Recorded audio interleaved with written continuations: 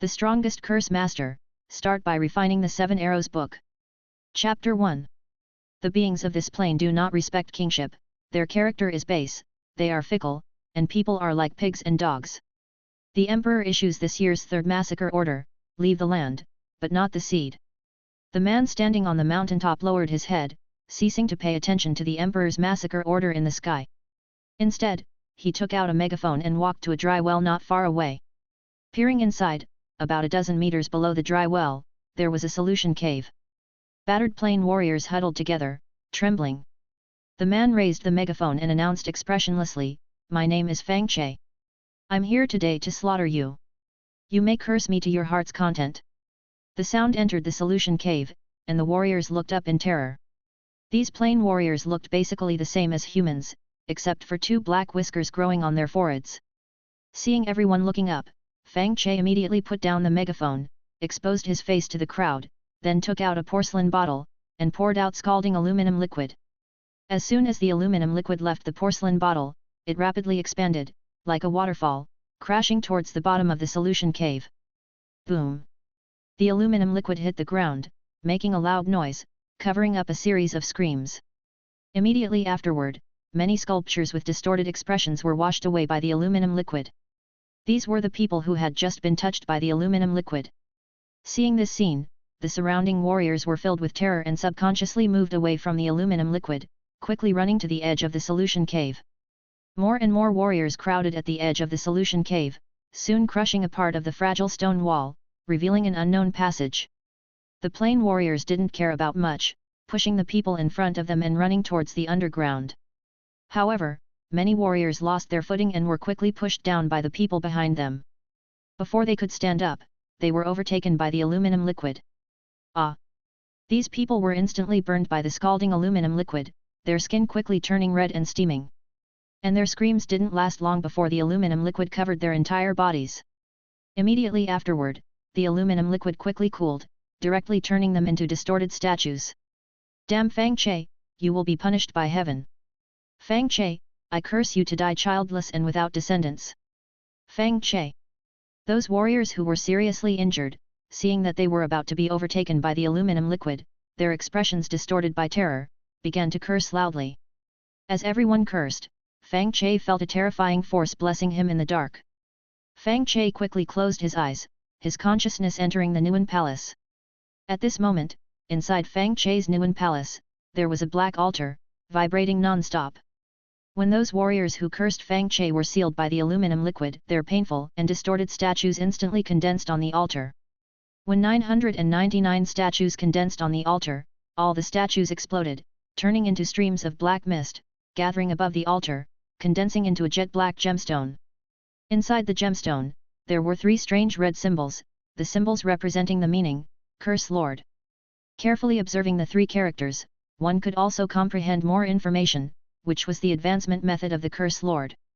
At the instant the Curse Lord's professional gemstone condensed, a gale howled, and a large cloud gathered above Fang Che's head, with lightning bolts condensing in the dark clouds.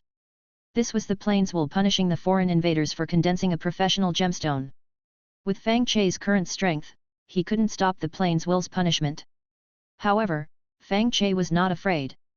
Fang Che came from the Emperor Plane and was a newcomer who had just become a professional.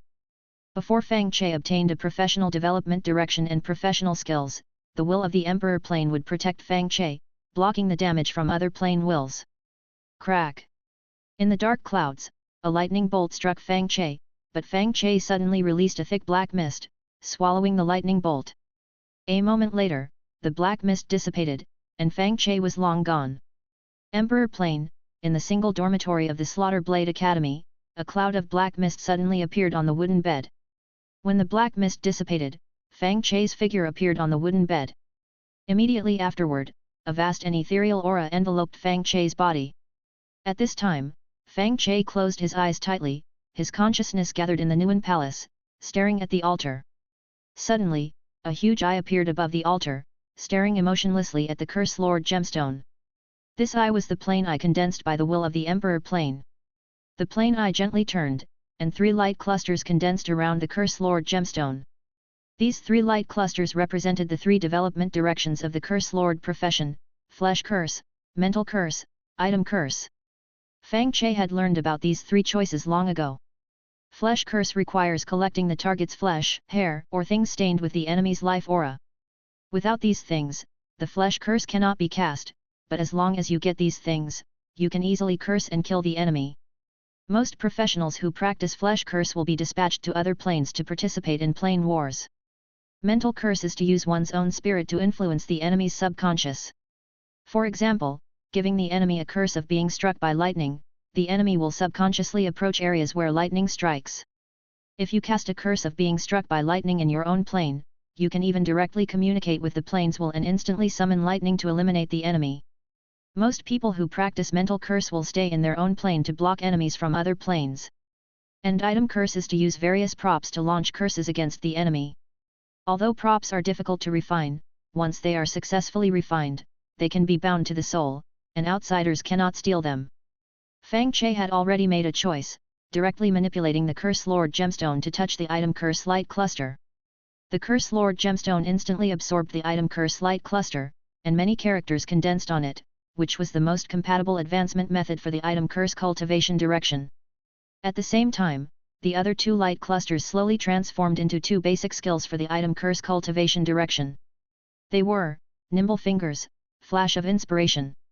The Nimble Fingers skill allows the Curse Lord to 100% refine existing curse props, but the power of the props is only equivalent to the initial version of the curse props, and cannot be improved or strengthened. The Flash of Inspiration skill allows the Curse Lord to refine curse props that have never existed before. The success rate of refining is relatively low, but the curse props can be infinitely improved and strengthened. Fang Che had already thought about the development direction, so he did not hesitate to manipulate the Curse Lord Gemstone to absorb the Flash of Inspiration skill, and the Curse Lord Gemstone instantly flickered with a faint light. At the same time, the Nimble Fingers light cluster also disappeared. At this moment, Fang Che officially became a Tier 1 Curse Lord. Immediately afterward, Fang Che focused his attention on the plane eye, feeling a little expectant in his heart. According to Fang Che's understanding, plane creatures can receive rewards from the plane's will after making special moves that have never been done before.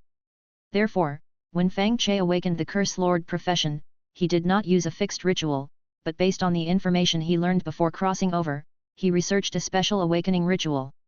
Before crossing over, Fang Che saw someone pour a pot of aluminum liquid into an ant nest to see the internal structure of the ant nest. After the aluminum liquid solidified and was excavated, he obtained the structure of the ant nest and the ants sealed in the aluminum liquid. Fang Che's inspiration came from this. Just then, a white light flew out of the plane eye, turning into a piece of jade. Then, the plane eye disappeared, and the vast and ethereal plane will left Fang Che's body. The plane reward has been distributed. Fang Che quickly opened his eyes, gently waved his hand, and the jade fell into his left hand. Holding the jade, Fang Che instantly understood its use. This is a treasure that can 100% successfully refine curse props. Fang Che excitedly ran to the corner and opened a wooden box. The wooden box was filled with a pile of strange things. Fang Che rummaged for a moment and took out a bamboo slip. On the bamboo slip, 5 seal characters that did not belong to this plane were engraved, 7 arrows book with nail head. Opening the bamboo slip, a few lines of information were recorded in seal characters. Make a straw man, and write the enemy's name, and then use the power of the curse to gather the words in the bamboo slip prop, condense into 7 long nails, pierce into the straw man's head, salute and kowtow to the straw man and the 7 arrows book with nail head 3 times a day, and recall the target's appearance. After 21 days, shoot an arrow at the straw man, as if shooting the enemy's body, both the straw man and the enemy will spray blood and die on the spot. This is the 7 arrows book with nail head that Fang Che specially made based on the information of the 7 arrows book with nail head, combined with the Curse Lord ability of this plane, and various rules. Originally, Fang Che was going to find some excellent materials and carefully refine this curse prop, but now that he has the jade, it is not so troublesome.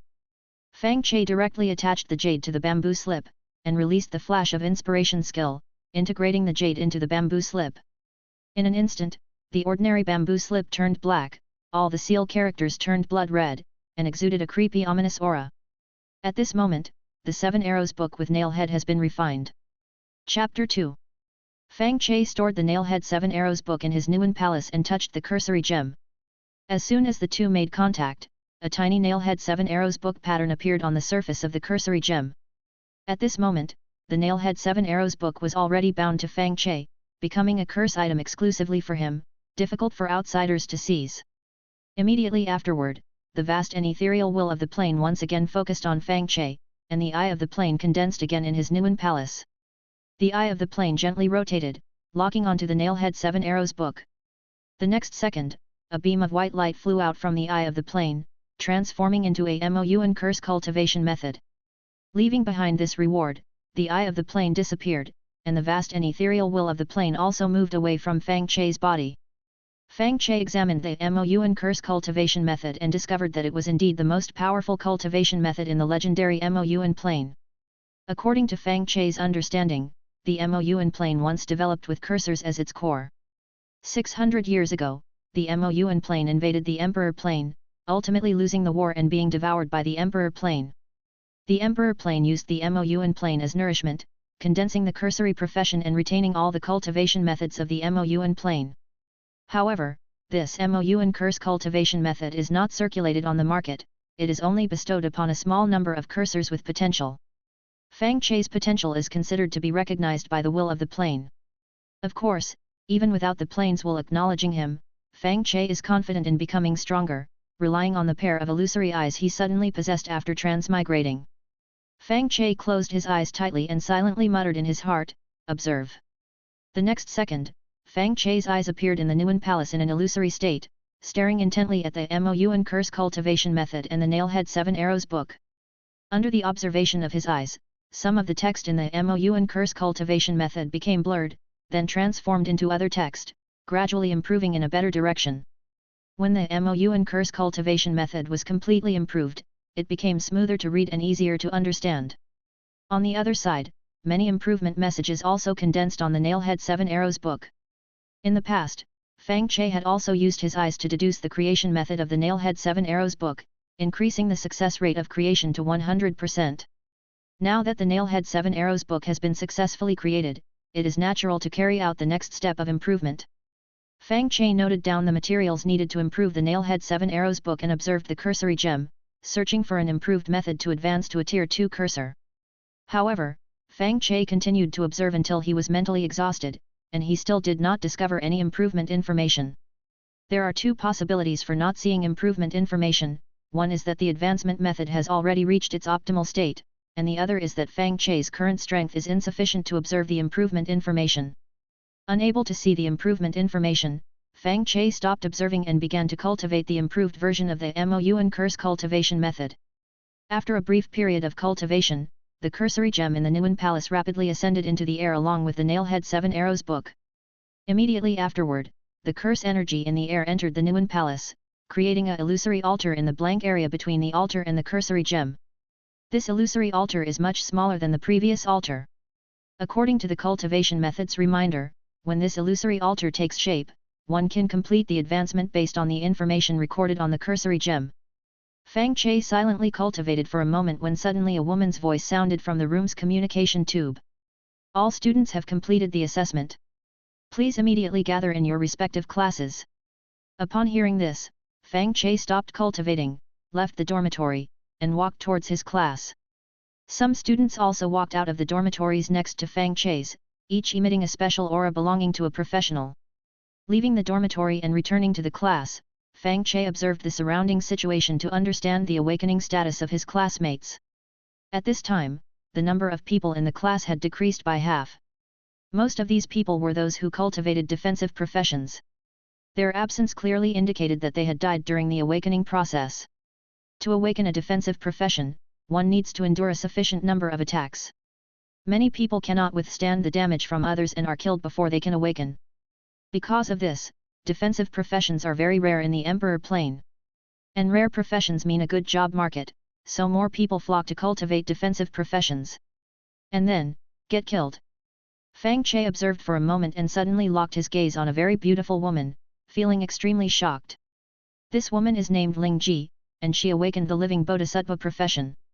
To awaken the living bodhisattva profession, one must first have outstanding looks, then strip naked and seek out 99 opposite-sex beings from hostile forces.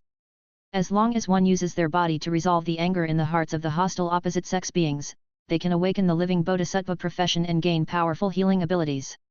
In the past 50 years, every cultivator who attempted to awaken the living bodhisattva profession has been brutally murdered by opposite-sex beings from hostile forces. It is truly rare that Ling Ji was able to survive. At this moment, the others in the class were also staring at Ling Ji, their faces filled with shock. Ling Ji, however, sat there very calmly, exuding a holy aura, ignoring everyone's gaze. Fang Che quickly shifted his gaze. Just then, a man walked up to Fang Che, arrogantly placed a contract down, and reminded him. Fang Che, you borrowed money to buy aluminum water and had our fierce tiger gang members capture warriors to send into the cave. The amount you owe is quite high, so I hope you can repay it as soon as possible. Fang Che glanced at the contract and instantly realized that this contract was different from the loan contract he had signed. More accurately, the contract had always been like this, but Fang Che had not seen the hidden parts of the contract when he borrowed the money. Previously, Fang Che had even spent money to hire the most reputable mentor, Liu Jing, to review it to avoid being deceived. But now it seemed that Liu Jing and this Wang Yuan were both members of the fierce tiger gang. Fang Che glanced at Wang Yuan with a gloomy face, but quickly calmed down. What does he care about creditors and contracts? He would just kill them all, and he wouldn't have to care about anything. It would be a good opportunity to test the power of the Nailhead 7 Arrows book. Thinking of this, Fang Che pretended to be angry and gritted his teeth as he replied, I will repay the money as soon as possible. Wang Yuan looked at Fang Che's angry but helpless appearance, laughed heartily, reached out and patted Fang Che on the shoulder, and said triumphantly. Our fierce tiger gang lends out too much money, but many people die during the awakening process, so we can only earn it back from you who are still alive. Don't mind it. After saying this, Wang Yuan walked towards other students who had borrowed money. Fang Che looked at Wang Yuan's departing figure and sneered in his heart. Those with more difficult awakenings would use various items as collateral before borrowing money. The fierce tiger gang could not possibly suffer losses no matter what. What Wang Yuan said was truly ridiculous. Bang! At this moment, another student who had been deceived by Wang Yuan slammed his hand on the table, shattering it, and roared. Your fierce tiger gang is taking advantage of our weakness and creating false contracts. It's outrageous. The other people who had borrowed money heard about the false contract and all looked at Wang Yuan with faces full of anger. But Wang Yuan was not intimidated by the crowd and raised his head arrogantly, shouting, We're just bullying you. What can you do about it? The students instantly surrounded him. Just as a fight was about to break out, a woman's voice suddenly came from outside the door, quiet. The voice contained a strange energy, and the students instantly calmed their angry emotions. Immediately afterward, the tall mentor professional Liu Jing walked into the classroom. As soon as Liu Jing stood on the podium, the students' emotions instantly returned to a state of absolute rationality, and they all returned to their seats, forgetting their previous anger. Liu Jing looked at everyone with a smile and said softly, Everyone, please don't make noise. I am here to congratulate everyone on awakening their professions. Liu Jing's voice was not loud, nor was it particularly pleasant, but after these words were spoken, Fang Che remembered them all in his mind, not forgetting a single word. This was not because Fang Che had a good memory, but because Liu Jing's mentor profession had a forced memory skill that allowed students to completely record all knowledge. Liu Jing on the podium continued to speak, Tomorrow, everyone can graduate and leave the school. You can join some war groups or accept missions to improve yourselves. Before leaving, you must leave your reproductive genes. If you are unwilling to leave your reproductive genes, the academy will help you with blind dates. Upon hearing the words blind date, the students all felt fear. This fear came from the soul and was bestowed upon everyone by the will of the plane. The reason for this was closely related to the Emperor Plane's core profession, Soul Master. 130,000 years ago, the Emperor Plane was invaded by other planes. At a critical moment, the plane comprehended the first profession, Soul Master. To awaken the Soul Master profession, one needs to kill their own parents and use their parents' souls to condense a professional gem. After the Emperor Plane survived with the help of the Soul Master profession, it increased the authority of the Soul Master profession. Now, the Soul Master profession has become the core profession of the Emperor Plane. The ruler of the Emperor Plane, the Emperor, is the one who awakened the Soul Master profession. Chapter 3. The Soul Master profession, as the core of the Emperor Plane, receives the most preferential treatment. The will of the plane even weakens the strength of parents when ordinary people choose to awaken as soul masters, making it easier for them to kill their parents and awaken. Because of this, cultivators have completely abandoned the idea of forming families, and even if they have children, they choose to abandon them, not letting the children find them. The primitive family relationship has thus disintegrated, various conflicts have emerged one after another, and internal strife is fierce. To resolve the conflicts, the will of the plane condensed the life witch profession. As long as professionals leave their reproductive genes, life witches can cultivate new lives and send them to various academies for nurturing and education. As for parental information, it will be hidden by the will of the plane. Fang Che and the other students around him were all cultivated by life witches using reproductive genes and sent to the Butcher Academy. Now, Fang Che and others must also leave their reproductive genes to contribute to the continuation of the race and the development of the plane.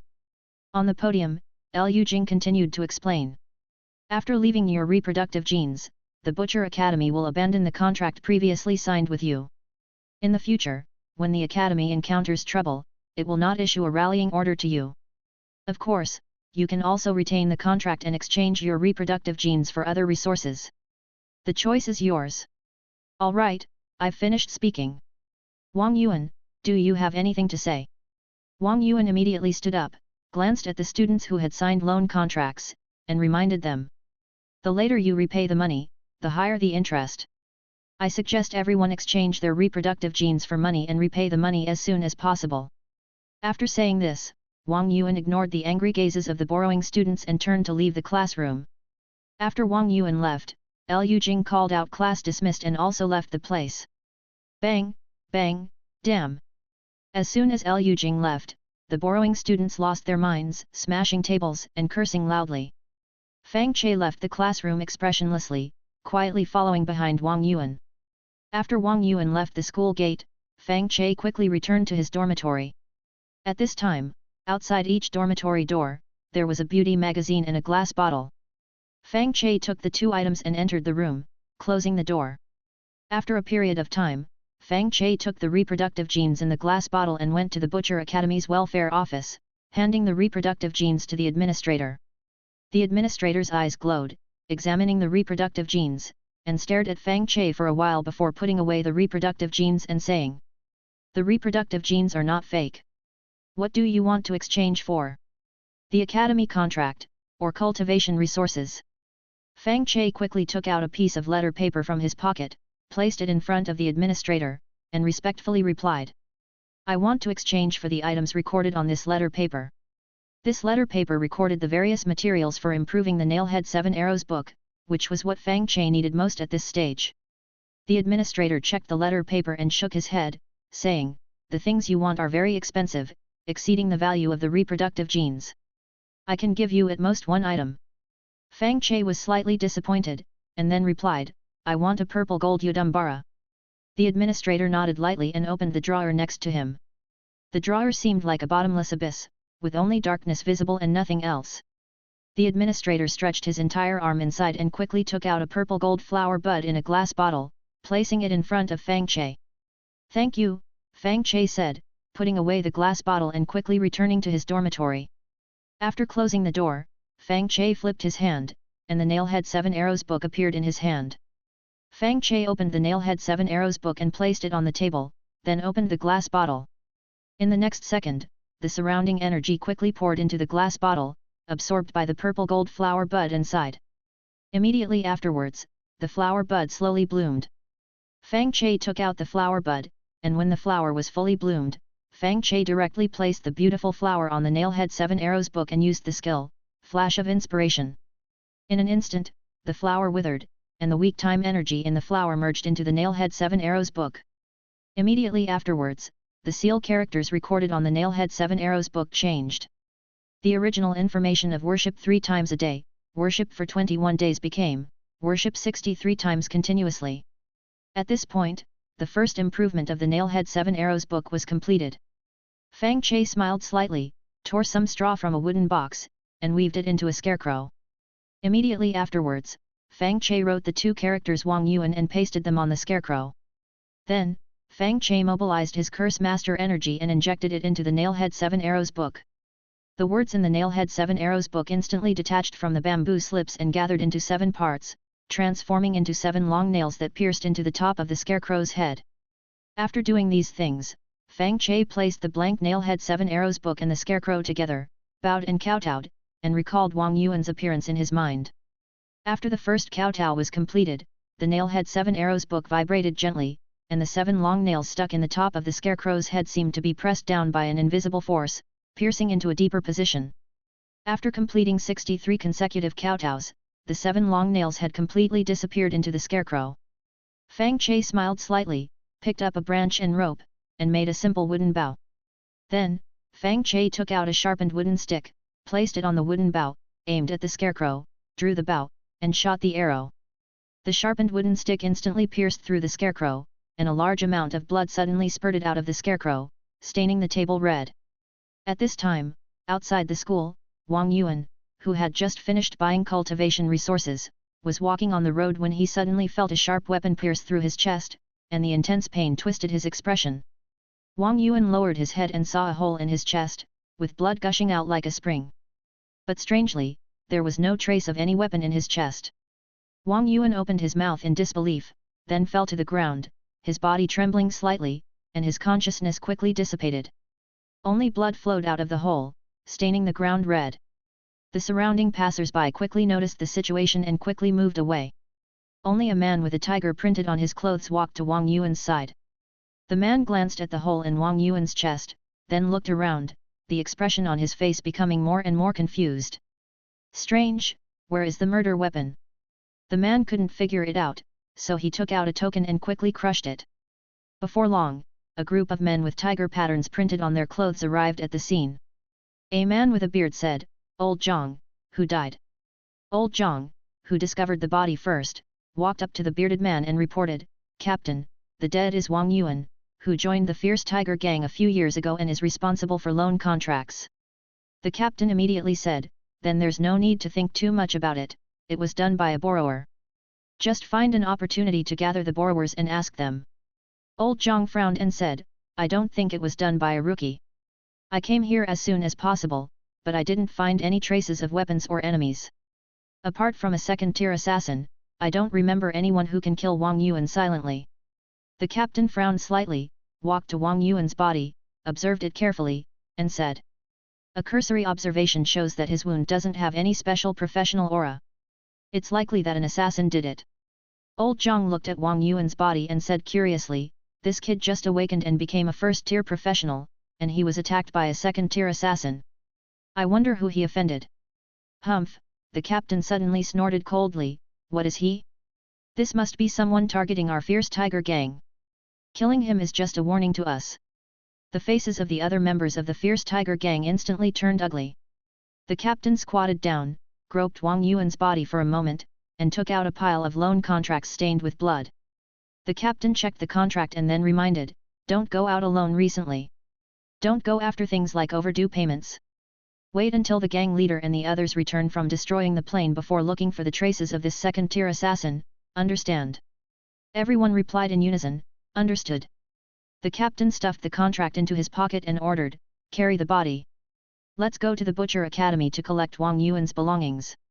We can't let the Butcher Academy take advantage of us." Everyone said in unison, "Yes, sir." Then, everyone carried Wang Yuan's body and walked towards the Butcher Academy. At this time, in the academy dormitory, Fang Che saw the arrow-struck scarecrow fall to the ground, and the 7 long nails turned into words and returned to the Nailhead 7 Arrows book. Fang Che understood that Wang Yuan had been cursed to death by him. Fang Che put away the Nailhead 7 Arrows book, cleaned up the blood stains on the table, then packed his luggage and left the Butcher Academy. On the way, Fang Che saw a group of people with tiger patterns painted on their clothes arguing with Liu Jing and other academy instructors. Beside them was Wang Yuan's body. Chapter 4. After seeing Wang Yuan's body, Fang Che didn't panic or get scared. Instead, he walked into the crowd of onlookers to understand the situation. After a moment, Fang Che learned that Wang Yuan had been killed by an assassin not long ago. The fierce tiger gang believed that the Butcher Knife Academy had failed to protect their member, so they came to demand compensation from the academy and take away Wang Yuan's belongings. The academy's instructors, however, believed that the fierce tiger gang was extorting them. Neither side mentioned anything about the curse master. The reason for this was that curse masters would leave traces after killing someone. A flesh curse master would leave a cursed aura on the victim's body after killing them.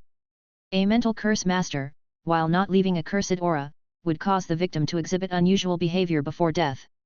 For example, someone cursed to die from a fall would actively jump from a high place. Someone cursed to die from lightning would stand in a high place during a thunderstorm or hold conductive objects. The cursed tools crafted by a tool curse master borrowed the methods of mental curse master and flesh curse master, leaving traces with characteristics of both. However, Fang Che's Nailhead 7 Arrows book employed a completely different method of killing, more akin to that of an assassin. This was why Fang Che dared to kill someone directly inside the Butcher Knife Academy. Fang Che hid in the crowd, memorizing the appearances of these fierce tiger gang debtors and listening to their conversations. As more and more people gathered to watch, the instructors, in order to reduce the impact, directly led the fierce tiger gang members away. The students, seeing that there was no more excitement to be had, shook their heads in disappointment and dispersed. Fang Che was also somewhat disappointed. Fang Che had originally wanted to clearly hear these people's names and then find an opportunity to curse them to death. Unfortunately, they didn't reveal any name information, leaving Fang Che helpless. Fang Che still needed to further refine the Nailhead 7 Arrows book to bypass the need for real names and directly initiate the curse. Afterward, Fang Che left the academy with his luggage and found a tavern run by the Butcher Knife Academy. He checked into a room on credit as a student and put down all his luggage. Immediately after, Fang Che bought a cloak and a mask, walked onto the street, and carefully sensed the surrounding curse energy. Before long, Fang Che discovered that all the curse energy was converging in one direction.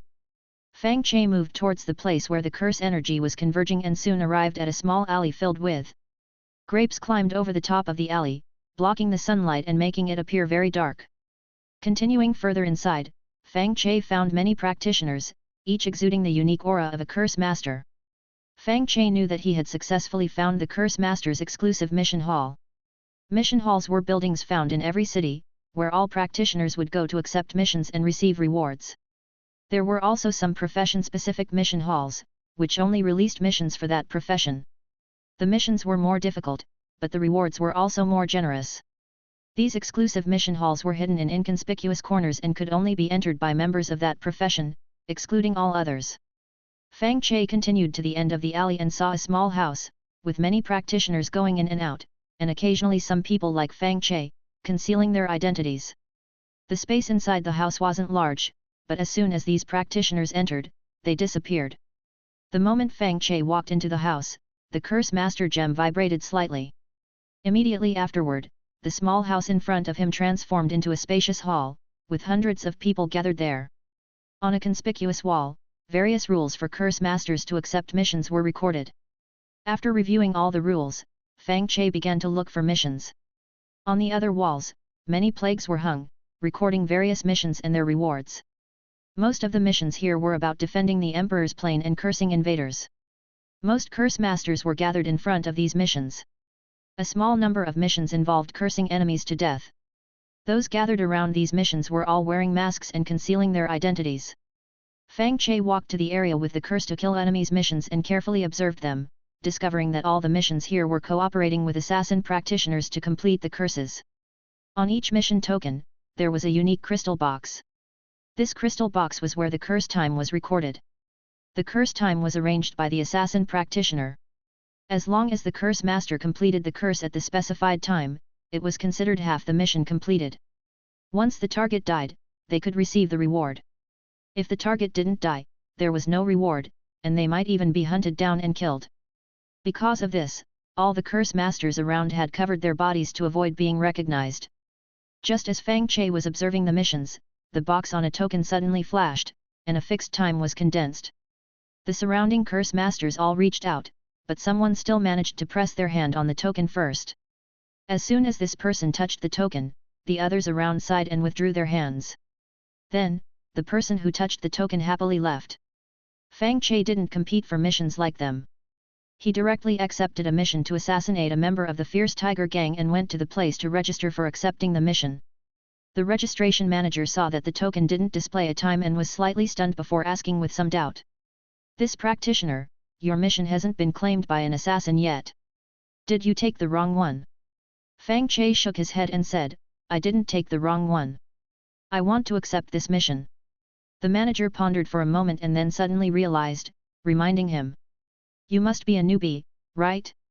You don't know that after a curse master releases a curse, the curse takes a long time to take effect, making it easy for the target to notice. Our assassination targets are all important figures, and they have special means to detect and remove curses.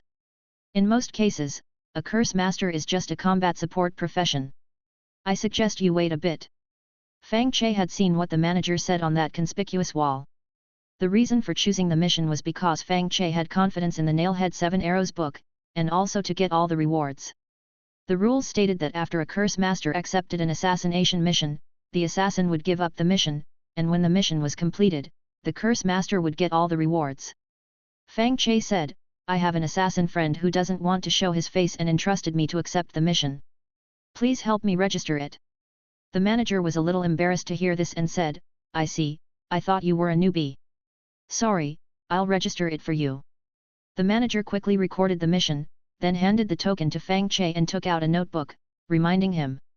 The notebook contains information about the mission target. You need to complete the mission within 1 day. If you can't complete it, please return the token as soon as possible. We need to arrange for someone else to complete the mission. Understood. Fang Che took the token, checked the contents of the notebook, and then turned to leave. Walking out of the Curse Master Mission Hall, Fang Che grabbed a handful of grass from the roadside and returned to the inn. After closing the door, Fang Che weaved this handful of grass into a straw man and wrote the words Mu Hai on it, sticking it to the straw man. Immediately afterward, Fang Che took out the Nailhead 7 Arrows book from his mud pill palace and activated it with the energy of a curse master. The words in the Nailhead 7 Arrows book instantly turned into 7 long nails, piercing into the straw man's head. Then, Fang Che placed the Nailhead 7 Arrows book and the straw man together and began to worship. In the Fierce Tiger Gang's base camp, a group of people happily carried Wang Yuan's body back. At this time, a man stopped them and said, Captain Li, why are you carrying a corpse back? Captain Li's eyes revealed a hint of disgust when he saw this man. However, Captain Li quickly adjusted his emotions and smiled, Young Master Mu Hai, this person is Wang Yuan. He joined our Fierce Tiger Gang earlier, and just now. Mu Hai frowned and said, he's just a temporary member, just awakened not long ago. He shouldn't be officially employed yet, right? It's fine if he dies outside. Bringing him back is an eyesore and a waste of money for burial. Captain Li quickly explained, it won't waste any money. We took the body to the Butcher Knife Academy and extorted a sum of money. Mu Hai's eyes lit up when he heard this, and he reached out his hand, saying, give me the money. I'll register it and give you a reward later. Captain Li hesitated slightly, but still took out a money bag and handed it to Mu Hai. Mu Hai took the money bag and turned to leave. After Mu Hai walked away, Old Zhang said, once it falls into his hands, we definitely won't get a share. Captain Li frowned and said, who told him to be the gang leader's disciple? We. Before he could finish speaking, Captain Li suddenly saw a hole appear in Mu Hai's body, and blood flowed out. Chapter 5. Seeing Mu Hai injured, Captain Li, unable to complain, shouted loudly, Mu Hai is injured. Activate the defense barrier, don't let the assassin escape. After shouting this, Captain Li rushed to Mu Hai's side, quickly took out a medicine bottle, poured out healing potion, and sprinkled it on the wound. However, the blood from the wound quickly washed away the healing potion, and Mu Hai soon died. The moment Mu Hai died, a semi-transparent barrier appeared out of nowhere, like an upside-down porcelain bowl, covering the entire Fierce Tiger squad. At this time, others also came to Mu Hai's side. Old Zhang pointed at Mu Hai's wound and shouted in panic. Wang Yuan also died like this. It was that second-order assassin. Captain Li looked at Mu Hai, who died with his eyes open, reached out and closed Mu Hai's eyes, and ordered. The defense barrier is already activated, the assassin can't escape. Everyone put down what you're doing and go find the assassin. Also, tell those wastes who are staking out the assassin mission hall that next time they find one of us being assassinated, they must report it immediately. At this moment, a man beside him said, Captain Li, I just received information that a curse master accepted a mission. I was about to report it, but young Master Mu Hai. What? Captain Li stared at the reporting man in disbelief and questioned. Are you saying that as soon as the curse master accepted the mission, an assassin immediately took action, without even a preparation process? Yes. The reporting man nodded, thoughtfully answering. Young Master Mu Hai has been cultivating in his room recently. He only went out for a stroll today and ended up like this. I suspect there's a mole. Captain Li's face was gloomy. After a moment of silence, he said, it's just speculation now. Immediately send someone to the Curse Master Mission Hall. The others continue to search for the assassin. I believe he can't escape. The crowd responded in unison, understood. After that, the crowd carried Mu Hai's body away quickly. As for Wang Yuan's body, it was casually thrown in a corner, unattended. At this time, in the guest room, Fang Che saw the scarecrow fall, and the 7 long nails turned back into text, returning to the 7 arrows book with nail heads. Fang Che put away the 7 arrows book with nail heads, quickly cleaned up the blood flowing from the scarecrow, then put on his cloak and mask, and came to the Curse Master Mission Hall. Fang Che walked to the mission registration manager, took out the mission token, and said, the mission has been completed. The manager glanced at the mission on the token and said in surprise, so fast? Wait a moment, I'll check. Then, the manager took out a basin, poured in clear water, put Mu Hai's portrait into the basin, and chanted a few spells. The next moment, the portrait dissolved and disappeared, and the word death condensed on the water surface. Amazing! The manager exclaimed, then opened the drawer next to him. This drawer, like the drawer in the Butcher Knife Academy, was as dark as a bottomless abyss. The manager took out a wooden box and a money bag from it, placed them in front of Fang Che, and said, this is the entire mission reward, please accept it. Fang Che only took the wooden box and pushed the money bag to the manager, and said, I need a cultivation room with rich curse energy, and the cultivation room must have a secret passage to leave the mission hall. The manager put away the money bag, took out a token and placed it in front of Fang Che, and introduced it. This token is the key. As long as it is attached to any wall, you can enter a cultivation room. However, the token is one-time use. After opening the cultivation room, the token will disappear. After the token disappears, it will provide curse energy to the cultivation room. The curse energy is limited and cannot be used all the time. Do not use it to refine curse props, lest the refining fails. Thank you for the reminder. Fang Che put away the token and walked to the missions near those that cooperated with the assassin, looking for new missions. Before long, Fang Che found another mission to assassinate a member of the Fierce Tiger Squad. The mission reward was a pill containing curse energy. Although the pill was not as good as the material for improving the 7 arrows book with nail heads, Fang Che had no good feelings for these people who modified the contract in the Fierce Tiger Squad, and he would kill them even without good things. Therefore, Fang Che directly took off the mission token and headed to the registration area. At the same time, a masked man instantly stared at Fang Che, his eyes following Fang Che's footsteps. After a while, Fang Che completed the registration. The manager who registered the mission told Fang Che the information of the assassination target, and whispered a reminder, someone is staring at you, you have to be careful. Thank you for the reminder. Fang Che nodded lightly, but didn't care. Since he was killing people, others would definitely track him down for revenge. This was inevitable. As long as Fang Che protected his privacy and left here quietly, he didn't have to worry about others taking revenge outside. As for retaliating against Fang Che in the professional mission hall, it would never happen. The mission hall was a place established by the emperor to improve the combat strength of professionals, and was watched by the will of the plane. No one dared to run wild here. After that, Fang Che came to a wall and stuck the token on the wall. The next moment, a crack appeared in front of the wall, directly absorbing Fang Che, and then the crack disappeared. The masked man who was staring at Fang Che not far away did not ask the manager about Fang Che's origin after Fang Che left, and left this place directly. On the other side, Fang Che was absorbed by the crack and entered an ordinary room. There was only a cushion for meditation in the room, and a closed wooden door with the word exit written on it. After a simple observation of the room, the token in Fang Che's hand disappeared, but the curse energy in the room suddenly became much richer. Fang Che sat cross-legged, took out the 7 arrows book with nail heads, unfolded it and placed it in front of him, then opened the wooden box he had just obtained. Inside the wooden box was a piece of mud.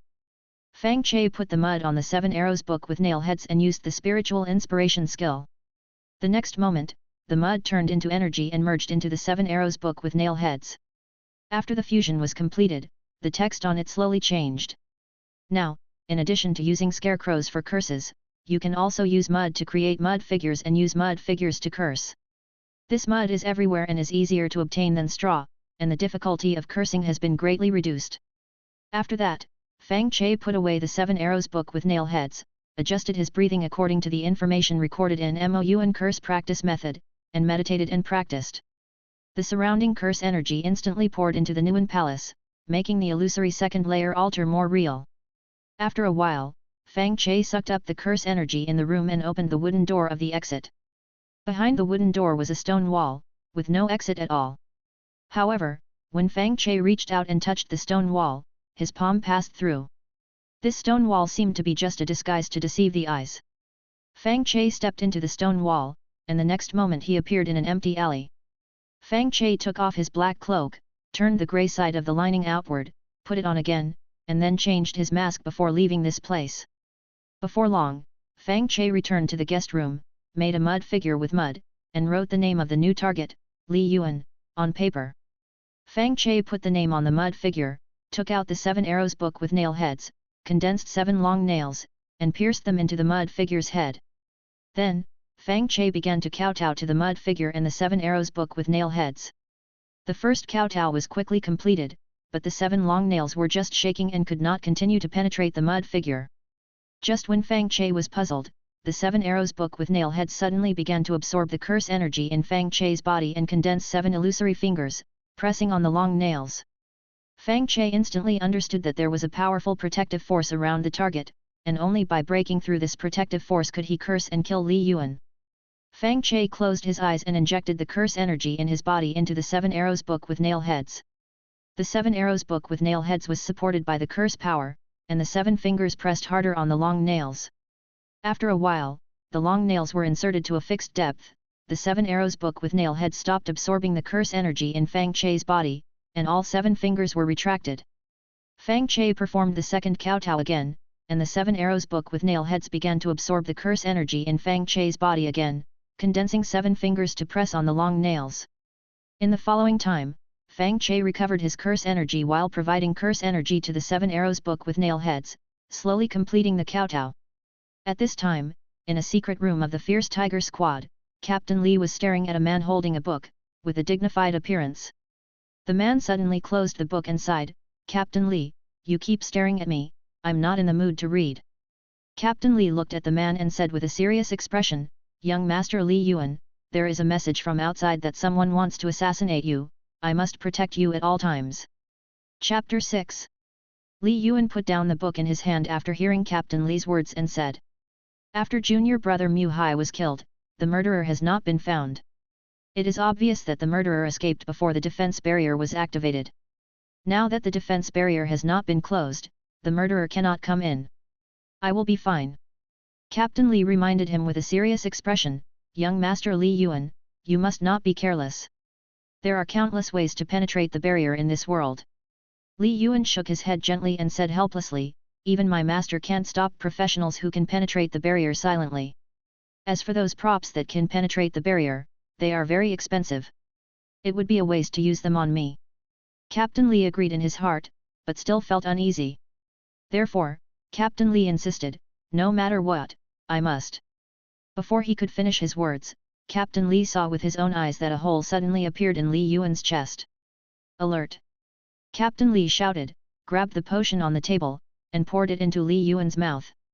But Li Yuan couldn't swallow the potion at all. How much potion was poured in, that much would be spat out. Li Yuan ultimately did not escape the fate of death. Captain Li raised his head angrily, glanced at the room, and found that the doors and windows of the room were closed, and there was no exit. The angry emotion slowly dissipated, and Captain Li shouted to the outside of the door in some panic, "Are the rooms closed?" Old Zhang's voice quickly came from outside, "They are all closed. The brothers are guarding nearby." "Captain Li, what happened?" Hearing this, Captain Li stared fiercely at the surroundings, and said sternly, "Come out, I found you." No one responded to Captain Li, and cold sweat instantly broke out on Captain Li's forehead. "Captain, are you okay?"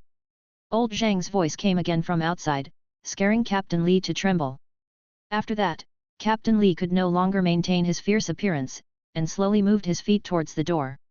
After standing firm at the door, Captain Li shouted to the outside, "Young Master Li Yuan is dead, the murderer may be in the room, find someone to come over and catch the person without destroying the room."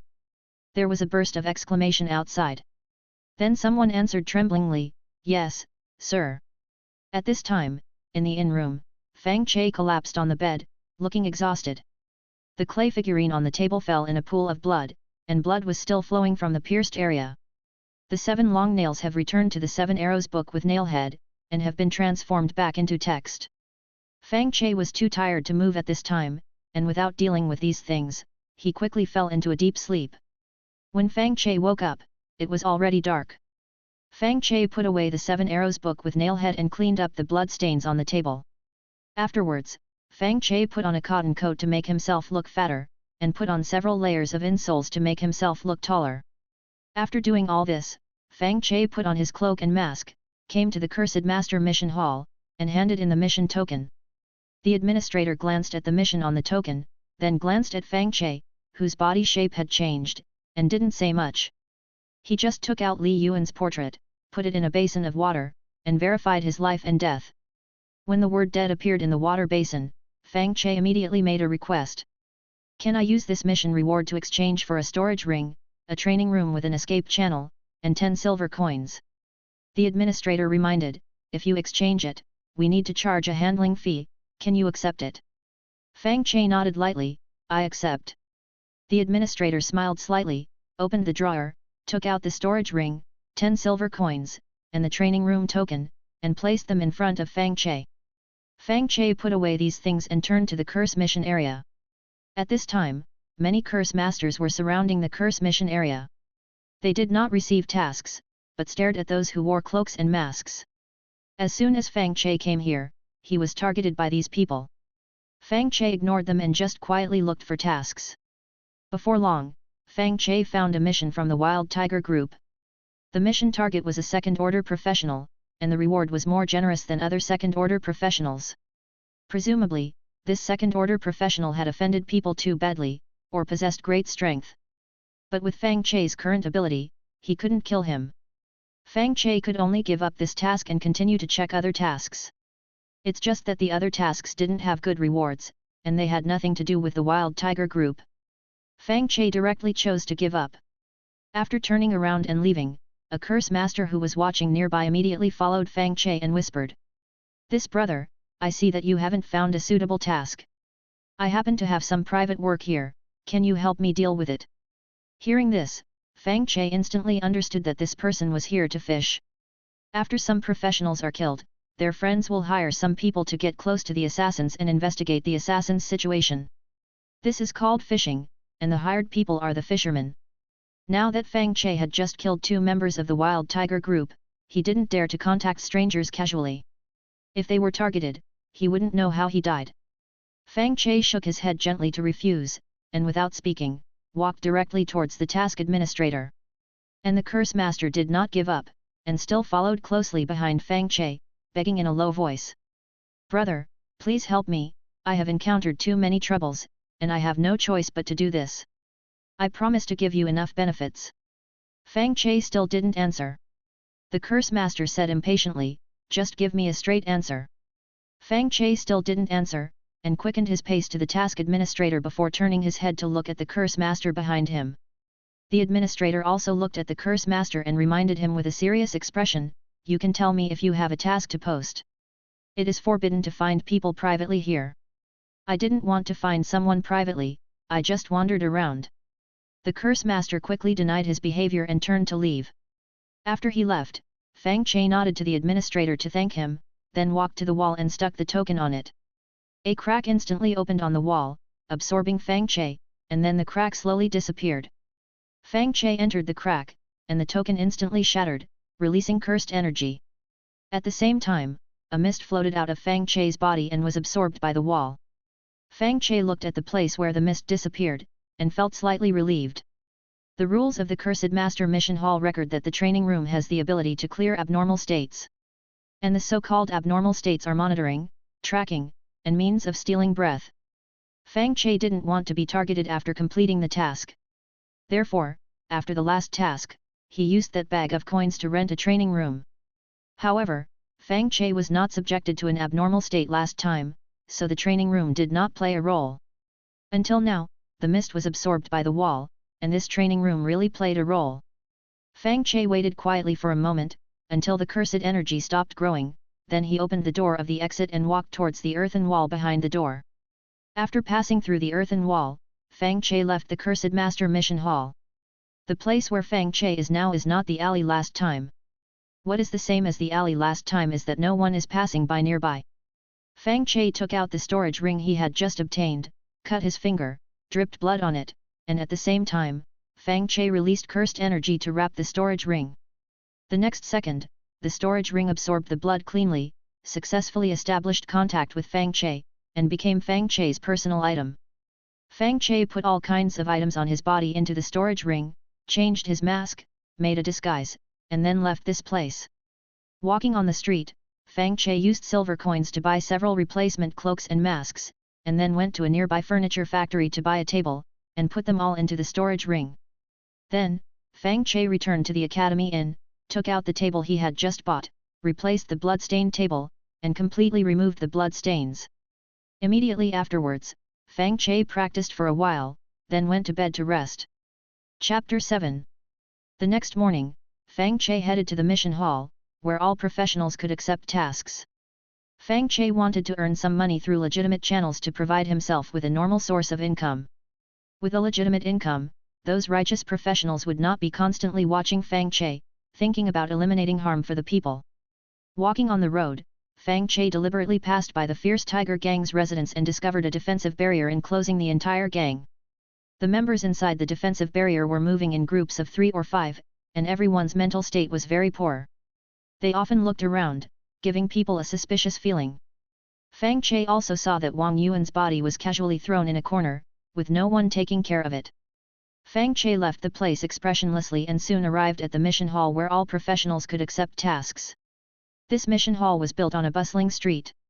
Inside the mission hall, there was a stone wall every 2 meters, covered with mission tokens. If these stone walls were replaced with bookshelves, this place would look like a library. Fang Che wandered around here for a long time and found that most missions were issued in team form, and these missions were more welcoming to mental curse masters. As for blood and flesh curse masters, no one cared about them at all. Item curse masters were also welcomed by some teams, but they had to possess a mental curse item with a fixed effect. Fang Che's Nailhead 7 Arrows book could not meet the requirements, so he basically couldn't accept these missions. Moreover, the Nailhead 7 Arrows book's method of killing was too strange and could easily be discovered by the Fierce Tiger Gang, so it couldn't be exposed now. Fang Che could only look for some guard missions without any professional requirements. However, a large group of professionals with weak early combat power gathered around these guard missions, and Fang Che couldn't squeeze in. Fang Che, you're here to accept missions too. A pleasant voice suddenly sounded in his ear. Fang Che turned his head and found that Ling Ji, who had awakened the physical bodhisattva profession, was standing behind him. Beside Ling Ji were a man and a woman, who were also classmates. The man was called Yun Tian, and the woman was called Ye Ling. Fang Che said, I'm here to take some missions. Are you here to take missions too? Yes, Ling Ji nodded lightly and invited, we have already accepted some missions and would like to invite you to perform the missions with us. Do you have time? Fang Che wanted to participate in the mission, but in order to avoid exposing the Nailhead 7 Arrows book, Fang Che said, I am an item curse master, and I haven't refined a single item yet, so I'm afraid I can't help you. Ling Ji smiled and said, it doesn't matter, we are classmates and more trustworthy than others. I just hope you can come and help me with things and join my team. Fang Che then understood that Ling Ji was recruiting troops. In most cases, students from the same class are natural allies and closer than anyone else. Those with ambition will gather classmates to form groups to better obtain benefits. Today, the groups in the Emperor's Plane that are known by name, their initial members all came from the same class. Fang Che really wanted to join this so-called group. Having a group to help can allow Fang Che to develop faster. From the perspective of accepting missions, any professional can only accept one mission at a time.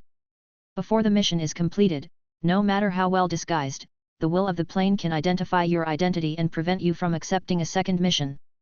If there is a group, you can take all the missions you like and let others help you perform them, without wasting time running back and forth, and without worrying about others taking the mission.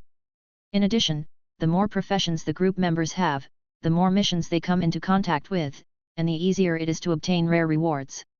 Everyone can share what they have and quickly gather the materials they need to speed up their strength improvement. Especially professions such as item curse masters, which require a team to support them. Near this butcher academy, the most powerful group is the Fierce Tiger Gang. However, the Fierce Tiger Gang is strict in recruiting people, and Fang Che was tricked by the Fierce Tiger Gang, so Fang Che did not consider joining the Fierce Tiger Gang. Now that Ling Ji has come to extend an invitation, he can stay with Ling Ji for a while. After making a decision, Fang Che said, "I can join you, but there is one thing I must say in advance, if I have a better place to go, you can't stop me." Ling Ji smiled slightly and nodded, "No problem, if our team can't help you, you can leave at any time. But after you leave, please complete 1 or 2 team missions for the sake of the team having helped you." Fang Che nodded and said, "A very reasonable request, I agree." Ling Ji smiled and said, "Then welcome you to join my Blue Sky team. I have applied to the academy for a courtyard as a residence. You can go back with Yun Tian, and I will continue to win over some people." Fang Che nodded lightly, followed Yun Tian out of the mission hall, and came to a courtyard on the edge of the city. This courtyard has been expanded with space energy. It looks small from the outside, but it is very spacious inside. Yun Tian took Fang Che to a room facing the gate, pointed to a dozen stickers on the wall, and introduced. "These are the resources needed by other members of the Blue Sky team. If you find mission rewards in this area in the Curse Master Mission Hall, you can take them, and everyone will help to complete them. If you have something you need, you can also write the information down and post it on the wall, and others will help you find missions in this area and leave a message to remind you." Fang Che nodded lightly, picked up the paper and pen on the table, and quickly wrote down a bunch of materials for improving the Nailhead 7 Arrows book. Then, Fang Che wrote down the items for refining other curse items. After a while, Fang Che wrote down all the information and pasted the paper on the wall. Yun Tian looked at this pile of items and asked with some doubt, "Existing curse items don't seem to need these things to refine, right?" Fang Che explained, "I want to refine curse items myself." Yun Tian instantly understood that Fang Che had chosen the Flash of Inspiration skill. This skill was still very good in the first few years after the Curse Master profession was born. However, after so many years of development, curse items have been studied almost completely. Now the curse items being developed are basically borrowing from existing items, and the power of new items is not as good as existing items. Even if the newly created items can be strengthened, the materials consumed are difficult to estimate. Nowadays, even if someone creates a new curse item, no one pays attention. Yun Tian did not expect that in this era, Fang Che would choose the most material-wasting Flash of Inspiration skill. Yun Tian really didn't know how to evaluate Fang Che's choice. However, since he invited people to the Blue Sky team, he must be responsible. Moreover, because there are few physical bodhisattva professionals, the local physical bodhisattva exclusive mission hall has been closed, and Ling Ji cannot accept exclusive missions. Now he can't lose Fang Che, the only curse master in the class. So, Yun Tian persuaded, although the Flash of Inspiration skill does not create existing curse items 100% like the Dexterous skill, there is always a chance of successful refining. I still suggest you take some common materials, refine some existing items to improve your combat power, and consider the issue of innovative items later. For ordinary people, Yun Tian's suggestion is appropriate, but this suggestion is not suitable for Fang Che. Fang Che still insisted, "I want to try, so I won't change the requirements." Yun Tian did not expect that Fang Che, who is usually withdrawn and silent, is actually stubborn, which made Yun Tian a little angry.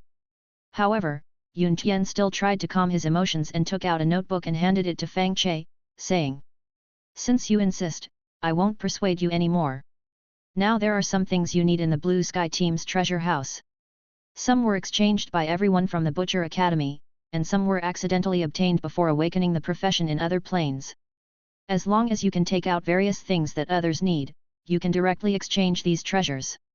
Fang Che took the notebook, looked at the items recorded on it, and his eyes flashed with joy. There are many good things in it. If he can get them, Fang Che can try to refine the second curse item. Yun Tian looked at Fang Che's happy appearance and reminded. If you don't have what others need, you can perform missions with others, and the merits will be divided equally after everyone completes the mission. You need to complete a good mission before you can exchange an item. You must remember this. In addition, I don't recommend you to complete missions alone to exchange resources, it's too dangerous. Fang Che understood that Yun Tian did not trust his strength. Fang Che did not explain anything, just smiled and nodded, understood. Chapter 8. After reading the item information in the notebook, Fang Che returned it to Yun Tian, then walked to the wall to carefully check the items needed by others. Just then, Ling Ji rushed into the room. Ling Ji glanced at Yun Tian and Fang Che, and said with great joy, I've found a good mission that requires 4 people to accept it together. Hurry up and come with me to take the mission first. Understood, Yun Tian nodded without hesitation. Fang Che, who was learning about the needs of others, raised his head and said, I'm going to the Cursed Master Mission Hall to look for missions. If we take this mission together, won't we be unable to accept new missions? Ling Ji smiled and said, the missions in the Cursed Master Mission Hall are not as important as this mission of mine. As long as you accept the mission, I can give you some materials to refine cursed props. Fang Che was a little delighted to hear this. Just accepting a mission to get materials is much better than completing a mission. Yun Tian wanted to tell Ling Ji about Fang Che's situation, but Fang Che was here, so Yun Tian couldn't say anything in person and remained silent. Let's go, Ling Ji ordered, and the 3 left in a hurry.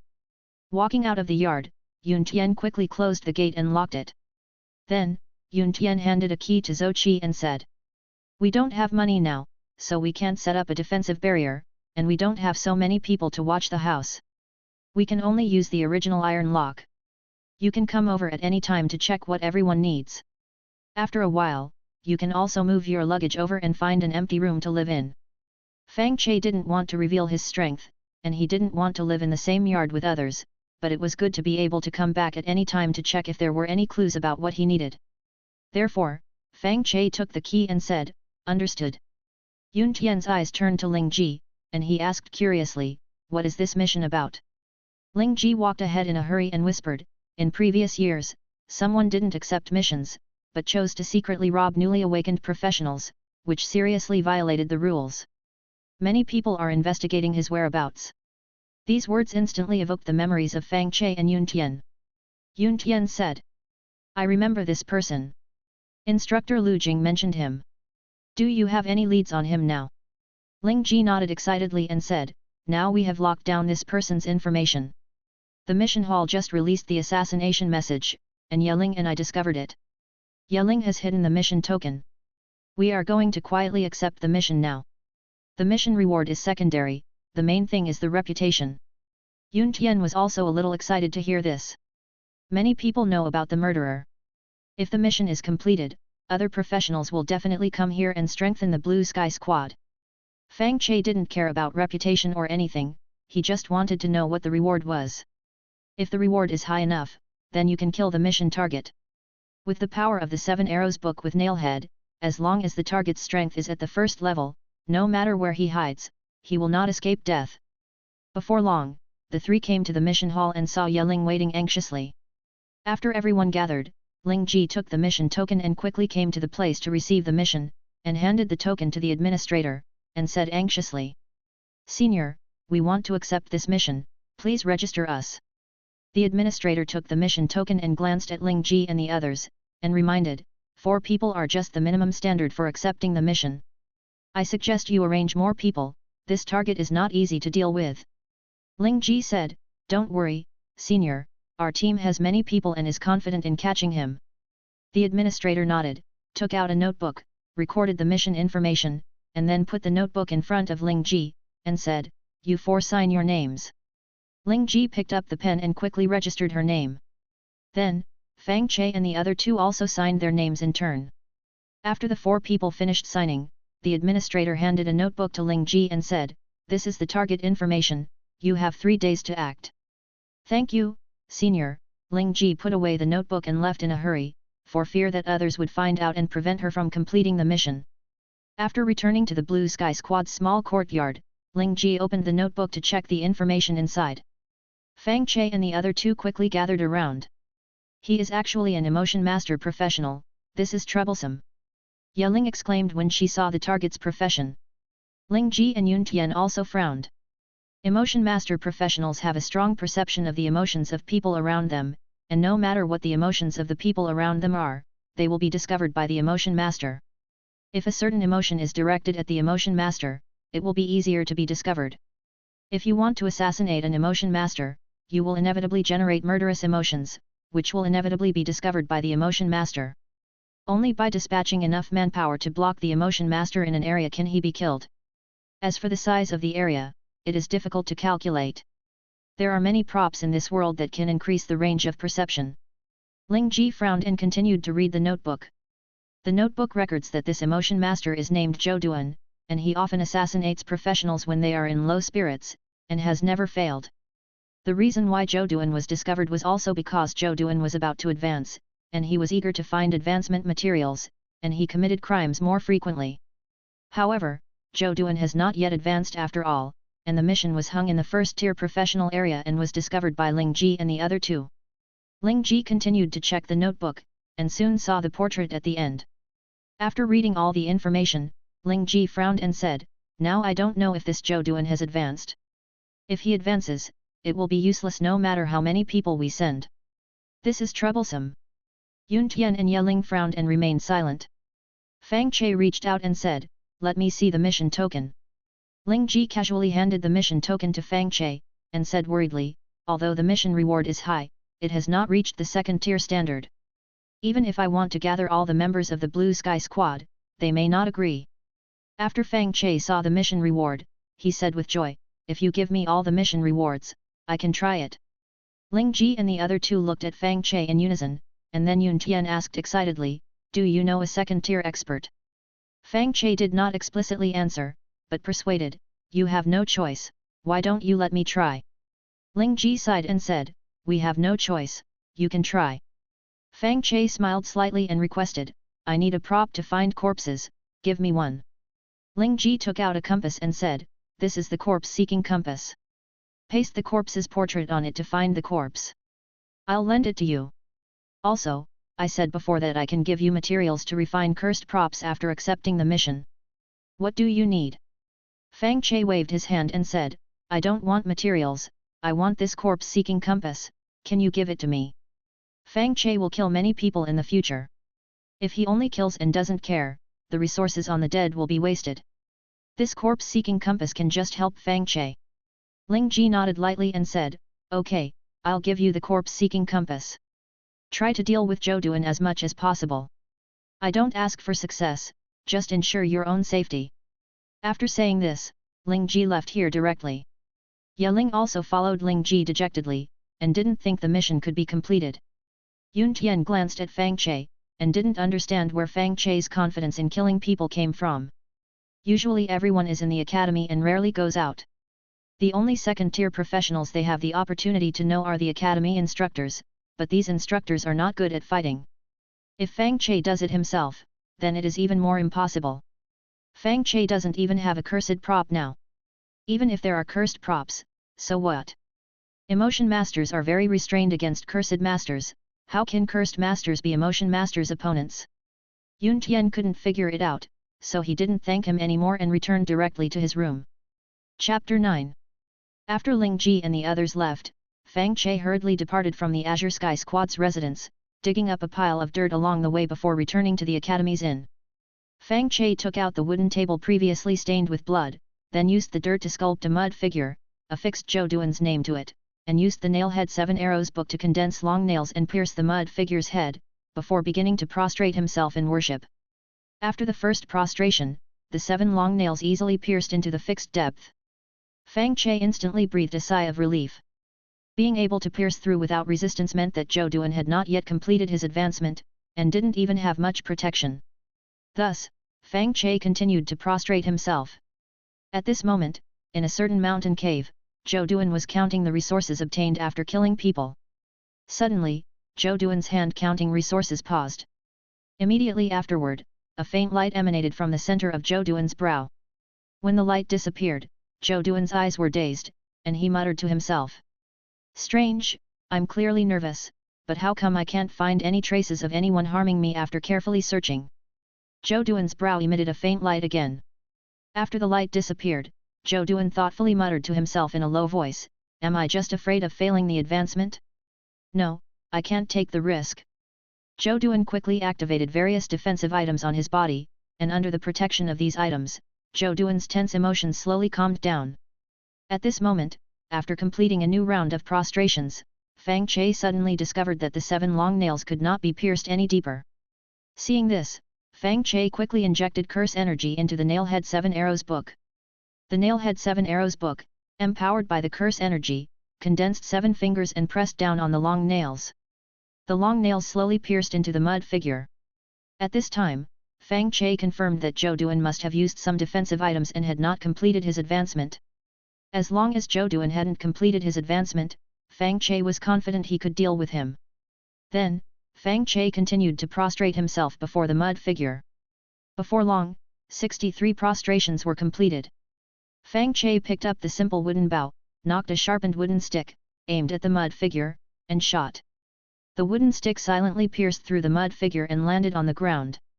Immediately afterward, blood flowed from the hole in the mud figure. The blood flowed down the mud figure onto the table, quickly spreading out. In the mountain cave, Zhou Duan suddenly felt a pain in his chest. Looking down, he discovered a hole in his chest, with blood flowing continuously. Zhou Duan looked in disbelief at the defensive items that had not been damaged in any way, then reached out to grab a healing pill. But Zhou Duan only felt the strength in his body draining away from the wound. His raised arm quickly fell, and he couldn't lift it again. Before long, Zhou Duan, in bewilderment, entered death. The defensive items on his body lost their energy supply and were no longer effective. Bang! In the academy inn room, the mud figure suddenly fell to the ground, and the 7 long nails turned back into text, returning to the Nailhead 7 Arrows book. Fang Che understood that Zhou Duan was dead. Fang Che took out the corpse-seeking compass and affixed Zhou Duan's portrait to it. The next second, a red dot appeared on the edge of the corpse-seeking compass. Fang Che held the corpse-seeking compass and turned around in place. The red dot also changed position as Fang Che turned.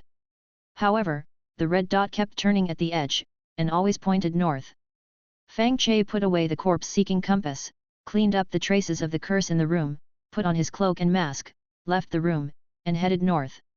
Every time he advanced a certain distance, Fang Che would go to a deserted place, take out the corpse-seeking compass, and determine the target's location. As he continued north, the red dot on the edge of the corpse-seeking compass gradually moved toward the center. When Fang Che arrived outside a mountain cave, the red dot had infinitely approached the center of the corpse-seeking compass. Fang Che put away the corpse-seeking compass, picked up a few stones from the side and threw them into the mountain cave, listened intently for a moment, and only after confirming that there were no unusual sounds inside did he enter. Entering the mountain cave, after walking a few steps, Fang Che saw Zhou Duan sitting cross-legged on the ground. At this time, Zhou Duan's face was pale, and there was a hole in his chest. Blood had dyed the clothes below his chest blood red. Fang Che walked forward and directly put the corpse into his storage ring, then searched the surroundings, took away all the valuable things, and left the place. Some time later, Fang Che returned to the Academy Inn, took out Zhou Duan's various items, carefully counted them, and a bright smile appeared on his face. Zhou Duan had several storage rings, of which the Emotion Master's profession-specific pills and props accounted for 1/5. The props and pills of other professions were varied, accounting for 2/5. This should be what Zhou Duan had accumulated from killing people. These 2 types of items had professional requirements, and Fang Che could only use some of the Curse Master's things. He could only find opportunities to sell the other things.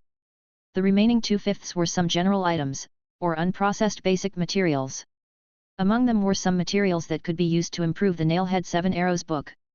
Fang Che directly took out the Nailhead 7 Arrows book, unfolded it and placed it on the table, then picked up these materials, placed them one by one on the Nailhead 7 Arrows book, and used the spiritual flash skill to let the Nailhead 7 Arrows book absorb the materials.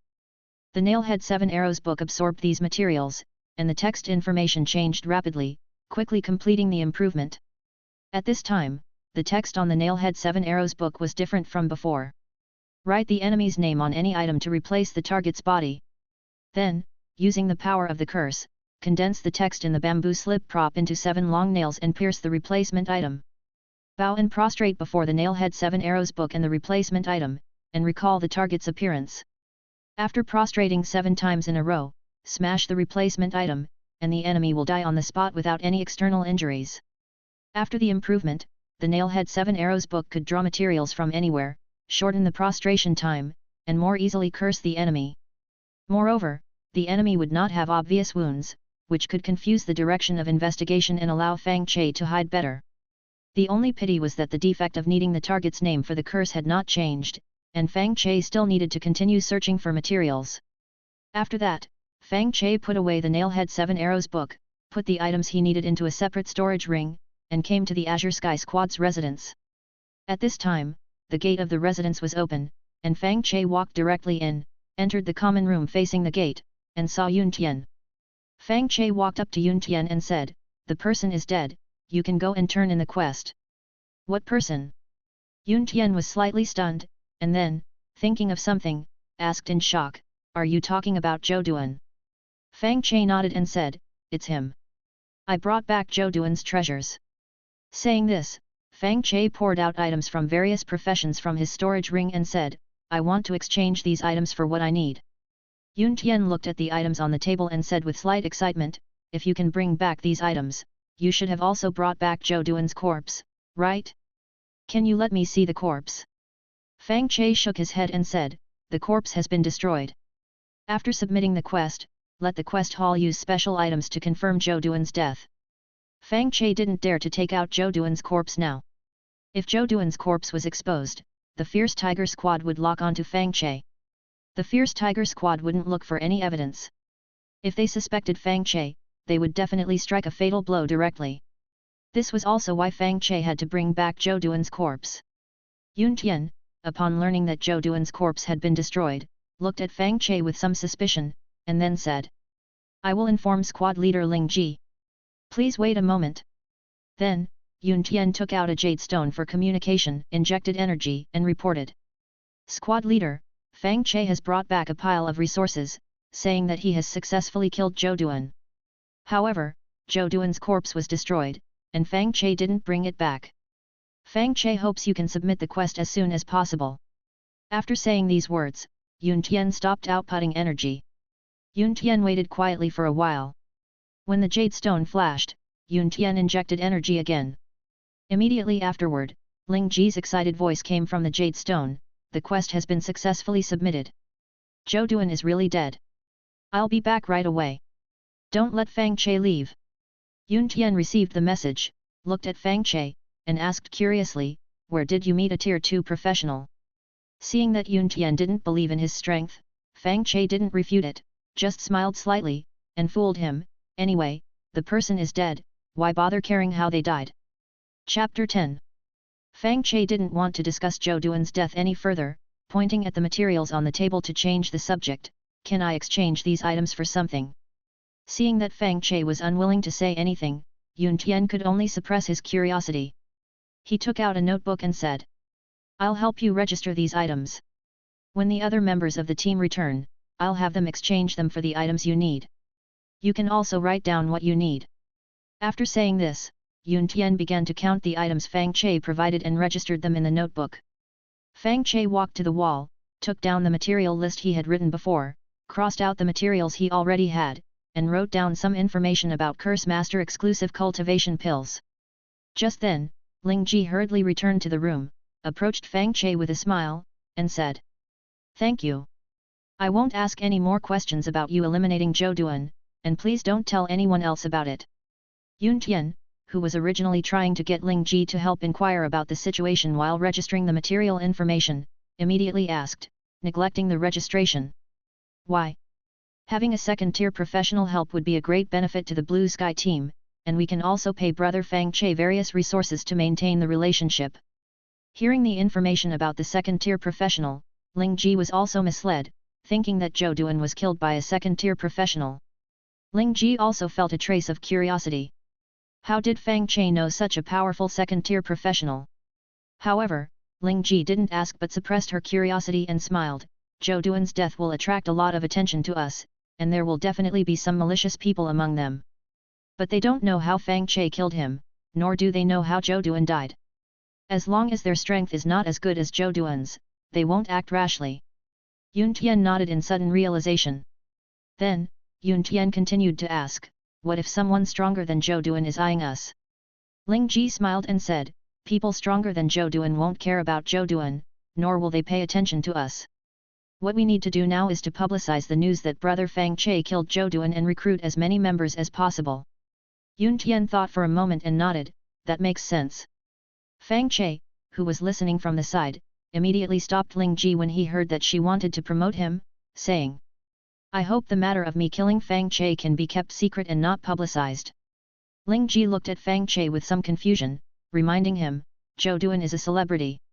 Killing him can bring great prestige, and the benefits of this prestige are very numerous.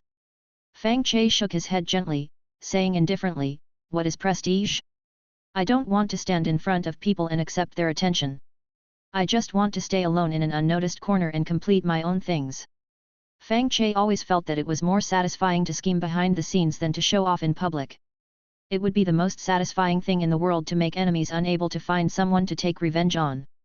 Anyway, he had already taken the benefits, and Ling Ji and the others understood the situation and wouldn't mistreat Fang Che.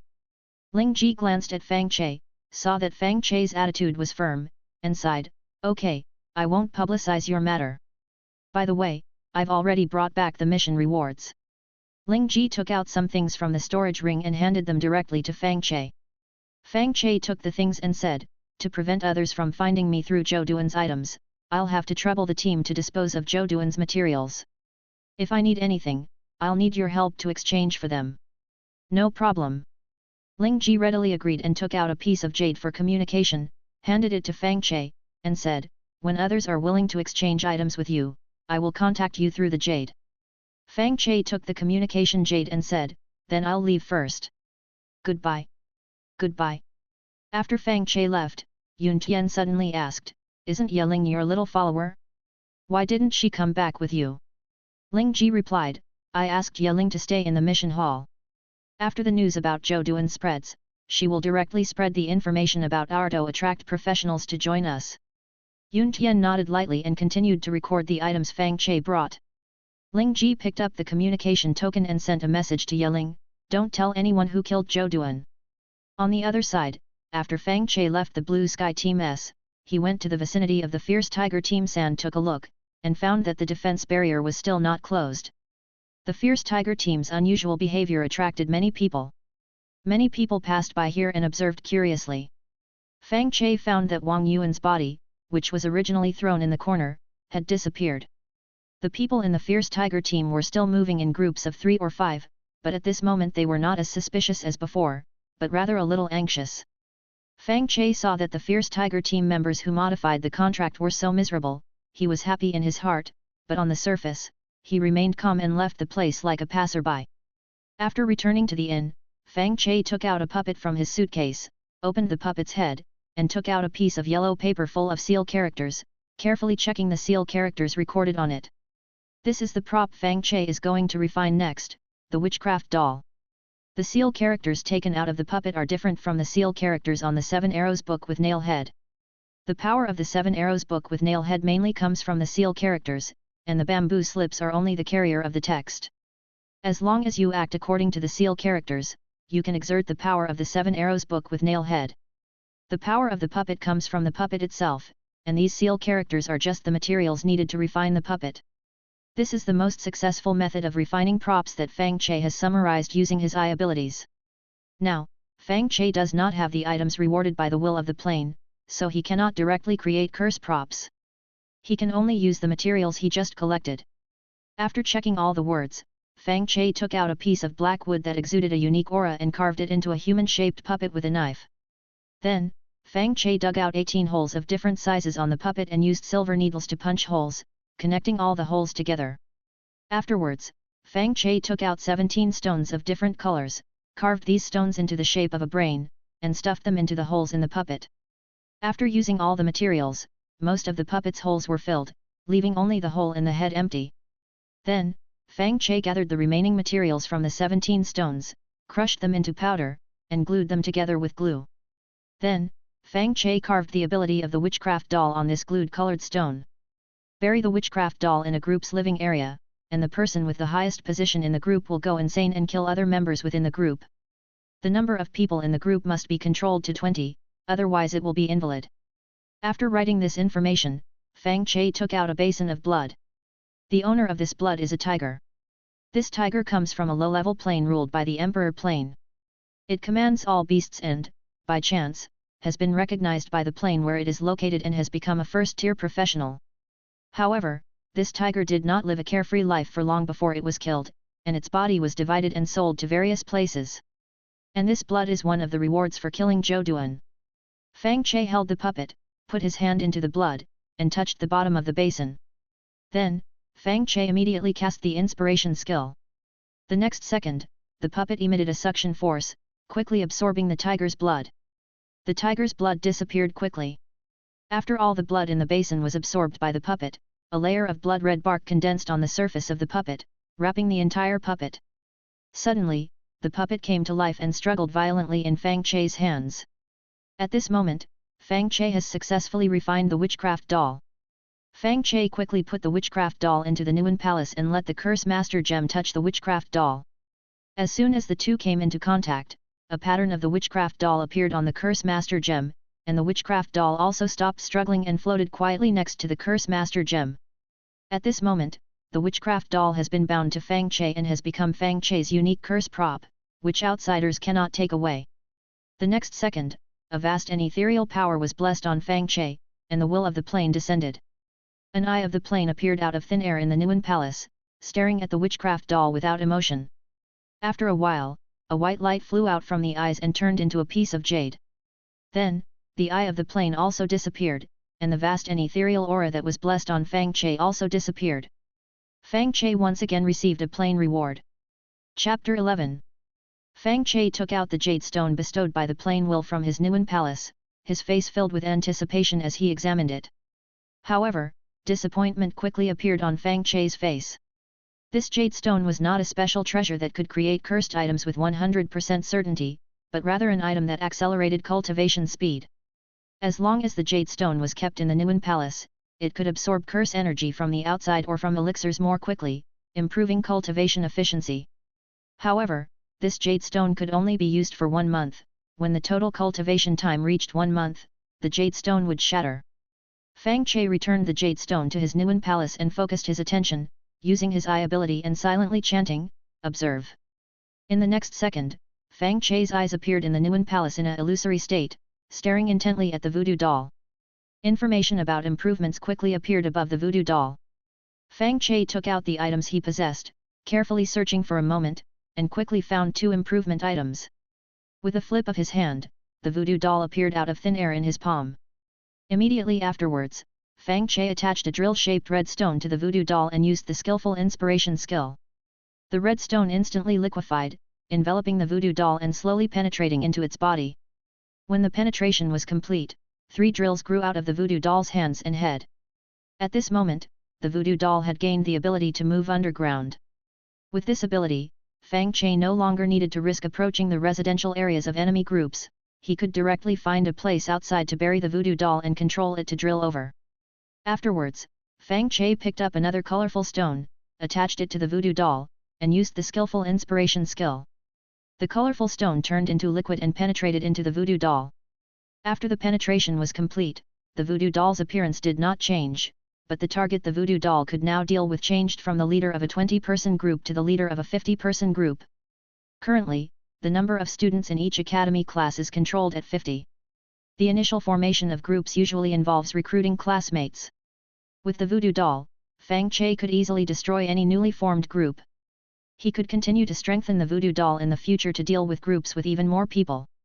Fang Che put away the voodoo doll, put on thick clothes, put on height-increasing insoles, and then put on his cloak and mask, and came to the Cursed Master Mission Hall to look for new missions. However, the missions here were ordinary and there were no suitable ones. Fang Che casually looked around and turned to walk towards the administrator. As soon as Fang Che left, the fisherman who wanted Fang Che to take on private work last time quickly followed Fang Che and said the same thing as last time. "This brother, I see that you haven't found a suitable mission either. I happen to have some private work here. Can you help me with it?" Fang Che ignored him and quickened his pace towards the administrator.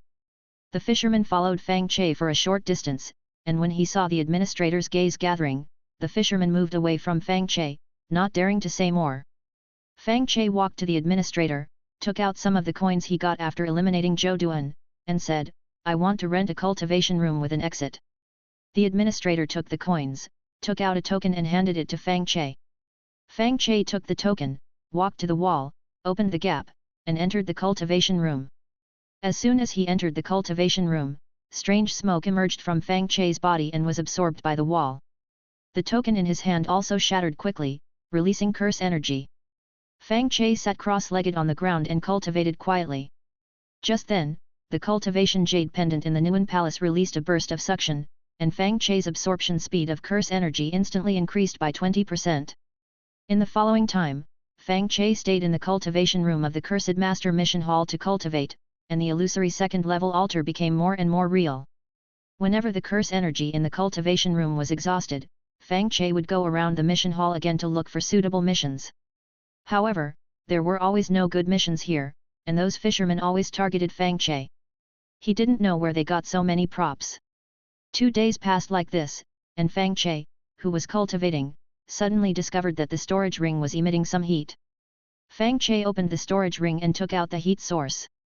The heating thing was the communication jade stone for contacting Ling Ji. Fang Che injected a curse energy, and Ling Ji's voice immediately came from the communication jade stone. "A batch of the things you need have been exchanged. Take some time to come back and find me. In addition, I found some tasks, and the task rewards are all things you need, but the team doesn't have them. I know you are very rich now and may be cultivating, so I'm asking if you are willing to accept the task. If you are willing, you can go to mission wall number 13 in area number 2 of the mission hall to check.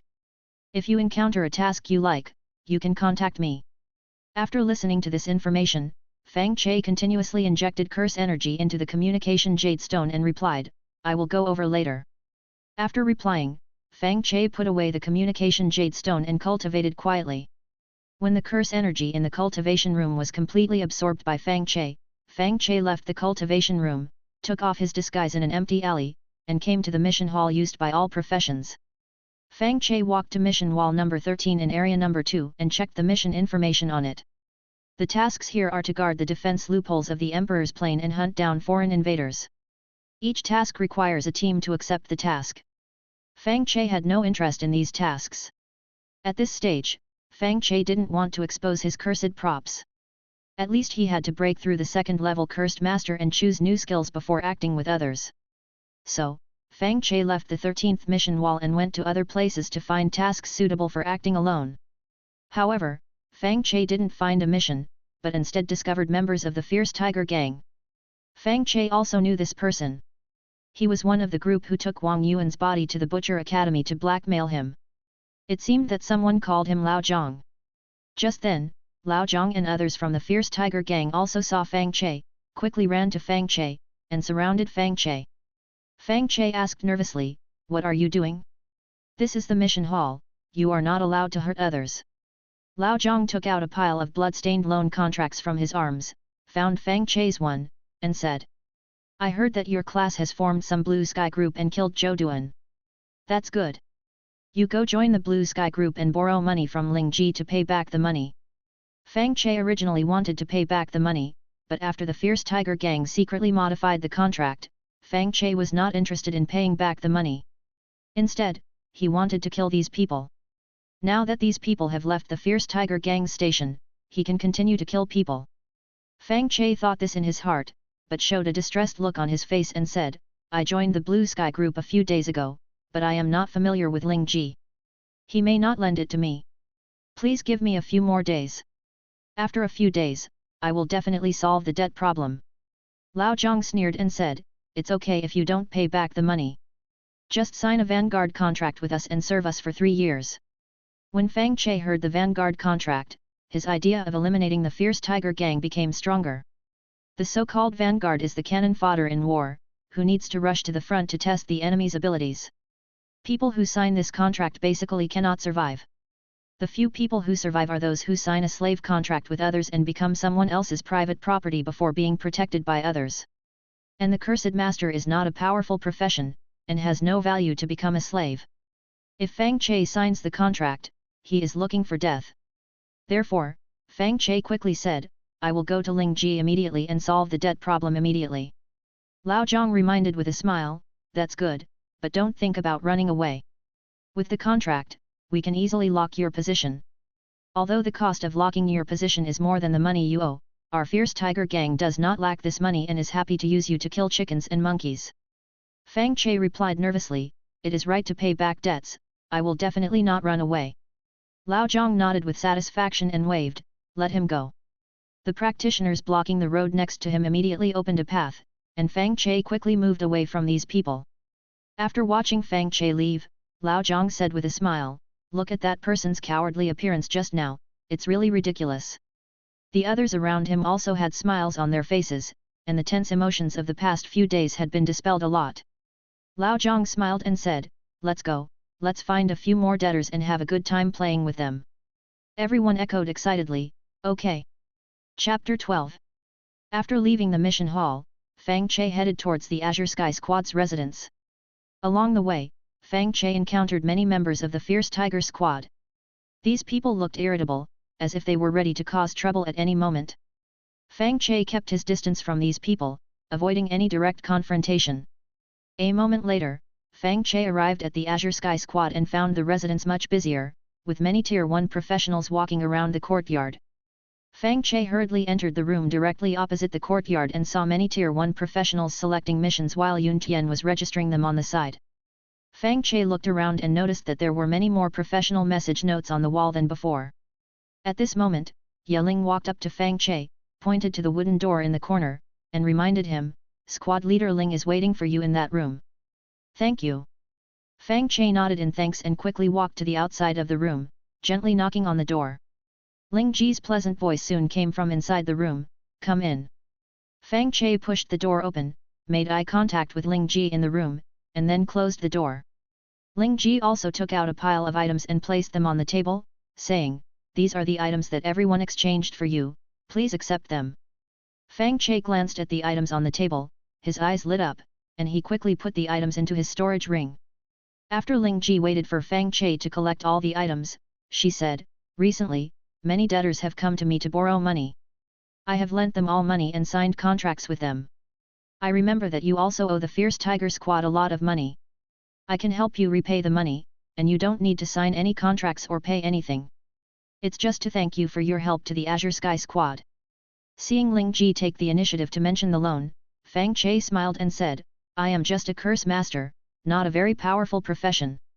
If you lend me too much money, people will be suspicious. Please lend me a little less. Before coming, Fang Che had decided to borrow as little money as possible from Ling Ji. Because Fang Che needed to execute old Zhang's request 100%, making old Zhang and the others think that Fang Che was afraid of the Fierce Tiger Squad. Next, Fang Che would also work hard to receive missions and work to repay his debts. This way, even if all the members of the Fierce Tiger Squad died in the future, no one would suspect someone who worked hard to raise money to repay debts. Fang Che did not tell Ling Ji these thoughts, because Fang Che did not understand Ling Ji. If Ling Ji accidentally leaked the information, Fang Che would be in trouble. Hearing Fang Che's words, Ling Ji nodded and said, what you said makes sense. Lending too much money to a curse master will indeed be suspicious. It would be bad if the matter of eliminating Zhou Duan was exposed. Immediately afterwards, Ling Ji took out a pile of coins from her storage ring and said, take as much as you want. If anyone asks in the future, I will say that you also signed a contract with me. Fang Che nodded, quickly put a portion of the coins into his storage ring, then picked up the paper and pen on the table, writing as he said. I will write another list of the materials I need, please help me collect them. As for the note outside, please don't touch it, lest others target me. Ling Ji nodded and said, okay. A moment later, Fang Che wrote down what he needed now, handed it to Ling Ji, and said, goodbye. Ling Ji took the note and said, goodbye. Fang Che hurriedly left the room and quickly returned to his room in the inn, took out the newly obtained items, and integrated them into the Nailhead 7 Arrows book. After merging a few items, the information on the Nailhead 7 Arrows book changed again. By writing the enemy's name, surname, or a code name recognized by the enemy on any item, you can use the item to replace the target's body. Then, with the help of the power of the curse, condense the text in the bamboo slip prop into 7 long nails and pierce them into the substitute item. Bow and worship the Nailhead 7 Arrows book and the substitute item, recall the target's appearance, and after bowing and worshipping 4 times in a row, smash the substitute item, and the enemy will die on the spot without any external injuries. Most people do not call each other by name when communicating with people around them, as that would seem too serious. Therefore, it is very difficult for the Nailhead 7 Arrows book to kill people.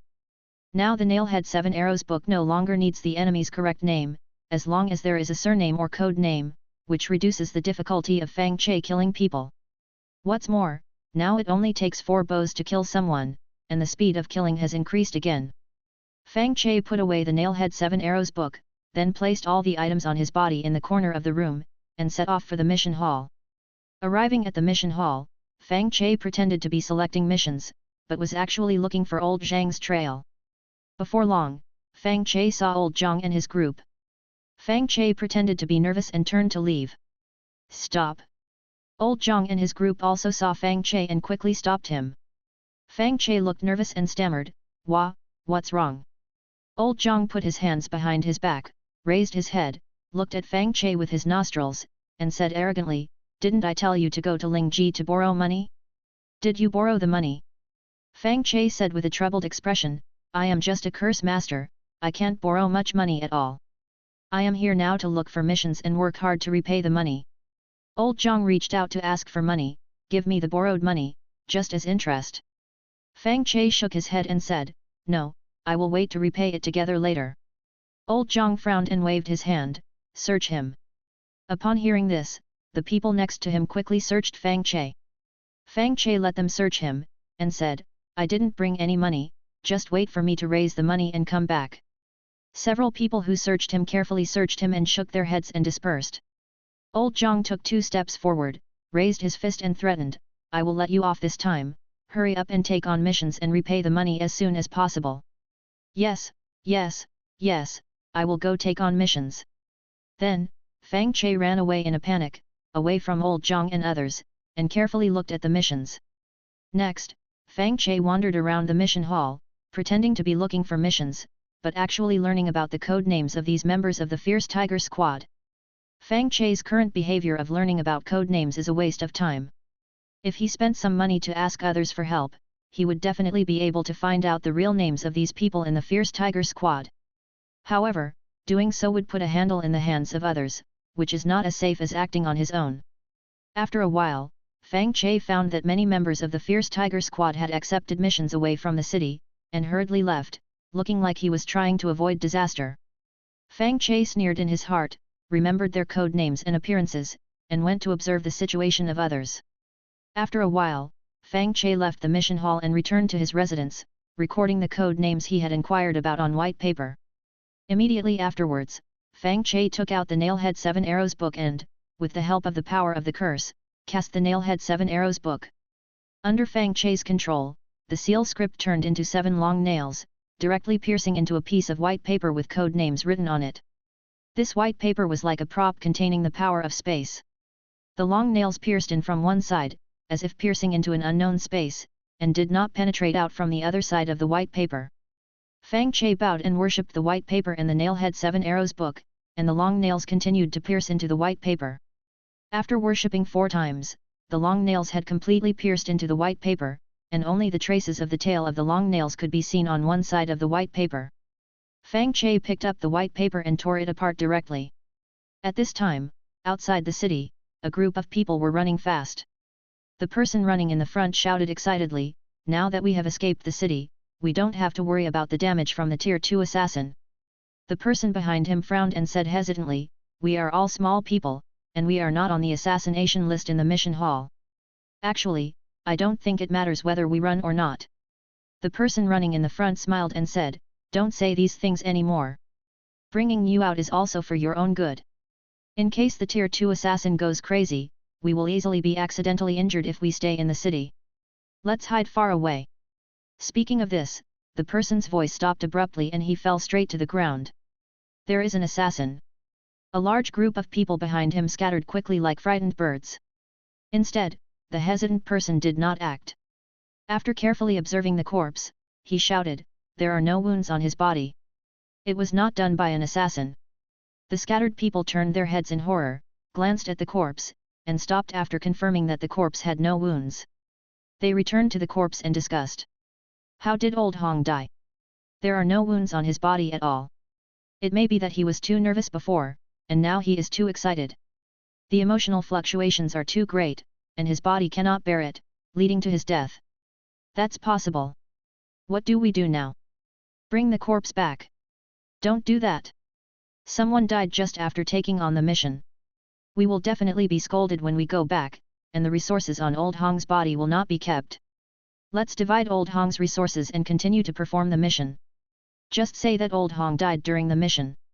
It's normal for someone to die during the mission. That makes sense. Let's do it. Then, a group of people quickly divided Old Hong's items, carried Old Hong's body and continued to the mission location. Chapter 13. Inside a room at the Cleaver Academy's affiliated inn, Fang Che, like a venomous snake in the shadows, stared with cold eyes at the words on the white paper, repeatedly kowtowing. Every 4 kowtows, Fang Che would tear off a sheet of white paper and toss it aside.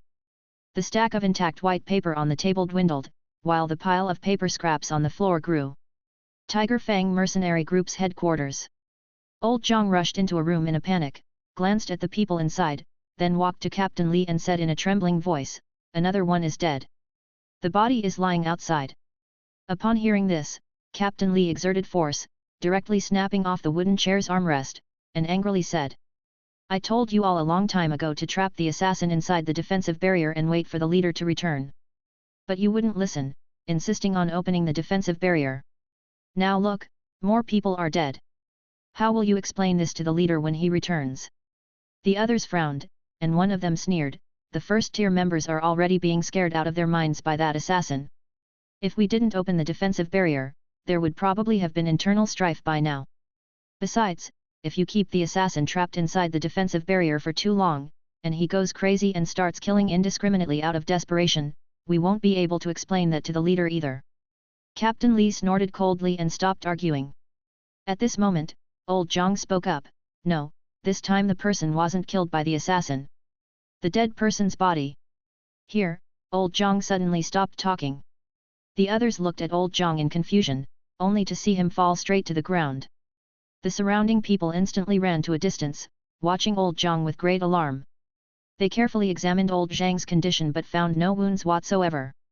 Then, they cautiously approached Old Zhang to check his condition. After a moment, Captain Li said with a puzzled expression, "How can there be no wounds at all? How did he die?" Suddenly, one of them stood up and moved away from Old Zhang, saying with some fear, "This might be the work of a poison doctor." Upon hearing this, the others also subconsciously moved away from Old Zhang. The poison doctor is a very troublesome profession. To awaken the poison doctor profession, one needs to take a self-made antidote and enter a place dense with poisonous miasma, devouring the miasma's energy. Only when the antidote resolves all the miasma's energy, and is completely digested, leaving the body with neither poison nor medicine, can one awaken the poison doctor profession. If too much antidote is taken, the physician profession will be awakened. If there is not enough antidote, and one is lucky enough to survive, the poison master profession will be awakened. The poison doctor profession leans towards assassination, specializing in using poison when attacking. After poisoning someone to death, the poison will automatically dissipate, making it difficult for outsiders to detect. The poison doctor's methods of poisoning are also extremely difficult to guard against and cannot be detected. Captain Li and the others moved away from Old Zhang's body, their faces filled with worry. First, it was an assassin, and now a poison doctor. Who exactly did our Tiger Fang mercenary group offend? Offending people is inevitable in the development of a group. Sometimes, even if you haven't offended anyone, others might sabotage you out of jealousy. Thinking about who we offended is completely meaningless. Then what do you say we should do? In my opinion, we should immediately stop some of the things that are currently offending people to test which aspect is offending someone, and then eliminate the enemy. That's all we can do for now. But how do we explain the deaths of old Zhang and the others? We must never mention the poison doctor. Let's just make up some story. By the way, the people we arranged in the various profession mission halls haven't discovered any new assassination missions. As for the Cursed Master mission hall, which we're focusing on, there's no news at all. I don't think there's any point in having them stay there any longer. Let's have them come back. All right. After discussing for a moment, they all walked out of the room, their faces even more unsightly as they looked at the terrified crowd outside and the 7 or 8 corpses on the ground. Captain Li glanced at the corpses from afar and lied, the reason these people died is because their nervous emotions were too intense, causing their bodies to be unable to handle it.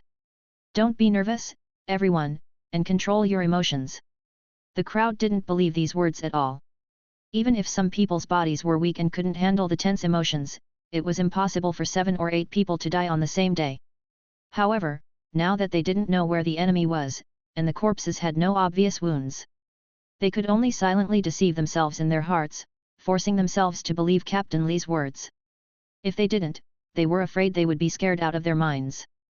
Captain Li continued to comfort them, the leader will be back in a while. Before the leader returns, you don't have to take on any missions. Just relax and rest more. Hearing the news that the leader was returning, the crowd's emotions became excited, and some people's eyes even flickered with tears. Captain Li further ordered, when going out these days, don't argue or conflict with others, and try to be tolerant as much as possible. Also, many things in our Tiger Fang mercenary group are not very reasonable.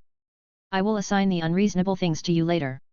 You should first dispose of the corpses and then come back to me. Understood. Everyone nodded and carried the corpses away from the place. Seeing that the crowd was about to leave, Captain Li suddenly remembered that old Zhang's corpse was still in the room and immediately said, "Old Zhang suddenly died of overtension just now. His body is in the room. Go and carry the body out for burial." After saying this, Captain Li ignored the crowd's suddenly changed expressions and left the place with the other second-tier captains. At this moment, in a room at the Cleaver Academy's inn, as the last sheet of white paper was torn apart, all the targets Fang Che had locked onto had been killed. Fang Che put away the 7 arrows book with nail heads, collected all the paper scraps, kneaded them into a ball, and then used curse energy to grind them into powder, storing them in his storage ring. Afterward, Fang Che put on his cloak and mask and set off for the Cursed Master mission hall. Entering the mission hall, Fang Che looked around and found that those familiar fishing personnel had disappeared.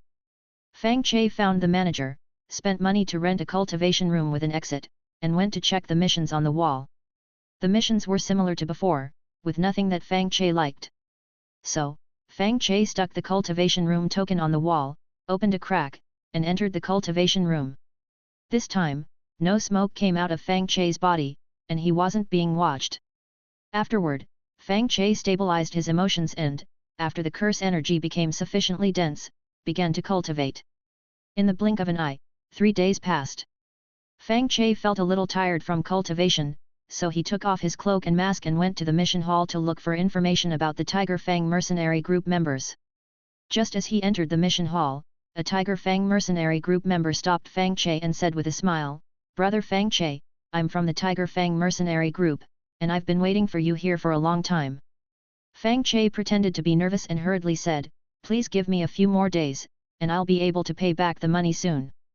The Tiger Fang mercenary group member shook his head and said, No, I'm not here to collect the debt.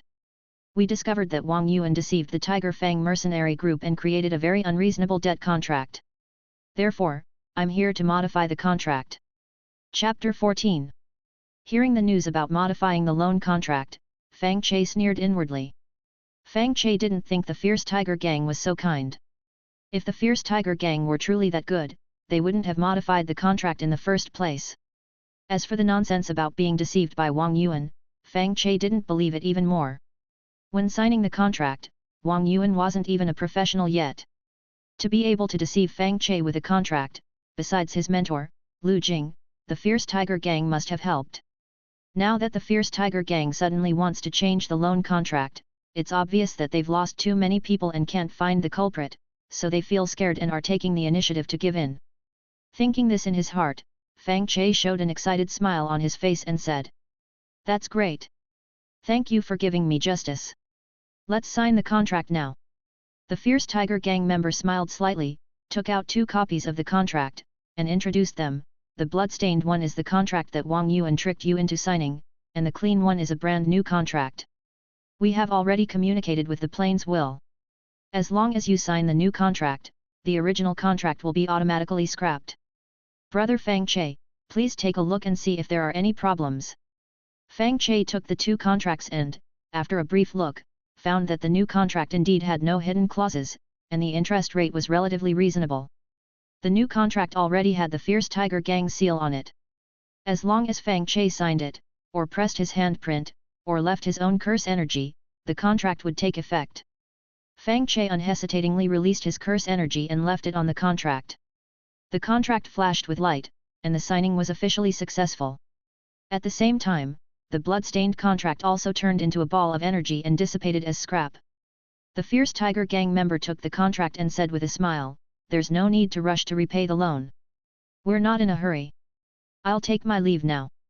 Fang Che looked at the man with gratitude and clasped his hands in salute, saying, "Thank you very much. I will repay the money as soon as possible. I will go find a suitable task now. Goodbye." Afterward, the two separated. Fang Che pretended to look for a task but was actually continuing to inquire about the information of the Fierce Tiger Gang members. Although the loan contract has now been changed, Fang Che doesn't plan to let the Fierce Tiger Gang go. Fang Che guessed that the Fierce Tiger Gang's change of attitude, besides giving in, was more likely aimed at finding the culprit. The Fierce Tiger Gang should continue to give in other aspects, gradually locking onto the target. If Fang Che stops now, the Fierce Tiger Gang might lock onto Zhou Qi. For his own safety, Fang Che needs to continue killing to avoid exposure. As for the lives and deaths of those ordinary members of the Fierce Tiger Gang, Fang Che doesn't care. These people joined the Fierce Tiger Gang and enjoyed the Fierce Tiger Gang's benefits, and many of these benefits were squeezed from others through modified contracts. Killing these people doesn't give Fang Che any psychological burden. Fang Che wandered around the mission hall and found that the number of Fierce Tiger Gang members had decreased a lot, unlike the past few days when there were so many. After Fang Che learned the surnames and code names of these people, he left the mission hall and looked for other Fierce Tiger Gang members outside. However, there weren't many Fierce Tiger Gang members outside either, as if everyone was hiding. After Fang Che learned the information of some people, he returned to his room in the Academy Inn, wrote the target code names on white paper, and began to curse. However, as soon as he started cursing, the long nails in the Nailhead 7 Arrows book couldn't pierce the white paper. The targets Fang Che chose were all only at the first level of strength. The appearance of this situation within the same realm can only mean that the target has entered the mission hall. This mission hall is under the attention of the Plains Will, and it's impossible to kill anyone inside. However, Fang Che wasn't in a hurry. Even the staff of the mission hall couldn't stay in the mission hall all the time. The target would leave the mission hall sooner or later. So, Fang Che changed his target and cursed others. At this time, 3 professionals from the Fierce Tiger Gang were walking towards the Fierce Tiger Gang's direction. Just as they were about to enter the Fierce Tiger Gang, the person on the left suddenly fell straight to the ground, losing his life. The other 2 looked terrified and quickly ran towards the Fierce Tiger Gang. The surrounding passers-by, seeing this situation, also quickly dispersed. Some time ago, many passers-by saw people from the Fierce Tiger Gang dying inexplicably, without any wounds on their bodies. Many people guessed that this was done by a poison doctor professional. Everyone had a deep, heartfelt respect for poison doctor professionals and didn't dare to approach the corpse, fearing contact with the toxins released by the poison doctor professional. A moment later, the 2 Fierce Tiger Gang members who were traveling with the deceased followed Captain Li and came to a few meters away from the corpse. Captain Li glanced at the corpse from a distance and said, "It's okay, carry it back." The 2 were somewhat unwilling. These days, the Fierce Tiger Gang members had also heard a lot of rumors outside, guessing that a poison doctor was killing people. Now that someone had died inexplicably, the 2 were really afraid to go over. Captain Li was also unwilling to touch the corpse and coldly ordered, "You guys carry the person back as soon as possible." After saying this, Captain Li didn't wait for the 2 to react and left directly. The 2 were distressed and turned to look around, wanting to hire someone to carry it, but found that besides the departing Captain Li, there was no one else here. The 2 sighed and had no choice but to grit their teeth and walk over, picking up the corpse. The two carried the corpse for a while, and the person walking in front suddenly felt the corpse become heavy. Turning his head to look, he found that the person carrying the corpse behind him had fallen on the corpse, lifeless. There were no wounds on his body either. Ah! The living person screamed and ran towards the fierce tiger gang's base. Captain Lee heard the sound and turned his head to see the panicked and fleeing person, as well as two corpses piled together. Captain Lee's eyes twitched, and his emotions were somewhat agitated. Captain Lee took a deep breath, suppressed the emotions in his heart, turned around and returned to the base, looking for someone to carry the corpse. On the other side, after Fang Che had eliminated 1/3 of the fierce tiger gang members he stopped kowtowing and put away the remaining 2/3 of the paper strips. Now the fierce tiger gang members don't like to be active outside. If he eliminates everyone at once, he won't be able to find targets next time, and others will suspect him. Therefore, Fang Che planned to kill people in 3 batches, to remove his suspicion as much as possible. Afterward, Fang Che cleaned up all traces of the killing and went out to see if there were any other fierce tiger gang members active outside. Unconsciously, Fang Che came to the Blue Sky Gang's base. Inside the base, Ling Ji quickly saw Fang Che. Ling Ji stared at Fang Che and suddenly noticed that Fang Che's temperament had become much gloomier. Although the temperament of a curse master is relatively gloomy, Fang Che's temperament changed too quickly. If it were someone unfamiliar, they would think that Fang Che was a senior who had been cultivating for several years. Ling Ji felt that Fang Che must be a genius who was very compatible with the curse master profession. Of course, this should also be inseparable from the help of Zhou Duan's resources. At this time, Fang Che felt someone staring at him and looked up to see that it was Ling Ji. Immediately afterward, Fang Che saw Ling Ji waving at him and then pointing to the corner of the mission room. In that corner was the room where Fang Che and Ling Ji had met last time. The next second, Ling Ji turned and walked into the mission room. Fang Che raised his leg and walked into the Blue Sky Gang, following Ling Ji's footsteps. Chapter 15. Fang Che walked into the mission room, glanced at the members accepting tasks, then entered a small room in the corner, closed the door, and asked Ling Ji, "What do you want me for?" Ling Ji took out a pile of items from her storage ring and said, "These are the things I recently exchanged. Since you're here, I'll give them to you." Fang Che looked down and found that most of them were cultivation pills exclusive to curse masters, but there weren't many materials for refining and improving curse items. Fang Che put away these things and said, "If there's nothing else, I'll leave first." Ling Ji's expression suddenly became serious, and she said, "There's something I recently heard about, that a strong poison doctor is targeting the fierce tiger mercenary group. Maybe they have a feud, or maybe it's extortion. If it's extortion, I'm worried this poison doctor will target us." Fang Che's expression didn't change upon hearing this, he just comforted her. Blue Sky Mercenary Group hasn't been established for long and hasn't had time to offend powerful enemies, and Blue Sky Mercenary Group isn't as wealthy as the Fierce Tiger Mercenary Group, so there's no need to worry, Chief. Ling Ji frowned slightly, still worried, and said, "I heard that the main force of the Fierce Tiger Mercenary Group is about to return from the Plain War. If they can't catch the poison doctor, they might take it out on others. I'm worried the Fierce Tiger Mercenary Group will target us." Fang Che believed that it was inevitable for the Fierce Tiger Mercenary Group to target the Blue Sky Mercenary Group. Local resources are limited, and new groups will inevitably squeeze the development space of the Fierce Tiger Mercenary Group if they want to develop. In the past, the Fierce Tiger Mercenary Group eliminated many new groups, and even the Fierce Tiger Mercenary Group was once the target of elimination. Now that so many people have died in the Fierce Tiger Mercenary Group and the internal situation is very chaotic, they can just treat the Blue Sky Mercenary Group as the murderer and eliminate it. This way, not only will they eliminate a competitor in advance, but they can also stabilize the internal chaos. This kind of thing is destined to happen, it's just that Fang Che's hunting of the Fierce Tiger Mercenary Group members made this happen earlier. Since Ling Ji formed the group, how could she not have thought of these things? Did my hunting disrupt Ling Ji's plan? Fang Che stared at Ling Ji, and found that although Ling Ji's expression was worried, her eyes were very calm, as if she had already thought of a countermeasure. Fang Che pondered, and suggested, the Fierce Tiger Mercenary Group was also a suppressed group back then. They were able to develop because they accepted the dangerous mission assigned by the Plains Will and obtained the protection of the Plains Will. We can now learn from the Fierce Tiger Mercenary Group. Ling Ji was still worried, and said, "When do you think we should act?" Fang Che pondered for a while, and replied, now seems to be the best opportunity. Let's act now. The worry on Ling Ji's face suddenly reduced a lot, and a faint smile appeared on her face. Are you sure? Fang Che nodded and said, I'm very sure that the fierce tiger mercenary group survived and grew with the protection of the plains will, so they will definitely be wary of other groups using the same methods. While the main force of the fierce tiger mercenary group is away, we must quickly accept the mission and leave. If we wait for the main force of the fierce tiger mercenary group to return, we won't have such a good opportunity. As soon as these words came out, a bright smile suddenly appeared on Ling Ji's face. Ling Ji patted Fang Che on the shoulder and said happily, I've mentioned it to Yun Tian and Ye Ling many times, but they are all taking chances and think they can wait. I've been very anxious, but now that I have your support, I feel relieved.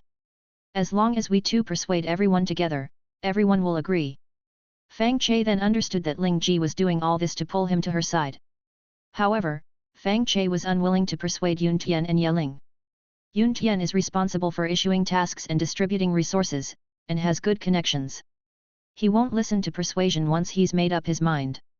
Ye Ling had a good reputation in the academy and was more influential, but Ye Ling listened to Ling Ji the most. Now that even Ling Ji can't persuade Ye Ling, Fang Che doesn't think he can persuade her. Fang Che felt that it was time to find a way out. However, Fang Che was a little worried when he thought that there were only the Blue Sky Mercenary Group and the Fierce Tiger Mercenary Group nearby. If he leaves the Blue Sky Mercenary Group, no one will help him here. If he goes far away, it will be even more difficult to develop. Seeing that Fang Che didn't speak, Ling Ji said, the Fierce Tiger Mercenary Group tricked you. You don't say anything on the surface, but you must be angry in your heart. If the Blue Sky Mercenary Group is gone, I guess you won't be able to join the Fierce Tiger Mercenary Group either, and you can only go far away and develop with difficulty. Please help me. You don't want to see the Blue Sky Mercenary Group disband and have no way to quickly obtain resources in the future, do you? Fang Che admitted that Ling Ji's words touched his heart, but Fang Che still didn't want to persuade others. Fang Che thought for a moment and came up with another idea. Fang Che asked, how many people have signed the loan contract? Ling Ji replied, 1/3. If I waive the contract, they might agree to participate in the mission. Fang Che shook his head and said, they don't need to agree. With the contract in place, they will become indecisive when faced with things they don't want to do. Indecisive people will support the direction chosen by the majority. Whichever side has the most people, they will depend on that side. Chief can get the signatures of these people first, use the signatures to fool others, get more people to sign, and then use these signatures to persuade Yun Tian and Ye Ling. As soon as Fang Che finished speaking, Ling Ji took out a list from her storage ring and said, I used the method you said a few days ago to win over more than half of the people. Yun Tian and Ye Ling know how I operate, but they still won't budge. Now we still need the two of us to persuade them. Fang Che looked at the list with some helplessness and shook his head, you can't persuade them, what can I do? Ling Ji smiled and said, you killed Zhou Duan. Although it hasn't been publicized, Ye Ling and Yun Tian know about it. These two don't say it, but they value you very much in their hearts. Fang Che was silent again. Persuading people is not a good job. If the outcome after persuading people is good, no one will remember you. Others will only think that their choice was good. But if the outcome is bad, all the troubles will come to you. Therefore, Fang Che didn't want to get involved in this matter. But now that it has developed like this, he can only try. Fang Che thought for a moment again and said, I can talk to them, but I can only say it once. If it fails, I won't persuade them a second time. Ling Ji smiled and said, no problem, I'll go call them over now. Wait here. Ling Ji hurried out of the room and closed the door behind her. Seeing that Yun Tian was busy, Ling Ji came to Ye Ling's room, looked at Ye Ling who got up to greet her, and smiled, I'm still here for the last thing. Ye Ling sat down instantly, picked up a book, and responded without raising her head, I still have the same view as last time. Accept the mission after developing for a while. Ling Ji walked behind Ye Ling, put her hands on Ye Ling's shoulders, and said, Fang Che has agreed to my plan and now wants to persuade you, so I'm here to invite you and Yun Tian. Ye Ling frowned instantly, and after a moment of silence, she still shook her head gently. Ling Ji smiled and said, I can see that if we don't carry out the mission, Fang Che will leave. If Fang Che leaves, he will definitely take away Zhou Duan's items. At that time, those professionals who joined us for Zhou Duan's items will also leave the Blue Sky mercenary group. You don't want to see the professionals leave, let our efforts be wasted, and be at the mercy of others in the future, do you? Chapter 16. Fang Che waited in the room for a moment, and Yeling entered the room. Yeling closed the door and asked, Fang Che, do you also agree with the leader's idea that we should accept the dangerous mission assigned by the will of the plane now? Seeing that Yeling already knew the purpose of coming here, Fang Che didn't waste any words, just nodded and said. That's right, I agree with the leader's idea, and I hope you can agree too. Of course, if you don't agree, I won't continue to persuade you. As soon as Yeling heard this, she felt that Fang Che had already found another backer. If Fang Che leaves, Zhou Duan's resources will definitely not be kept. And the first reason why those Tier 1 professionals are willing to join the Blue Sky Squad is to exchange for Zhou Duan's resources. The second reason is that they think the Blue Sky Squad can kill Zhou Duan, so it must have a great background, and they want to get the protection of the Blue Sky Squad's background. Once Fang Che leaves, the two attractive conditions will disappear, and the Blue Sky Squad will definitely disband. Disbanding once now leaves a stain on the blank paper. When these members who left the Blue Sky Squad promoted outside, it will be difficult to develop in the future. Therefore, Yeling sighed and said, since you agree, what else can I say? Accept the mission as soon as possible. As soon as she finished speaking, Ling Ji led Yun Tian into the room. Yun Tian glanced at Yeling's helpless appearance, knowing that Yeling had agreed to accept the mission, and the three of them had agreed, so there was no point in him insisting. Yun Tian sighed and said, I will notify the people outside to terminate the mission. There is no need to terminate the mission. Ling Ji stopped Yun Tian and reminded him with a smile. In order to avoid the Tiger Squad's vigilance, we must continue to arrange tasks for everyone, but the task address needs to be far away from the city.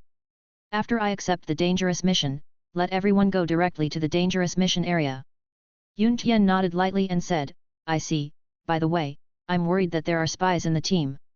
Should I notify everyone to give up the dangerous mission arranged by the will of the plane? Ling Ji shook her head and said, no need, there are only a few spies in the team, and most people have opinions on the Tiger Squad. Now directly stating the abandonment may cause riots. I suggest that everything remains the same and let the people below guess for themselves. Yun Tian thought for a while and nodded in agreement. Although random guesses will have a bad impact, it is always less impactful than directly stating your thoughts. Moreover, most people have a fluke mentality and will guess in the direction they think is good before getting specific information. Yun Tian continued to ask, what else does the leader want to say? If there are no other instructions, I will go out and do things. Ling Ji thought for a while, took out a list from the storage ring, and said, these are the people who borrowed money from me and signed a contract. These people are relatively trustworthy. When issuing tasks, try to arrange these people into other teams. If you find a problem, you can also understand it through these people. Besides that, there is nothing else. Understood. Yun Tian took the list, quickly looked it over, memorized the list, and turned to leave. After Yun Tian left, Ling Ji looked at the other two people in the room and said, after I accept the mission, I will send information through the communication token. You can find a way to leave the city in advance and don't be targeted by the Tiger Squad. Yeling, help me pack up the materials.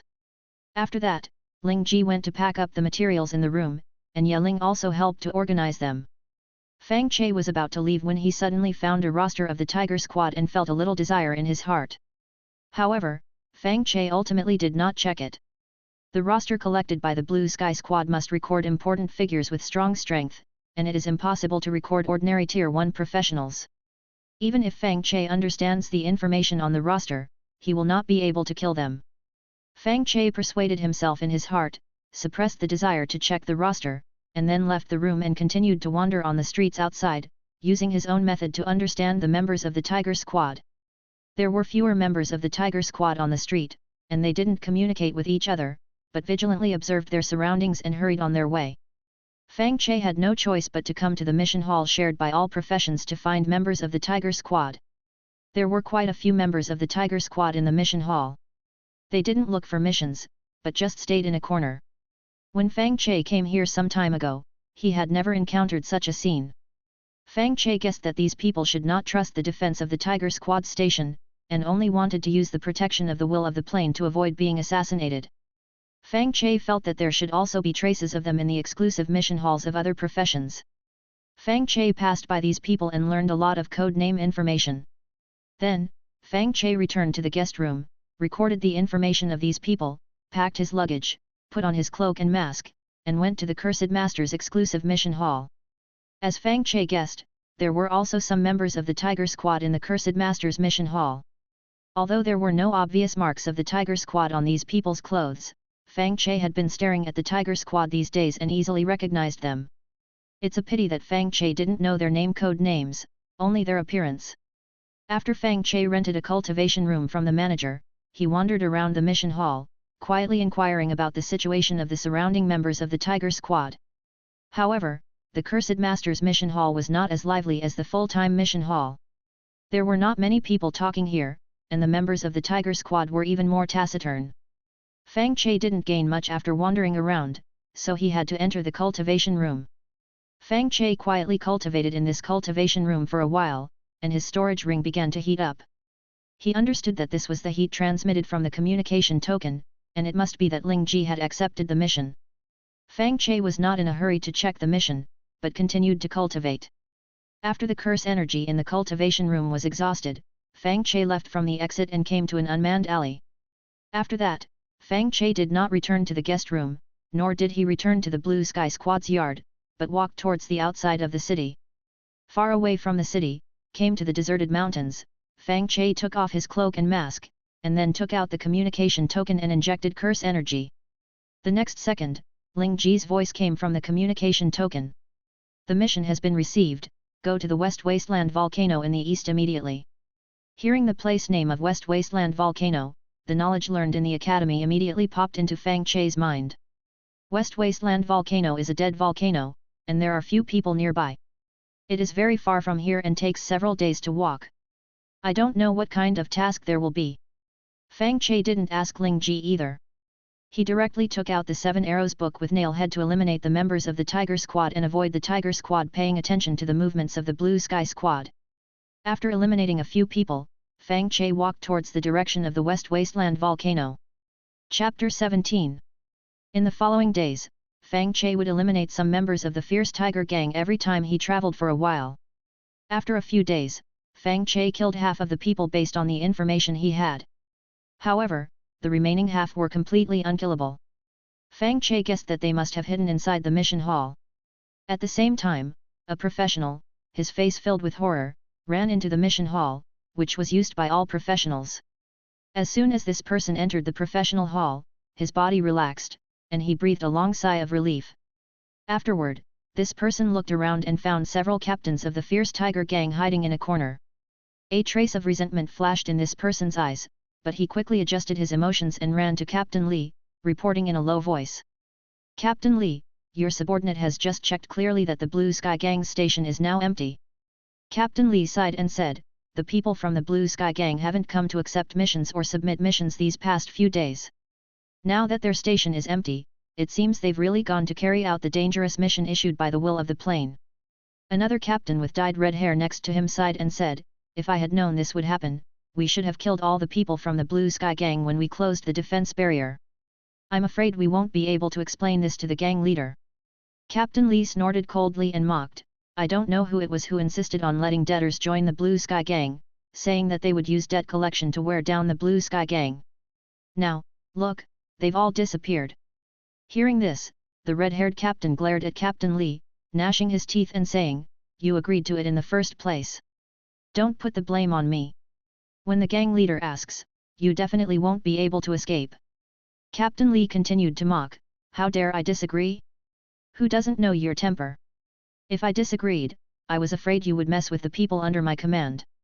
Looking at Captain Li's sarcastic appearance, the red-haired captain cursed angrily, you bastard, I don't know which life witch created me in the first place.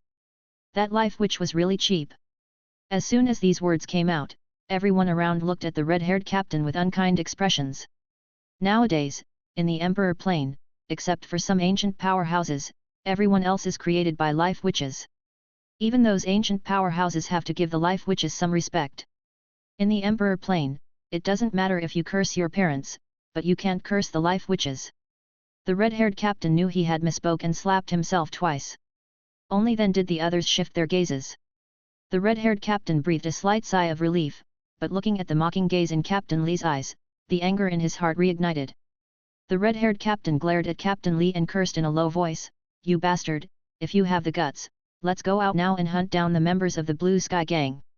The sarcasm in Captain Li's eyes disappeared, and he turned his head to look to the side, answering in a somewhat unnatural tone. "There are priorities. The Blue Sky Gang is not worth worrying about. What we should do now is protect our subordinates and prevent the poison doctor from harming them."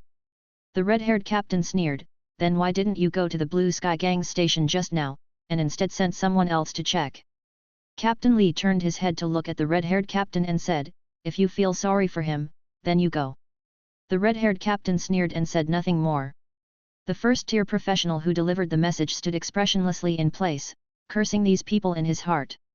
The other first-tier professionals lowered their heads, afraid of being chosen and sent to investigate the situation of the Blue Sky Gang.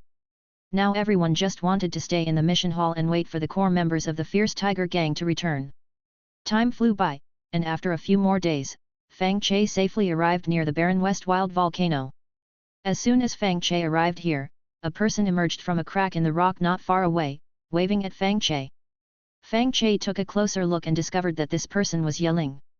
Fang Che quickly walked over and found a wide space behind the crack, which was empty.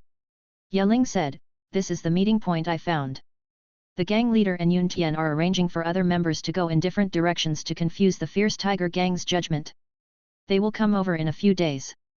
Fang Che nodded lightly and asked, "Do you know what the mission is?" Yeling replied, "The will of the plane believes that there are too few invaders and too many professionals. In order to better arrange missions for professionals and cultivate professionals, we are ordered to open a passage here, connecting to an unknown plane." Hearing this, Fang Che frowned instantly. The various planes in this world either have no professionals, and can only use weapons to exert the strength of first-tier professionals, or they have professionals of at least the third tier. Now, if they want to train professionals, they will definitely not choose a plane that doesn't even have professionals. In this way, the target plane has at least one third-tier professional. And the Blue Sky Gang doesn't even have a second-tier professional right now. This mission is really very dangerous. The only good news is that the will of the plane will not let those who accept the mission die in vain, and will definitely bestow some items to resist dangers that cannot be dealt with. Not having dangers that cannot be dealt with does not mean safety. Ordinary dangerous events, if there are enough of them, can also kill people. Fang Che decided to stay as far away as possible. Of course, the Blue Sky Gang would not let a fragile curse master face danger directly. Most curse masters are arranged in the rear. Fang Che continued to ask, "What are the rewards?" Yeling replied, "The fixed reward is to obtain an exclusive team badge bestowed by the will of the plane.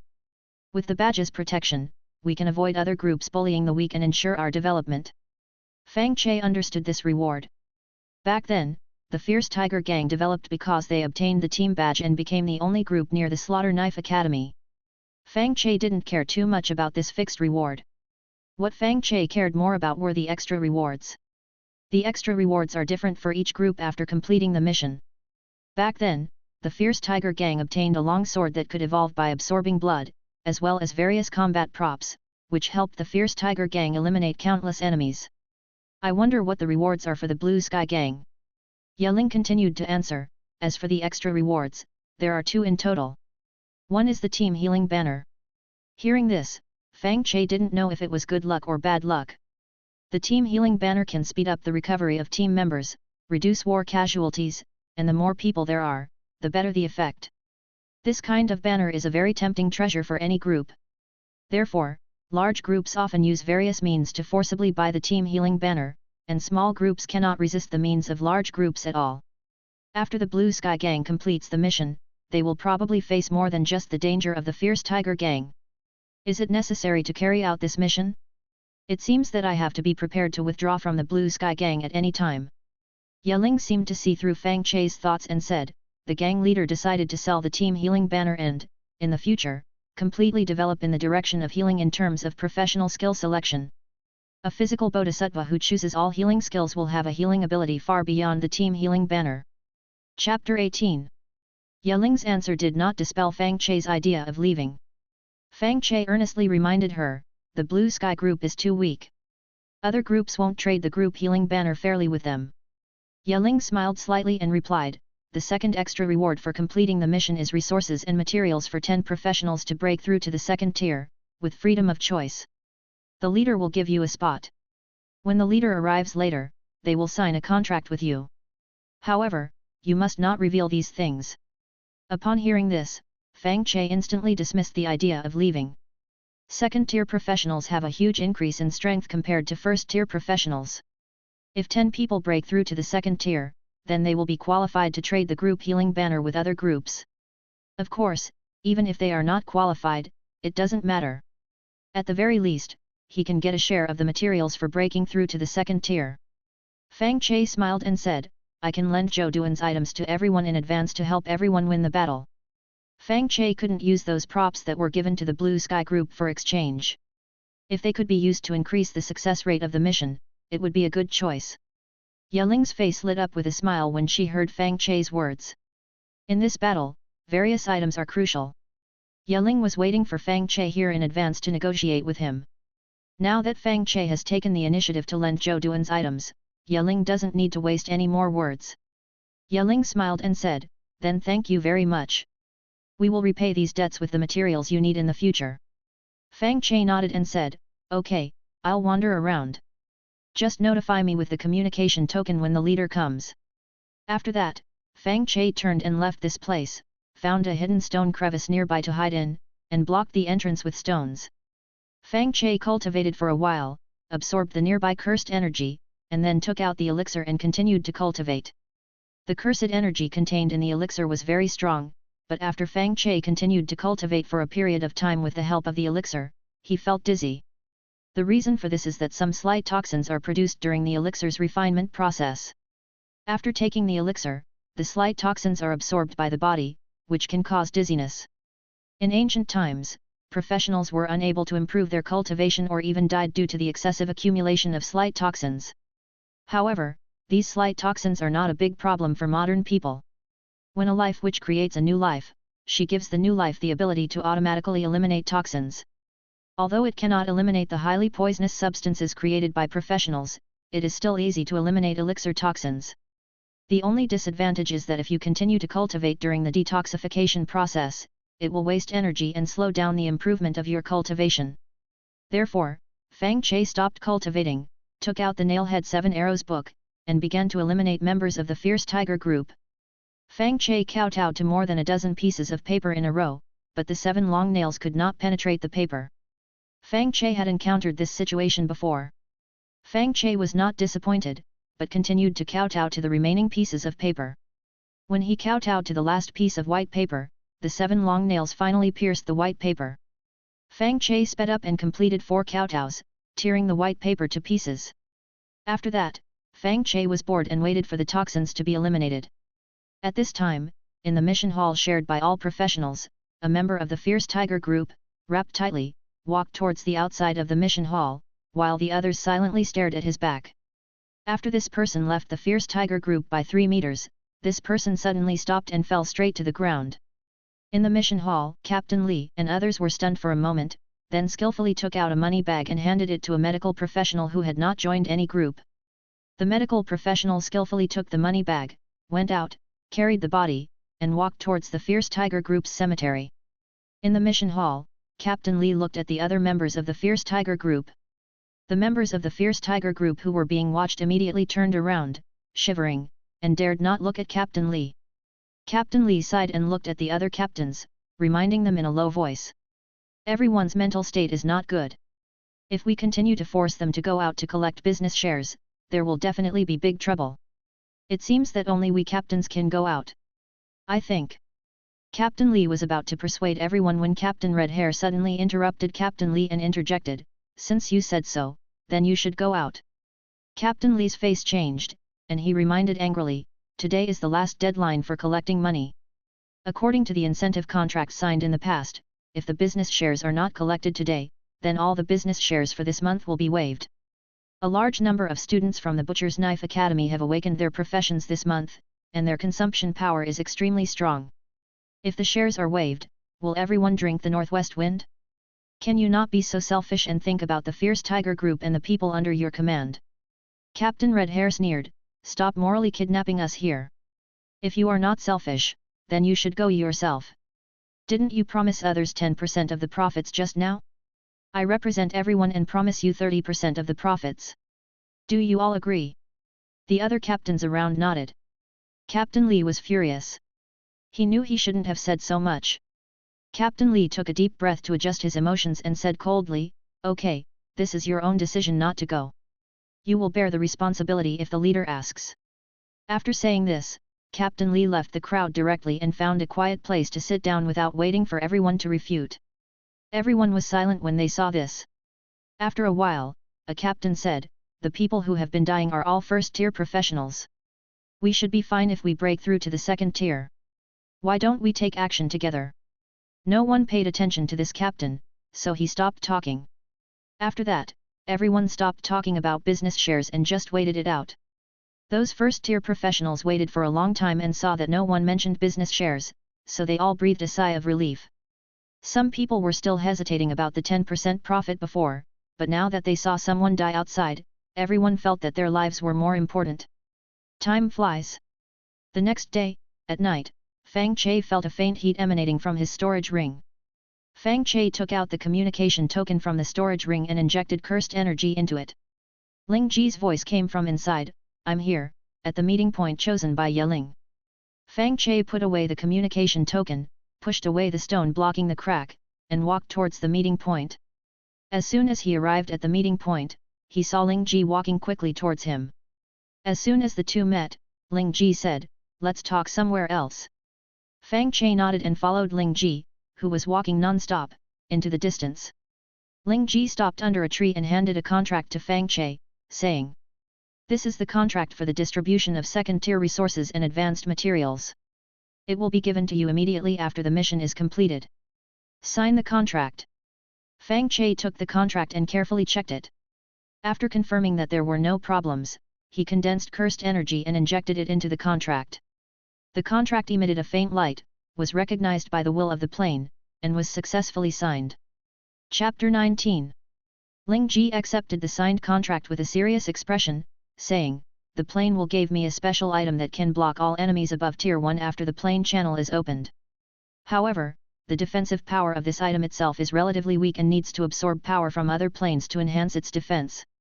Before the item's defensive power reaches its limit, we need to guard outside the channel and intercept anyone trying to destroy it. Fang Che fell into thought upon hearing this. The Emperor plane doesn't lack attack-oriented professionals, but the Azure Sky Group, as a new organization, is mostly joined by those who are unwanted. As long as the attack professionals keep a close watch on the plane channel and attack in an orderly manner, they can guarantee that any enemy who comes will die. The fear is that enemies might not come but hide inside the channel and attack remotely. The Azure Sky Group doesn't have many defense professionals and might not be able to withstand it, but they obtained a lot of defensive items from eliminating Zhou Duan before, which should last for a while. At this moment, Ling Ji continued, I heard from Ye Ling that you are willing to lend various items to everyone in advance. On behalf of everyone, I thank you.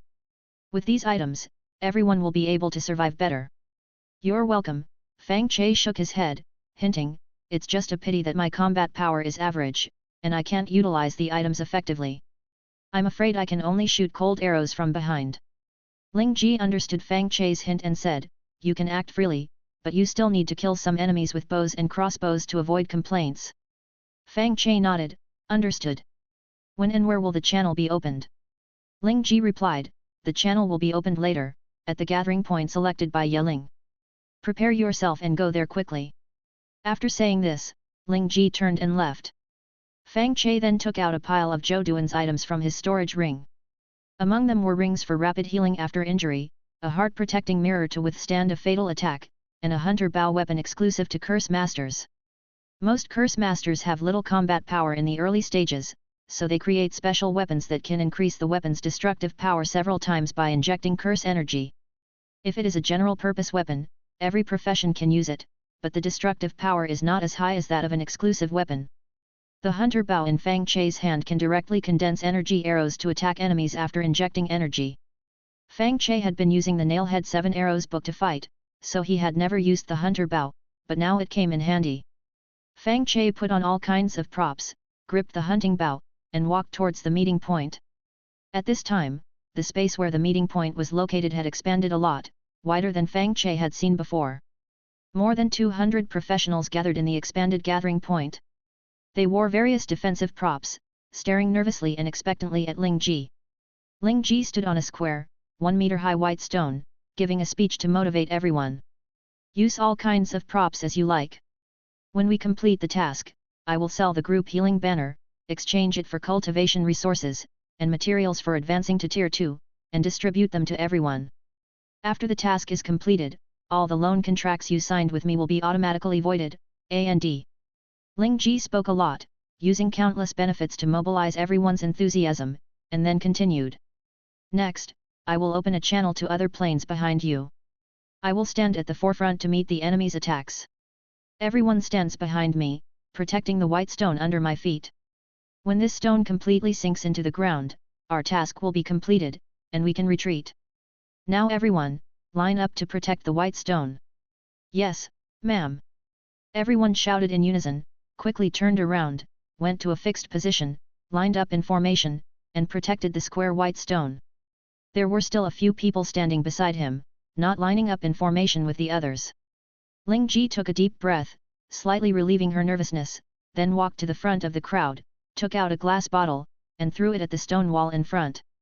The glass bottle shattered instantly, and the transparent liquid inside splashed on the stone wall, slowly spreading outward. When the transparent liquid covered a stone wall 2 meters high and 1.5 meters wide, the stone wall suddenly emitted a dazzling white light, and everyone subconsciously narrowed their eyes. Immediately afterwards, space energy converged towards the white light stone wall, and the entire space vibrated, with countless dust falling from the top of the cave. At this time, a white beam of light floated out from the square white stone, connecting the stone wall, emitting dazzling light. The vibration stopped immediately, and the space became quiet. Immediately afterwards, the white light on the stone wall dimmed until it disappeared completely. At this moment, there was an extra layer of transparent curtain on the stone wall. Behind the curtain was a dense jungle with birds and beasts scattering and fleeing into the distance. Fang Che briefly checked the situation behind the curtain and focused his attention on the square white stone protected by everyone. At this time, the soil below the white stone seemed to have turned into swampy mud, slowly engulfing the white stone.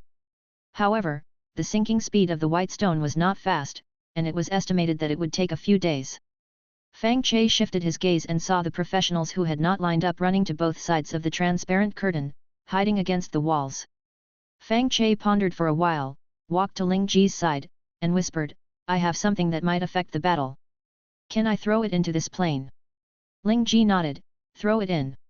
With a flip of his palm, Fang Che took out the witch puppet and threw it towards the curtain. The witch puppet instantly passed through the curtain and landed on the ground. Immediately afterwards, the drill on the witch puppet turned and drilled into the soil. The witch puppet traveled underground and soon came to a place where people lived. The witch puppet stopped moving, and a red light flashed on its body. Above the witch puppet lived a group of tiger-headed creatures, wearing clothes made of bark. At this time, the strongest tiger person listened carefully to the movement in the direction of the plain channel and said, "Our hunting area is a bit chaotic. I am worried that outsiders have invaded. Let's go and see." A tiger person next to him said, "Father, I will go and see later. You should take the tribe to respond to King Yellow Tiger's call to crusade against the Blue Tiger tribe." The strong tiger clan leader frowned, and suddenly felt a little unhappy in his heart, and scolded. "The hunting area is the foundation for our development and growth. Without the hunting area, we cannot cultivate strong warriors, and we do not even have the qualifications to be summoned by King Yellow Tiger, do you understand?" The tiger clan leader's son responded, "I understand, but this hunting ground was given by King Yellow Tiger. If father does not respond to the call as soon as possible, I am afraid it will be taken back. Just leave this matter to me, I will definitely be able to solve all the problems." A red light flashed in the eyes of the tiger clan leader, and he sneered, "Do you think you can solve the problem without my participation, or are you hoping that I will die in the call so you can inherit my position?" Chapter 20. The son of the Tiger Man chieftain didn't expect his father to suddenly ask such a question, and he was immediately stunned, not knowing how to answer. The Tiger Man chieftain glared at his son, angrily asking, "Why don't you answer me? Are you at a loss because I've exposed you? I don't have such thoughts, I. The chieftain's son wanted to explain, but he really didn't know what to say, and finally could only answer, I'll listen to father's arrangements. The Tiger Man chieftain roared, you don't understand anything, what use are you? Then, the Tiger Man chieftain slapped his son's head into pieces, and the headless corpse fell straight down.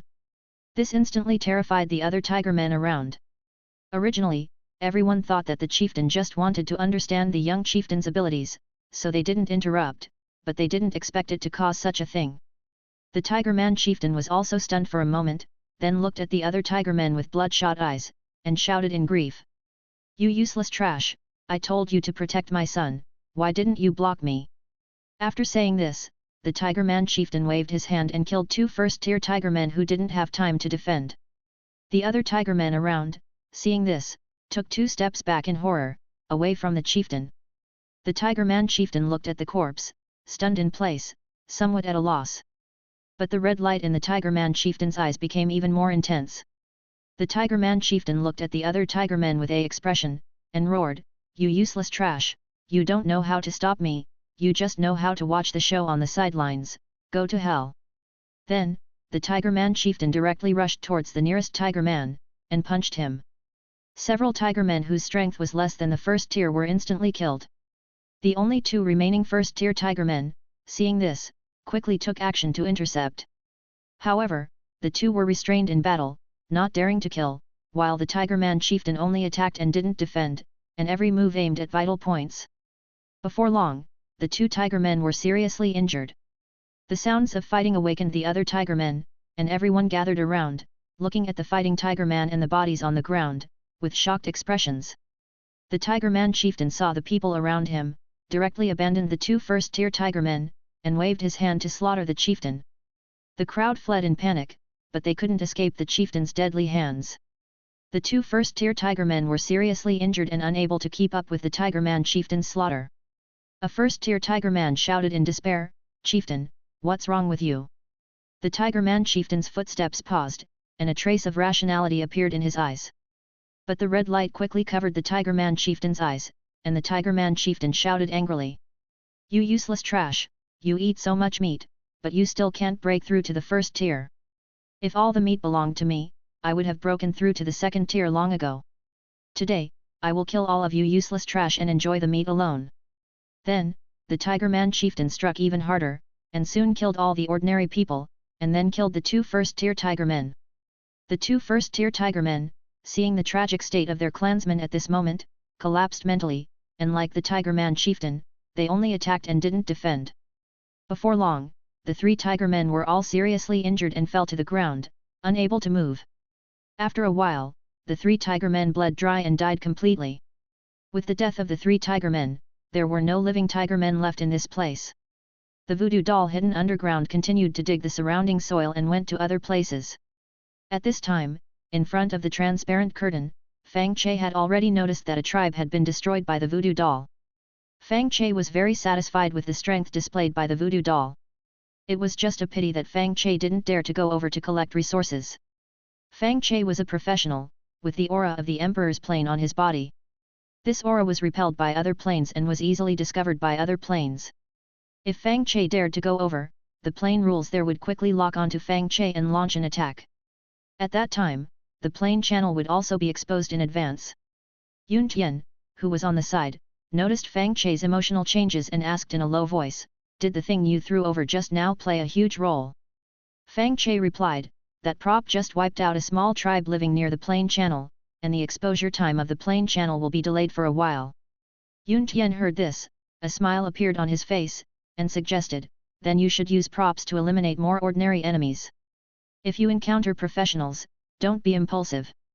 In Yun Tian and most people's minds, if props fight across planes, but the master does not cross the plane, then the master's control over the props will be weakened and cannot harm professionals, at most it can only eliminate some ordinary people. However, Fang Che's voodoo doll was different. As long as the voodoo doll appears in the area where the leader of a certain group is located, it will automatically exert all its power, without the need for precise manipulation like other props. Fang Che didn't explain too much, just smiled and replied, I will eliminate the surrounding enemies within my ability.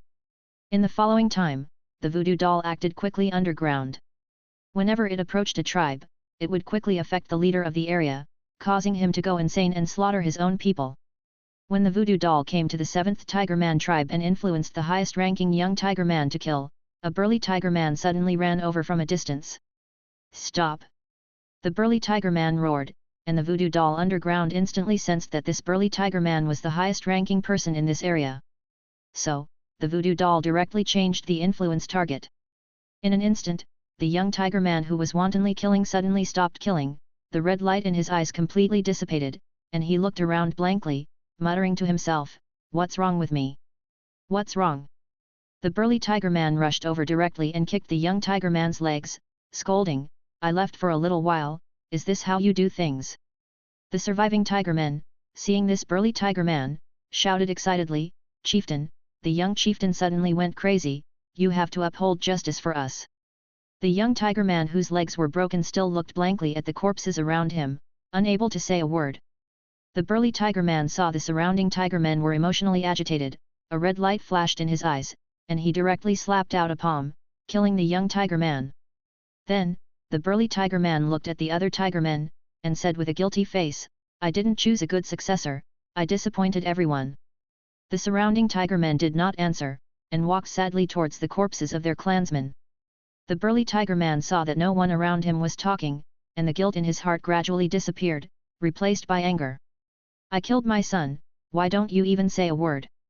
The burly Tiger Man became more and more angry, and suddenly shot out, killing the only remaining first-tier professional, and then, with red eyes, frantically slaughtered the other clansmen. The remaining Tiger Men were not strong enough, and were killed before they could escape. After killing all the clansmen, the burly Tiger Man froze in place, the red light in his eyes flashing constantly. "Ha ha ha ha!" The burly Tiger Man suddenly laughed wildly a few times, and slapped his forehead madly. The 7th Tiger Man tribe was destroyed by the voodoo doll in this way. Chapter 21. The voodoo doll continued its slaughter, and the tribes near the dimensional portal disappeared one after another. Afterward, the voodoo doll advanced further, eliminating weaker tribes. Time flew by, and 2 days quickly passed. At this time, half of the square white stone had sunk into the ground. Standing at the front, Ling Ji glanced at Fang Che in disbelief, exclaiming, "It's been 2 days." The others also looked at Fang Che with astonishment, unable to imagine what was happening. According to what everyone knew, when a higher-level plane connected to a lower-level plane, it would use powerful forces to conceal the dimensional portal. During the first 2 days of the dimensional portal's opening, the will of the lower-level plane was unable to detect the existence of the dimensional portal, and could only rely on the intelligent creatures near the dimensional portal to observe and report. Moreover, the professionals of the higher-level plane did not dare to eliminate the intelligent creatures near the dimensional portal, because doing so would inevitably expose the dimensional portal in advance. Therefore, everyone would use various props to eliminate intelligent creatures. These props were expensive and could only eliminate some ordinary intelligent creatures, making it difficult to harm professionals. In most cases, the props would be destroyed by professionals within an hour, and then would follow a cruel plane battle. Now, Fang Che's props allowed everyone to spend 2 days peacefully, which was something they dared not even think about. Ling Ji quickly retracted her incredulous gaze and reminded them with a serious expression, 2 days have passed, the will of the opposite plane will discover us, everyone prepare for battle. Everyone perked up and vigilantly watched the curtain-like dimensional portal. At this time, in the opposite plane, in the palace of the Yellow Tiger tribe, the third-tier Yellow Tiger King was resting. For this battle with the Blue Tiger tribe, the Yellow Tiger King had not closed his eyes for several days in order to prepare for the war. Now that he had free time, he could rest for a while. Suddenly, the Yellow Tiger King opened his eyes, quickly got out of bed, and knelt on the ground. The next second, a huge illusory eye appeared in front of the Yellow Tiger King. A piece of jade with writing on it flew out of the eye and landed in front of the Yellow Tiger King, then the eye disappeared. Only then did the Yellow Tiger King pick up the jade and check the text on it. Immediately afterward, the Yellow Tiger King's emotions became agitated, and he quickly ran outside, shouting, "Team 3, follow me." Outside in the houses, many tiger people walked out in confusion, looking at the Yellow Tiger King. The members of Team 3, who were named, quickly followed the Yellow Tiger King's footsteps. The Yellow Tiger King led Team 3 and ran wildly towards the dimensional portal, and soon discovered the destroyed tribes. The tiger people's eyes were solemn, but they did not stop and continued to move forward. Before long, the curtain-like dimensional portal appeared in front of the tiger people. It's a dimensional portal.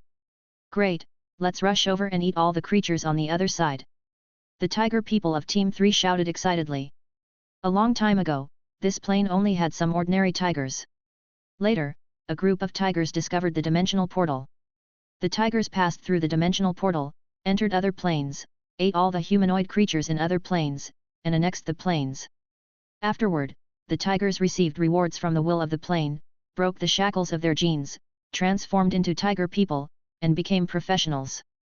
Now, the Yellow Tiger tribe is at war with the Blue Tiger tribe because they heard that the Yellow Tiger tribe had discovered a dimensional portal.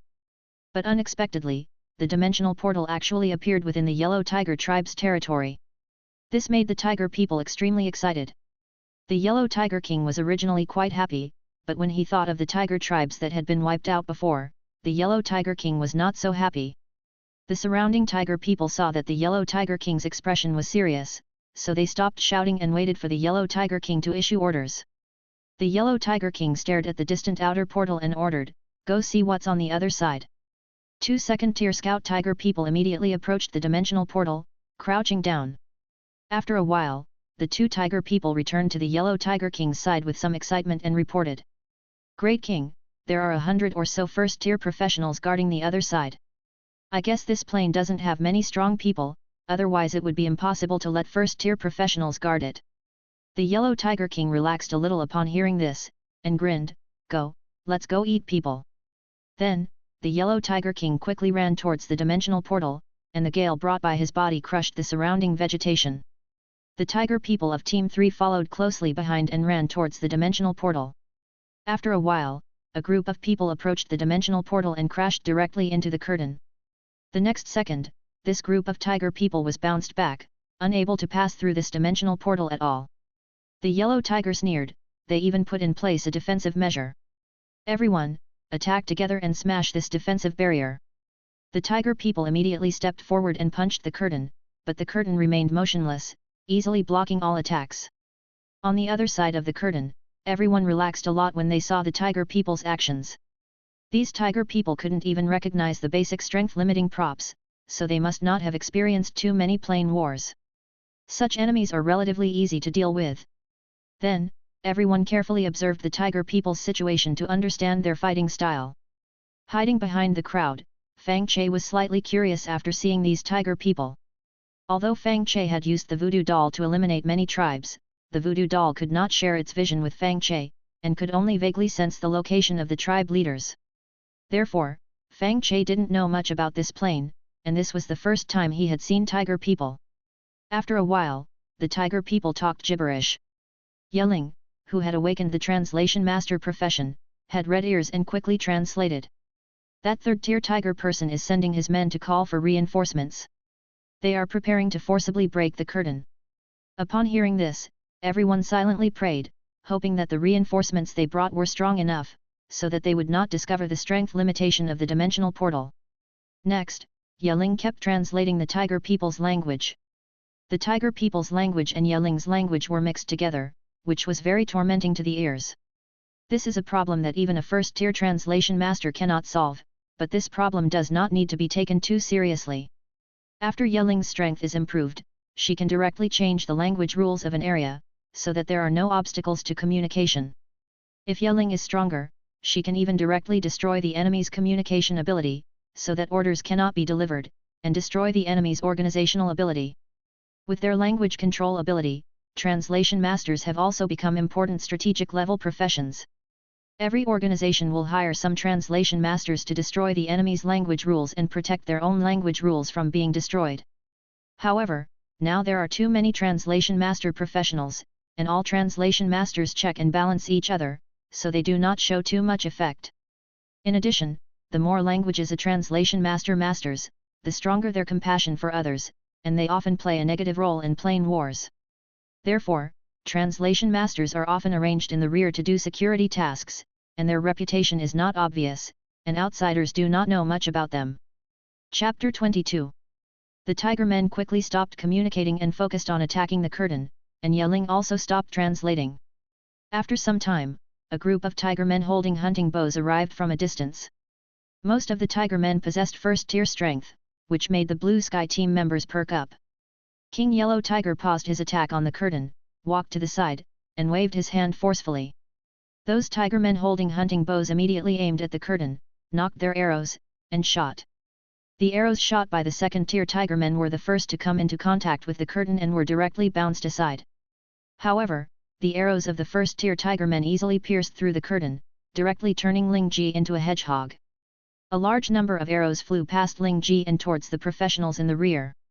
The front row professionals raised their shields to block the arrows. The shields easily blocked the arrows and deflected them without leaving any scratches. However, the immense power contained in the arrows still made the professionals holding the shields lean backward. The group quickly stabilized their bodies and looked towards Ling Ji. They saw Ling Ji calmly pulling out the arrows, and the next second, the wounds pierced by the arrows instantly healed automatically. As the most difficult healing profession to kill in the Emperor Plane, the fleshly body Bodhisattva's self-healing ability is terrifying. Even if the fleshly body Bodhisattva's heart is dug out, as long as there is still energy in her body, she can grow a new one. These arrow injuries were completely child's play. The tiger men didn't understand the fleshly body Bodhisattva profession and, looking at Ling Ji's terrifying recovery power, were all shocked and subconsciously stopped shooting arrows. King Yellow Tiger, after a brief shock, shouted, "First-tier tiger men shoot arrows. Other tiger men stop attacking." The first-tier tiger men knocked their arrows and shot, the arrows piercing through the curtain, hitting Ling Ji, or being blocked by shields. King Yellow Tiger grinned and said, "It seems that this plain channel can't stop first-tier tiger men. First-tier tiger men, go through and see if you can pass through the plain channel." Some first-tier tiger men wearing iron armor immediately walked towards the plain channel. Before long, the first-tier tiger men easily passed through the plain channel.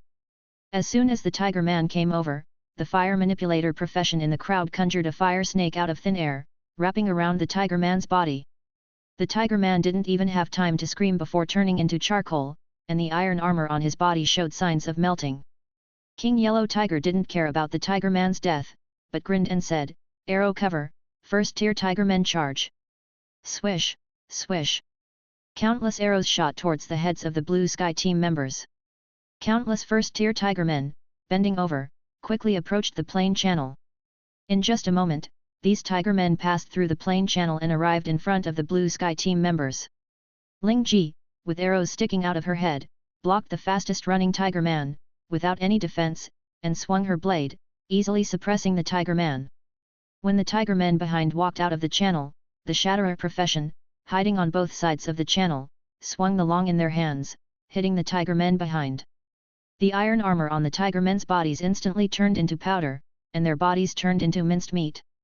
The professionals guarding in front of the square white stones, hiding behind shields, released flames, ice spikes, and other attacks in batches, eliminating the tiger men in fixed positions. These tiger men had no ability to resist the professionals' attacks and were instantly killed. The Blue Sky team members had the same realm as the tiger men, but their powerful destructive power was entirely due to amplification items.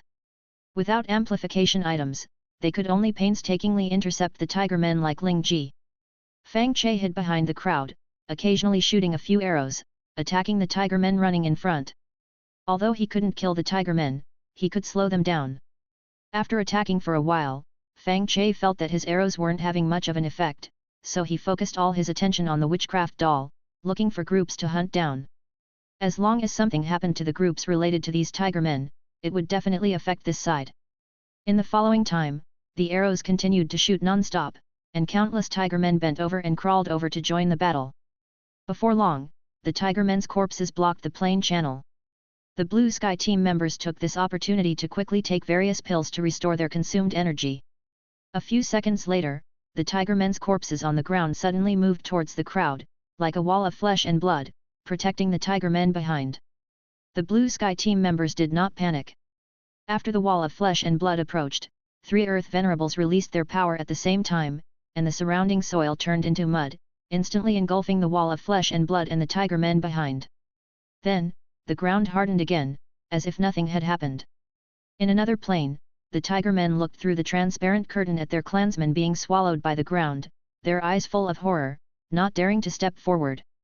King Yellow Tiger frowned and roared, "Their methods definitely can't last long. Otherwise, they would definitely keep the ground in a muddy state. Attack quickly." The tiger men in the front hesitated, but they were quickly pushed forward by the tiger men behind, unable to stop. These helpless tiger men could only forcibly suppress the fear in their hearts and bend over to move forward. The tiger men's arrows rained down on the Blue Sky team members. The battle returned to the previous state. After a while, the tiger men's corpses blocked the channel again. This time, the tiger men didn't push the corpses, but quickly took the corpses back, clearing a path. After that, the tiger men's arrows shot again, and the first-tier tiger men continued to bend over and move forward. After repeating this process several times, the Blue Sky team professionals, who had no time to rest, showed signs of fatigue, and their condition was not as good as before. The shields, after enduring countless arrow attacks, also showed cracks, as if they would collapse at any time. Therefore, the front row professionals of the Blue Sky team quickly replaced their shields while the tiger men were clearing the corpses, continuing to withstand the attacks. After several more hours of fighting, a professional holding a shield to defend ran out of strength, and the shield fell to the ground. The next second, an arrow shot in from the gap, seriously injuring several professionals. Ling Ji quickly ran to the area where the shield had fallen, replacing the shield with her body, enduring the arrow attacks, and roared, "Quickly rebuild the defense." A professional quickly picked up the shield on the ground and restabilized the defense. The professionals who were seriously injured by the arrows took healing pills and continued to fight. However, more professionals ran out of strength, unable to hold the shields in their hands, and were seriously injured by the arrows. Before long, after the shield fell to the ground again, an arrow flew over and instantly pierced a professional's head. The professional died on the spot, and the people next to him didn't even have time to help. After a brief panic, the people around him searched out various items from the deceased and put them into the battle. Some of the professionals further away were not even affected. Such a calm and rational fighting style, and a tenacious fighting will, were also gifts left by the life witch when she created life. However, people's qualities are different, and there are always some special individuals. After witnessing the professional's death, although Fang Che didn't feel fear in his heart, he didn't show the same fearless spirit as the others, but instead hid more carefully and reduced the number of attacks. Chapter 23. Fang Che poured more energy into the voodoo doll pattern on the Curse Master's gem. Subsequently, this energy was directly absorbed by the voodoo doll, using the pattern as a transfer station. The voodoo doll, energized, suddenly sped up its digging in the ground. With each distance the voodoo doll advanced, it transmitted the aura of the professionals back to Fang Che. However, these professionals were now under the jurisdiction of the Yellow Tiger King and belonged to the same group. And Fang Che's strength was too low to manipulate the voodoo doll to affect the Tier 3 Yellow Tiger King. Furthermore, the voodoo doll could only deal with groups of 50 people, the Yellow Tiger King had thousands of tiger men under his command. Even if Fang Che were strong enough, the voodoo doll wouldn't be effective. Fang Che could only control the voodoo doll to continue moving forward. After moving away from this area, the voodoo doll quickly discovered a new tribe.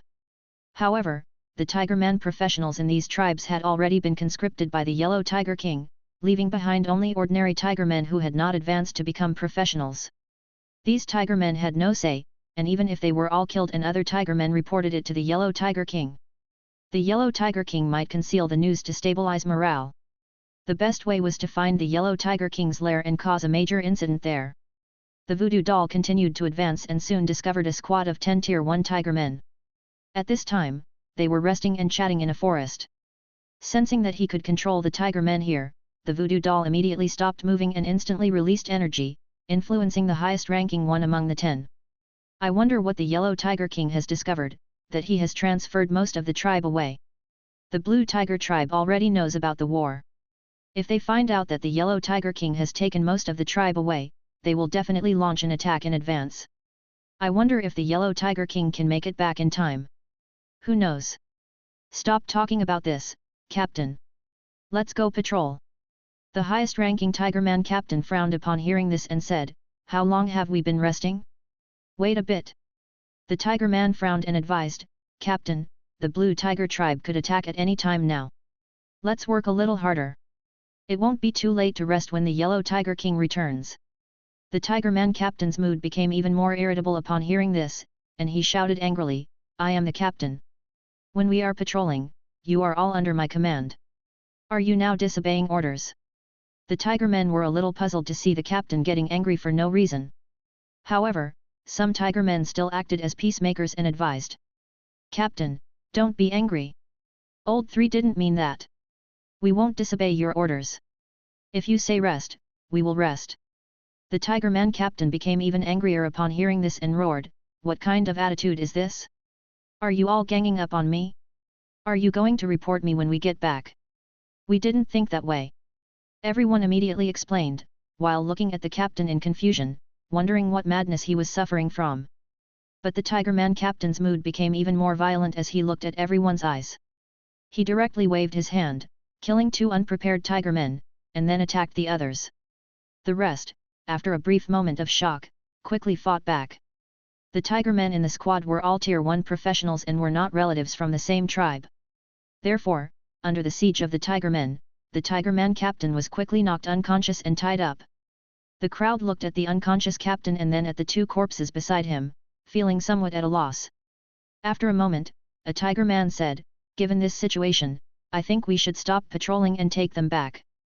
The other tiger men nodded in agreement, and the tiger man who suggested returning temporarily became the leader of the team. And the tiger man captain also lost his leadership qualification. Subsequently, the tiger men carried the unconscious captain and the 2 bodies away from this place. Not long after walking, a red light suddenly flashed in the eyes of the tiger man who suggested going back. Then, this tiger man suddenly stopped, turned around, and swung his fist, directly killing 2 tiger men. The remaining tiger men quickly put down the bound tiger man captain and the tiger man corpses, and attacked the temporary leader together. After a while, the leader was also seriously injured and tied up. The surviving tiger men dispersed, observing the other tiger men with vigilant eyes, guarding against sudden attacks from other tiger men. At this moment, the squad had entered a leaderless state, and the voodoo doll could not exert its power. So, the voodoo doll quickly dug through the dirt and went to other places. Next, the voodoo doll encountered many patrol squads, quickly eliminating a large number of tiger men. Near the palace of the Yellow Tiger tribe, many Tier 1 tiger men were guarding. There were also many Tier 2 tiger men hidden in the dark, quietly observing the surroundings. At this time, a survivor of a squad attacked by the voodoo doll was running towards the palace in a panic. Gathering 20 meters away from the palace, a Tier 2 tiger man suddenly appeared and asked nervously, "What happened?" The survivor of the patrol squad replied with some horror, "The captains are crazy, they killed people in the squad. There are still 3 people alive, and I came back to report." The Tier 2 tiger man was puzzled to hear this and asked, "How could they go crazy for no reason? Take me over there." The Tier 1 tiger man's eyes became even more horrified upon hearing this, and a look of resistance appeared on his face. Seeing this, the Tier 2 tiger man ordered loudly, "Take me there quickly." The Tier 1 tiger man hesitated for a moment, then nodded, "Yes, sir." The 2 had just turned around and hadn't walked far when they saw more patrolling Tier 1 tiger men running back, all with panicked expressions on their faces. The Tier 2 tiger man felt that something was wrong and hurriedly ran over to ask, "What did you encounter?" "The captains are crazy. Many tribesmen are dead." The tiger men spoke with horrified faces about what they had encountered, with various voices mixed together, very noisy. But the Tier 2 tiger man still learned one same thing from the chaotic voices, that is, some people in each patrol squad went crazy and killed people indiscriminately. If this kind of thing only happened once or twice, it could be defined as an accidental event and not be cared about. But if every patrol squad encountered this kind of thing, then it could only be the enemy causing trouble. So, the Tier 2 tiger man said, "You go home and rest. Just don't spread this." After instructing these things, the Tier 2 tiger man hurriedly ran into the palace and met the son of the Yellow Tiger King. The Tier 2 tiger man knelt on the ground and reported, "Little King, many people in the patrol squad suddenly went crazy and killed people. It is likely that the Blue Tiger tribe has developed a special means of attack. Please, Little King, make a decision." The Little King's face changed drastically, and he hurriedly asked, "Have any Tier 2 tiger men died?" The Tier 2 tiger man replied, "The dead are all Tier 1 tiger men. None of the Tier 2 patrol teams have returned yet, and I don't know the specific situation." The Little King ordered, "Go and check it out quickly. If the Tier 2 tiger men go crazy and kill people, notify me immediately." If the Tier 2 Tiger men don't go crazy and kill people, then replace all the patrol squads with Tier 2 Tiger men, and you don't need to notify me. Yes, sir. Chapter 24. The Yellow Tiger Tribe's Tier 1 patrol team was quickly recalled and replaced with a Tier 2 patrol team, preventing the voodoo doll from continuing its slaughter. At this moment, within the Emperor's plane, Fang Che also noticed the predicament of the voodoo doll. Based on the voodoo doll's perception of the situation, Fang Che believed that the area, being closest to the Yellow Tiger King and having no means to stop him, must be the Yellow Tiger King's main base. Eliminating the professionals in that area would force the Yellow Tiger King and his forces to return. Unfortunately, both the voodoo doll and Fang Che were too weak. Even if the others dispatched some Tier 2 professionals, Fang Che couldn't resolve the problem. Moreover, the people there didn't panic when faced with danger, so it seemed impossible to use them to distract the Yellow Tiger King. However, Fang Che was confident that he could divert the Yellow Tiger King's attention. He had learned from Yeling's translation that this plane was not unified, and the Yellow Tiger King had a rival force called the Blue Tiger Tribe, which was currently in the midst of war mobilization. Once the Blue Tiger Tribe completed its war mobilization, it would definitely launch a war. If Fang Che could stop the Blue Tiger Tribe's war mobilization in advance and lure them to the Yellow Tiger King's main base, he could definitely restrain the Yellow Tiger King. Therefore, Fang Che controlled the voodoo doll, moving it in the direction where the Blue Tiger Tribe might be living. At this moment, Yeling, who was hiding aside, approached Fang Che and anxiously asked, "Was the item you threw out destroyed? I hope you can use it to kill ordinary tiger people and restrain the Yellow Tiger King." Before Fang Che could answer, Yun Tian, who was hiding nearby, said, "I don't think even killing all the ordinary tiger people would be enough to restrain the Yellow Tiger King. Besides, you translated earlier that the tiger people in this plane exist in the form of small and large tribes, constantly fighting each other, and there will definitely be some professionals left near the ordinary tiger people."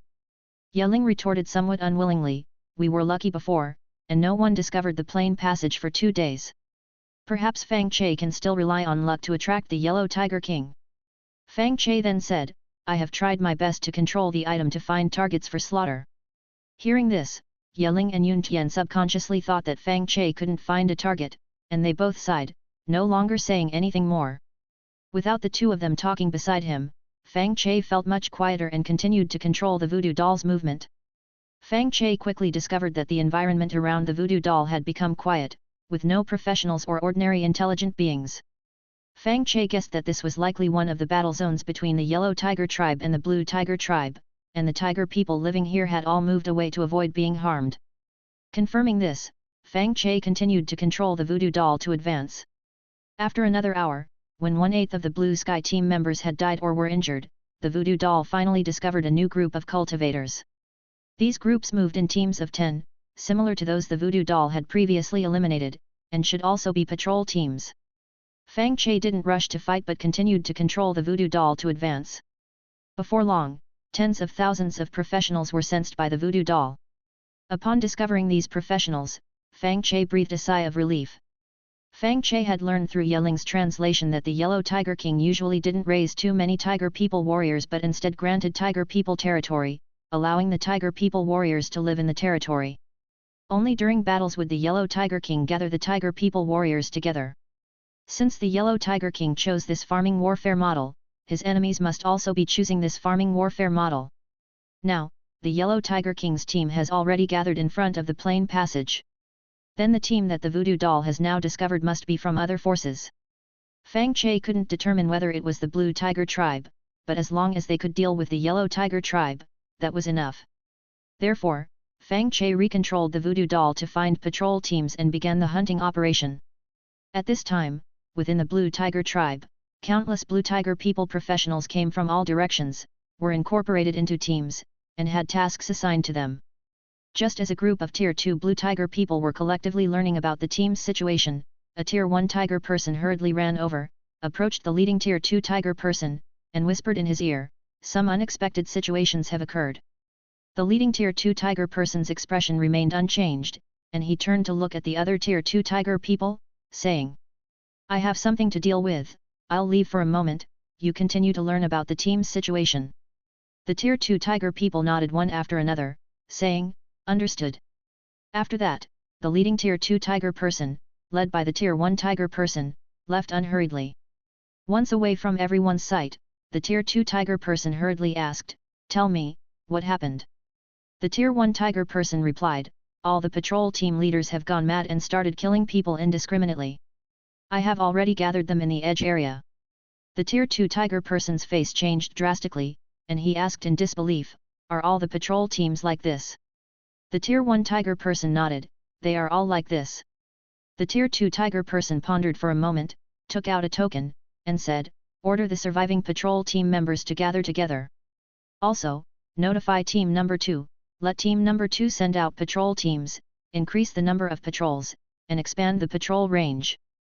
The Tier 1 tiger person took the token and responded, "Yes, sir." After that, the two tiger people separated, and the Tier 2 tiger person hurriedly came to a wooden house and said respectfully, "Great King, I have something to report." A slightly impatient voice soon came from inside the wooden house, "Come in." Hearing the displeasure in the voice, the Tier 2 tiger person more respectfully pushed open the door and knelt in front of a Tier 3 blue tiger person, reporting. "Reporting to the Great King, members of each patrol team have suddenly gone mad and are randomly killing people in their teams. I have already had them gathered together and have also arranged for team number 2 to dispatch patrol teams." The Tier 3 Blue Tiger King frowned upon hearing the report. Previously, the Blue Tiger King had sensed the plane's will, but he hadn't discovered the plane's will transmitting any information. The Blue Tiger King was troubled and prepared to go to the front line for inspection in advance. As a result, the Blue Tiger King discovered that the closer he got to the Yellow Tiger tribe, the stronger the plane's will's sensation became. Therefore, the Blue Tiger King stayed here. These days, the Blue Tiger King has been actively communicating with the plane's will, but he can only vaguely sense the plane's will and cannot obtain any information. The Blue Tiger King consulted the classics and felt that the plane's will favored the Yellow Tiger tribe and had abandoned the Blue Tiger tribe. Therefore, the Blue Tiger King had been very irritable these days. Now, upon learning that the patrol team members were inexplicably going mad, the Blue Tiger King had completely confirmed that the plane's will had abandoned the Blue Tiger tribe. The Blue Tiger King lowered his head somewhat sadly, and the hard work of his fathers in developing the Blue Tiger tribe appeared in his mind. Seeing that the Blue Tiger King had not made any arrangements, the Tier 2 tiger person did not dare to urge him but just knelt respectfully on the ground, avoiding angering the Blue Tiger King. Chapter 25. The Blue Tiger King constantly recalled the past, his eyes growing redder and his expression more ferocious. After a moment, an idea burst forth in the Blue Tiger King's mind: even if the plains will abandon the Blue Tiger clan, they could not simply surrender. As long as the Yellow Tiger clan was eliminated, they would surely gain the favor of the plains will. The Blue Tiger King stood up and announced, "Order all warriors to immediately attack the Yellow Tiger clan." Upon hearing this, the Tier 2 Tiger Man immediately reminded, "King, many Tier 1 Tiger men have not yet arrived. Should we wait a few more days?" The Blue Tiger King shook his head and said, "Tier 1 Tiger men have limited combat power and won't be of much use. We won't wait for them. Go and give the order to depart in half an hour." The Tier 2 Tiger Man glanced at the Blue Tiger King. Seeing his resolute attitude, he didn't dare offer any more objections and directly replied, "Yes, sir." Before long, the warriors of the Blue Tiger clan were advancing towards the Yellow Tiger clan. In the Emperor Plain, Fang Che sensed through the voodoo doll that a large number of Tier 1 and Tier 2 professionals were heading towards the Yellow Tiger clan. Fang Che immediately had the voodoo doll stop moving and hide quietly underground, sensing the surrounding situation. Soon, Fang Che discovered the aura of a Tier 3 professional through the voodoo doll. Fang Che was delighted. Even without malicious intent, the Yellow Tiger clan would not easily trust these professionals approaching their territory, and would certainly report to the Yellow Tiger King. Fang Che only needed to wait. On the other side of the dimensional portal, the Yellow Tiger King was extremely excited as he watched the Tier 1 Tiger men constantly dying. At the beginning of the battle, hundreds of Tiger men would die without killing a single enemy. But now, the ratio of Tiger men deaths to enemy deaths had reached 70 to 1. The Yellow Tiger King believed that as the enemies continued to die, the Tiger men's death rate would decrease further. Moreover, the enemies on the other side had not sent reinforcements for a long time.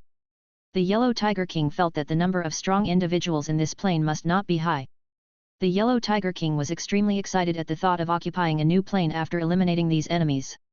Just as the Yellow Tiger King was rejoicing, a Tier 2 Tiger man hurried to his side and whispered, "King, we just received news that the Blue Tiger clan is marching rapidly towards our main camp. By now, the battle should have already broken out. The Yellow Tiger King's face showed no tension. Instead, he smiled and said excitedly, "This is truly a double blessing. With the defensive measures of our main camp, it can last for several days. I will now take people back and encircle and eliminate the Blue Tiger clan from behind. You stay here and continue to urge the warriors to eliminate the enemies." The Tier 2 Tiger Man bowed and said, "Yes, sir." The Yellow Tiger King led a group of Tier 2 Tiger Men and quickly left the dimensional portal to encircle the Blue Tiger clan. Their departure was noticed by the Tier 1 Tiger Man warriors. Without the Yellow Tiger King's supervision, the Tier 1 Tiger Men instantly relaxed, and their enthusiasm for attacking weakened considerably. The Tier 2 Tiger Man, after watching the Yellow Tiger King leave, quickly went to his team and whispered, "Leave the dimensional portal in batches, and don't make a sound." The Tier 1 Tiger Men nodded excitedly upon hearing this and quietly left. Although these Tier 1 Tiger Men acted cautiously, the decrease in numbers could not be concealed from others. Therefore, the other Tiger Men's fighting spirit weakened again, and their attacks became less aggressive. The Tier 2 Tiger Man also knew the reason for the weakened fighting spirit, but he didn't care. Anyway, there were only so many enemies, and there was no need to attack desperately. All that was needed was to contain the enemies. Therefore, the Tier 2 Tiger Man did not issue any forceful orders and casually said, "Continue attacking." The surrounding Tiger Men became even more relaxed upon hearing this, and the frequency of their attacks decreased again. In a cave in the Emperor Plain, the Blue Sky team members discovered that as time passed, fewer and fewer Tiger Men rushed over to attack. In the end, only arrow attacks remained, and no Tiger Men entered the portal to die. Ling Ji immediately asked, "Yeling, do you know what's happening?" Yeling shook her head and said, "The Tiger Men are speaking too softly, I can't hear them clearly, but the number of Tier 2 Tiger Men around has decreased significantly. They should have been diverted to other places by something." Speaking of this, Yeling looked at Fang Che and asked, "Fang Che, can you sense the situation outside with your?" Fang Che shook his head and said, "The is somewhere else, and I don't know what's happening outside. Anyway, it's a good thing that the attacks have decreased." Fang Che sensed through the voodoo doll that a large number of professional teams had appeared near the Yellow Tiger clan's main camp, which was related to the voodoo doll's deliberate killings. However, Fang Che did not intend to show off the voodoo doll's accomplishments. Anyway, the rewards were fixed, and continuing to show off might not bring more benefits, but might lead to being assigned more tasks. It was better to remain silent. The Blue Sky team members nodded in agreement upon hearing Fang Che's words. The decrease in attacks was indeed a good thing, and there was no need to dwell on it too much. After that, the Blue Sky team members took turns holding shields to block the arrows and took turns resting. At the same time, some professionals carried corpses and piled them into meat walls to protect the square white stone. Ling Ji looked at these corpses, feeling a little regretful. Not only because a third of the professionals had lost their lives, but also because she regretted not being able to make better use of these corpses. If the Blue Sky team had a corpse driver professional, they could control the corpses to fight and reduce the probability of death for other members. This was much more practical than simply protecting the white stone. Unfortunately, corpse drivers were too popular and could not join the newly established Blue Sky team. Ling Ji sighed, then stopped thinking about it and focused on adjusting her state. Fang Che sat in the corner, feeling very relaxed. Now that most of the Yellow Tiger clan's strong individuals were being held back, and the remaining Tiger Men did not have a strong desire to attack, it was almost certain that the mission would succeed. Next, Fang Che could receive the rewards bestowed by the Plainswell and break through to Tier 2. Fang Che's attention instantly focused on the Curse Lord gem, checking the method for advancement and breakthrough. To break through to Tier 2 Curse Lord, the first step was to completely transform the second layer altar into a real state. The second step was to gather various materials, refine them into a special advancement potion, and sprinkle the potion on the Curse Lord professional gem. The final step was to prepare an advancement ceremony, absorb the potion's energy, and advance to Tier 2 Curse Lord. The Curse Lord's advancement ceremony was similar to the awakening ceremony, both absorbing the energy generated when others cursed. The only difference was that the cursing energy required for advancement must be released by Tier 1 professionals, and the cursing energy of ordinary people was invalid. The advancement ceremony did not specify how much cursing energy was needed, presumably some cursing energy could be obtained to complete the advancement. When Fang Che awakened the Curse Lord profession, he had checked the improved method for breaking through to Tier 2 Curse Lord, but unfortunately it ended in failure. I wonder if he can see the improved method now. Thinking of this, Fang Che directly muttered in his heart, "Observe." The next second, Fang Che's illusory eyes appeared out of thin air in his Nuan Palace, carefully observing the Curse Lord gem. Chapter 26. After observing for a long time, the improved information still didn't appear. Fang Che had nothing to do, so he didn't give up and kept staring at the Cursed Master's gem. After an unknown period, the illusory eyes flickered slightly, and finally, he saw the information recorded on the Cursed Master's profession gem change. Fang Che was slightly excited and then observed carefully. There were 3 pieces of improved information. The first piece was: be hated and cursed by 20 Tier 1 professionals who restrain cursed masters, obtain their curse energy, and after completing the breakthrough, you will not be restrained by any profession in the future. This piece of improved information is good. Professional restraint is a fatal problem. Facing a professional who restrains you, your skills won't hurt him at all. In front of him, your own energy operation will be affected, and you will lose half the battle just by meeting him. If you can solve the problem of professional restraint, your survival ability will definitely be improved. However, Fang Che felt that this improvement method would be difficult to complete. There are not many professions that can restrain cursed masters, and most professions are difficult to awaken, so it is very difficult to gather 20. Fang Che frowned and continued to check other improved information. The second piece of improved information is: be hated and cursed by 50 professionals who have awakened different professions, obtain their curse energy, and after completing the breakthrough, you can restrain all professions in the future. This piece of improved information made Fang Che relax slightly. It is easy to gather 50 different professionals, and the improved ability is also good. Even if Fang Che faces professionals who restrain cursed masters in the future, he can restrain them, weakening both sides' strength at the same time. Weakening both sides' strength at the same time is equivalent to not being weakened. At least you can fight fairly. This improved information is much better than the first one. Then, Fang Che looked at the third piece of improved information. Be disgusted by the will of the plane, obtain the curse of the Emperor Plane's will, and use the curse energy of the Emperor Plane's will to complete the breakthrough. In the future, you will not be restrained by any profession and will restrain all professions. Seeing this piece of improved information, Fang Che's eyes widened, and he subconsciously rejected this improvement plan. As a creature of the Emperor Plane, being disgusted by the will of the plane is tantamount to seeking death. The knowledge learned in the Butcher Academy did not allow Fang Che to do this. But for some reason, Fang Che felt unusually excited looking at the third improvement plan, as happy as a fish seeing water. This was a reaction from his body's instincts. Fang Che felt that this third piece of improved information might help Fang Che go further. Fang Che hesitated slightly and decided to choose the third improvement method to complete the breakthrough.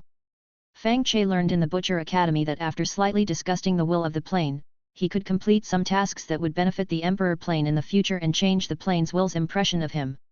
After making these decisions, all kinds of ways to disgust the will of the plane appeared in Fang Che's mind.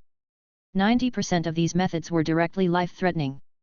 For example, killing soul masters for no reason, mass slaughtering ordinary people of the Emperor Plane, robbing newly awakened professionals of the Emperor Plane, and repeatedly violating contracts were all suicidal methods that Fang Che could never choose.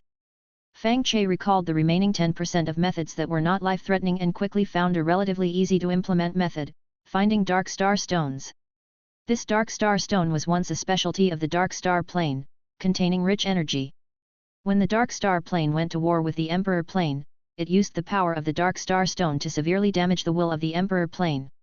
After the battle, the benefits obtained by the Emperor Plane could not compensate for this severe damage. Moreover, due to the special transformation of the Dark Star Plane, the Dark Star Stone was difficult to be perfectly utilized by the Emperor Plane. Therefore, the will of the Emperor Plane was very disgusted with the Dark Star Stone. However, because the Dark Star Stone had abundant energy, the will of the Emperor Plane was reluctant to throw it away and could only use these Dark Star Stones to build garbage disposal plants, sewage purification ponds, and a series of other buildings. Fang Che remembered that there was a scrap sewage purification pond near the Butcher Academy. A long time ago, the Butcher Academy was very glorious, and the surrounding population was dense, requiring many sewage treatment plants. Later, the Butcher Academy declined, failing to cultivate powerful students, and the surrounding population gradually moved away. With the decrease in population and the reduction in sewage produced, the sewage treatment plant was scrapped. The good things in this sewage treatment plant were all sold off. As for the Dark Star Stone, because it was disgusted by the plane's will, not many people dared to touch it for a long time, and it was preserved instead. Fang Che decided to go there after completing the task and collect some Dark Star Stones. After thinking about these things, Fang Che's attention focused on the Witch Gu doll. Fang Che planned to destroy more tribes. For the plane's will, destroying the intelligent creatures of other planes is the best way to please the plane's will. If enough intelligent creatures are destroyed, you can even get rewards from the plane's will. Now there is an opportunity to destroy the intelligent creatures of other planes, which must not be wasted. Under Fang Che's control, the Witch Gu doll quickly moved away from the Yellow Tiger clan's territory and went to other places to find targets to hunt. Time flew by, and soon it was the next night. During this time, the Tier 1 Tiger men's arrows continued to shoot, but none of the Tiger men passed through the plane channel. The Blue Sky group often looked expectantly at the square white stone. At this time, most of the white stone had sunk into the ground, leaving only a thin layer exposed. It is estimated that after a while, the white stone can completely sink into the ground and complete the task. Fang Che ignored the stone and continued to hunt tiger men. At this moment, in the mission hall near the Butcher Academy, the people of the Fierce Tiger group were still living here. The other professionals in the mission hall were already accustomed to this scene, and no one paid attention to the Fierce Tiger group members. This made the Fierce Tiger group feel much more at ease. Just at this moment, a fierce tiger pattern appeared out of thin air in the mission hall. Then, the surrounding space energy quickly gathered, opening a subtle space crack. Captain Li shouted excitedly, "The leader and the others are back." After shouting this sentence, Captain Li's excited emotions dissipated, and he suddenly became sad. The expressions of the other captains were not very good either. These days, the Fierce Tiger group had been staying in the mission hall, which was embarrassing. Being embarrassed was one thing, but they didn't even dare to accept the benefits they deserved. Several captains really didn't dare to face the leader. After a moment, the crack opened to its maximum, and a man with a long sword on his back and sharp eyes walked out of the crack. In the next second, the originally somewhat lively mission hall suddenly became quiet. The man looked around, saw the Fierce Tiger group, and walked over with some doubts. In the crack behind the man, more Fierce Tiger group backbones walked out, following the man's footsteps. Captain Li and others quickly lined up and stood still, shouting nervously, "Hello, leader! You're welcome." Chen Chuan, the leader of the Fierce Tiger group, waved his hand and asked curiously, "How did you know I was coming back today?" The Fierce Tiger group backbones behind him also looked curiously at Captain Li and others. Captain Li and others looked at each other with sad faces, and no one dared to speak. Chen Chuan frowned, realized that something was wrong, and immediately said, "Let's talk about it when we get back." Chapter 27. Chen Chuan left the mission hall, and the members of the Fierce Tiger gang quickly followed, afraid of being eliminated by unknown enemies if they were too slow. After the Fierce Tiger gang left the mission hall, the professionals who had accepted missions instantly started discussing, and the mission hall suddenly became much more lively. Outside the mission hall, Chen Chuan heard the discussions behind him, his expression unchanged, but his walking speed suddenly increased slightly. Before long, Chen Chuan returned to the Fierce Tiger gang's headquarters hall and asked with some confusion, "Where are Mu Hai and Li Yuan? Did they go to carry out a mission?" Several captains looked nervous, and Captain Li braced himself and replied, "The two young masters were assassinated a few days ago." Chen Chuan's face turned ugly, and he frowned and said, "Tell me in detail what has happened these days." Seeing that the gang leader was not going crazy, the captains relaxed slightly, and then Captain Li began to recount the events of the past few days. After Captain Li finished telling everything, he added, "This subordinate guesses that the group most likely to hire assassins and poison doctors is the Azure Sky Gang." Chen Chuan said very calmly, "Even if it wasn't the Azure Sky Gang who did it, we must frame them for it. Only in this way can we stabilize morale." The captains immediately flattered him, "Gang leader is wise." Chen Chuan glanced at the nervous expressions of the crowd and comforted them, "The fleshly bodhisattva profession is too precious. If I wanted to win over a fleshly bodhisattva, I wouldn't violently harm the Azure Sky Gang created by Ling Ji. I won't blame you." Captain Li and the others were slightly stunned upon hearing this. There had been too many things happening in the past few days, and Captain Li simply didn't have the idea of winning over Ling Ji. Strictly speaking, it was just that everyone had a fluke mentality and was also fearful. However, now that Chen Chuan had already imagined so many things, Captain Li and the others didn't reveal the truth, but tacitly responded, "Gang leader is wise." Afterward, Captain Li said, "Now that the Azure Sky Gang has accepted a dangerous mission arranged by the will of the plane, it is impossible to win over Ling Ji. I wonder when we will go out to eliminate the Azure Sky Gang. No need to be so troublesome." Chen Chuan took out a palm-sized short sword from his storage ring and said, "I will use the last item rewarded by the will of the plane to eliminate Ling Ji and the others. Do you have a portrait of Ling Ji?" "Yes." Captain Li quickly took out a notebook from his storage ring, opened the first page, and handed it to Chen Chuan. Captain Li said, "This records the information of some members of the Azure Sky Gang, which this subordinate painstakingly collected. However, the collection time was too long, and only a small portion of the information was collected. It's enough." Chen Chuan tore off Ling Ji's portrait, placed it flat on the table, and then stabbed the short sword into Ling Ji's portrait. The next second, the short sword melted and covered the portrait. Immediately afterward, the portrait retransformed into ink, detached from the white paper, and condensed into hundreds of finger-length ink-fine swords, flying towards the western wasteland volcano where the Azure Sky Gang was performing their mission. Near the plain passage of the western wasteland volcano, the square white stone completely sank into the ground. In an instant, the curtain-like plain passage emitted a faint light, blocking the arrows shot by the Tiger Men. At the same time, vast and ethereal energy enveloped the members of the Azure Sky Gang, and a circular blue badge condensed above Ling Ji's head. In the blue badge, a few white clouds occasionally floated, as if a corner of the sky was into the badge. At this moment, the plane mission had been completed. Finally survived. Finally completed the mission. Awoo! The members of the Azure Sky Gang howled excitedly. In the corner, Fang Che closed his eyes, paying attention to the situation in his Nuan Palace. After the square white stone sank into the ground, Fang Che lost contact with the Witch Gu doll. However, this Witch Gu doll was bound to Fang Che. At the instant of losing contact, the Witch Gu doll mark on the Curse Lord gemstone flashed with light.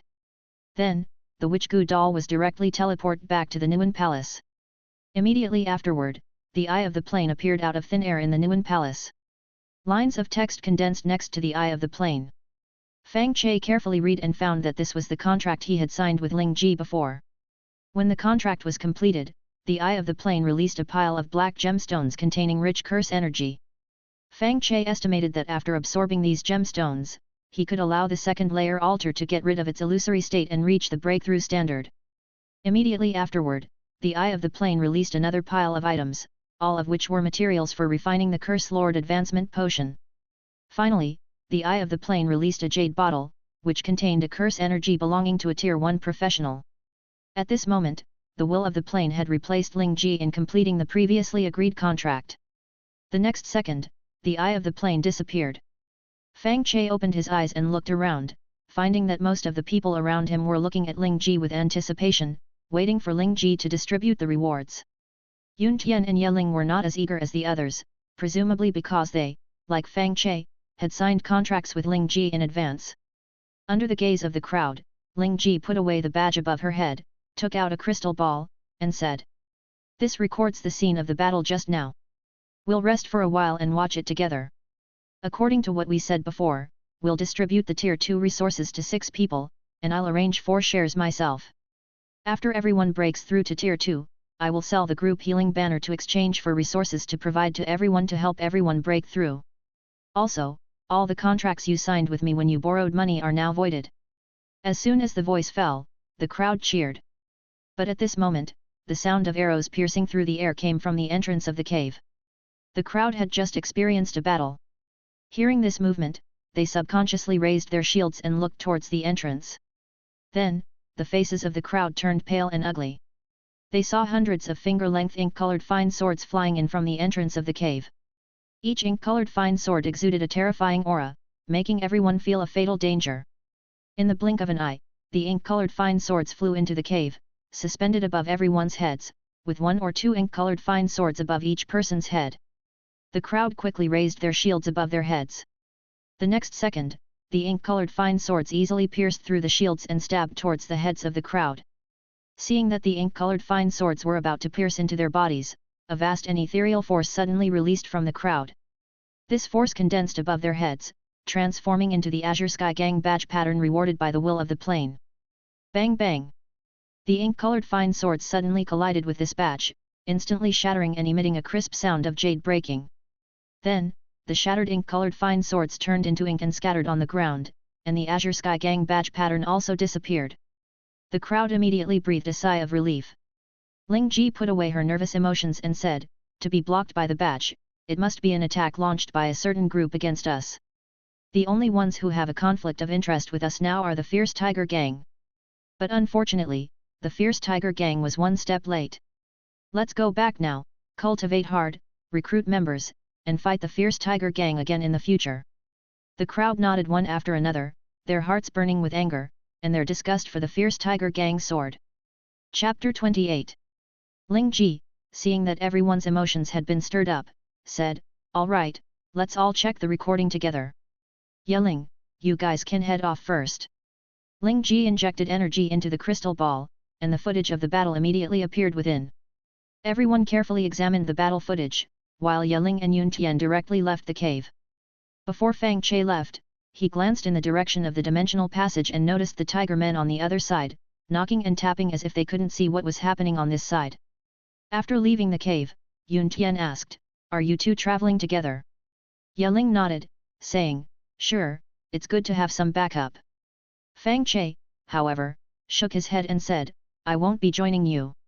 I plan to stay out here for a while before heading back." "All right, then be careful on your journey." Yun Tian and Yeling didn't ask where Fang Che was going, they simply exchanged a few polite words and then left. After watching them leave, Fang Che found a place and began to meditate and cultivate the Dark Abyss Curse cultivation method. As Fang Che began to cultivate, the black gemstones bestowed by the planes will instantly released cursed energy, merging into the second layer of the illusory altar. The cursed energy of the black gemstones was extremely dense and very easy to absorb. 1 minute of Fang Che's cultivation was equivalent to half an hour of previous cultivation, directly increasing his cultivation speed by 60 times. Moreover, these black gemstones, unlike pills, did not contain trace amounts of toxins, allowing him to cultivate continuously. Fang Che used the black gemstones to cultivate until he felt mentally fatigued, then he set off towards the abandoned sewage treatment plant. In the following time, Fang Che traveled quietly, cultivating when he was tired and traveling when he felt restless. Fang Che did not choose to travel or cultivate continuously. Because Fang Che was not the kind of person who could patiently do one thing for a long time, prolonged activity would make him feel tired and generate feelings of annoyance. Fang Che needed to adjust his emotions. While Fang Che was traveling and cultivating, in the Fierce Tiger Gang's base, Chen Chuan was also staring at a blank sheet of paper on the table.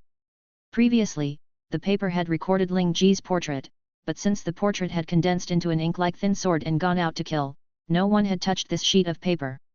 At this moment, Chen Chuan suddenly sighed, saying helplessly, "The paper hasn't changed at all, proving that my item failed to harm Ling Ji, or even anyone in the Azure Sky Gang. Such defensive means can only be possessed by badges granted by the plane. It seems the Azure Sky Gang has completed the mission assigned by the plane." Upon hearing this, Captain Li, who was beside him, asked hopefully, "Could it be that the item hasn't found Ling Ji and the Azure Sky Gang yet?" Chen Chuan shook his head, saying, "Impossible.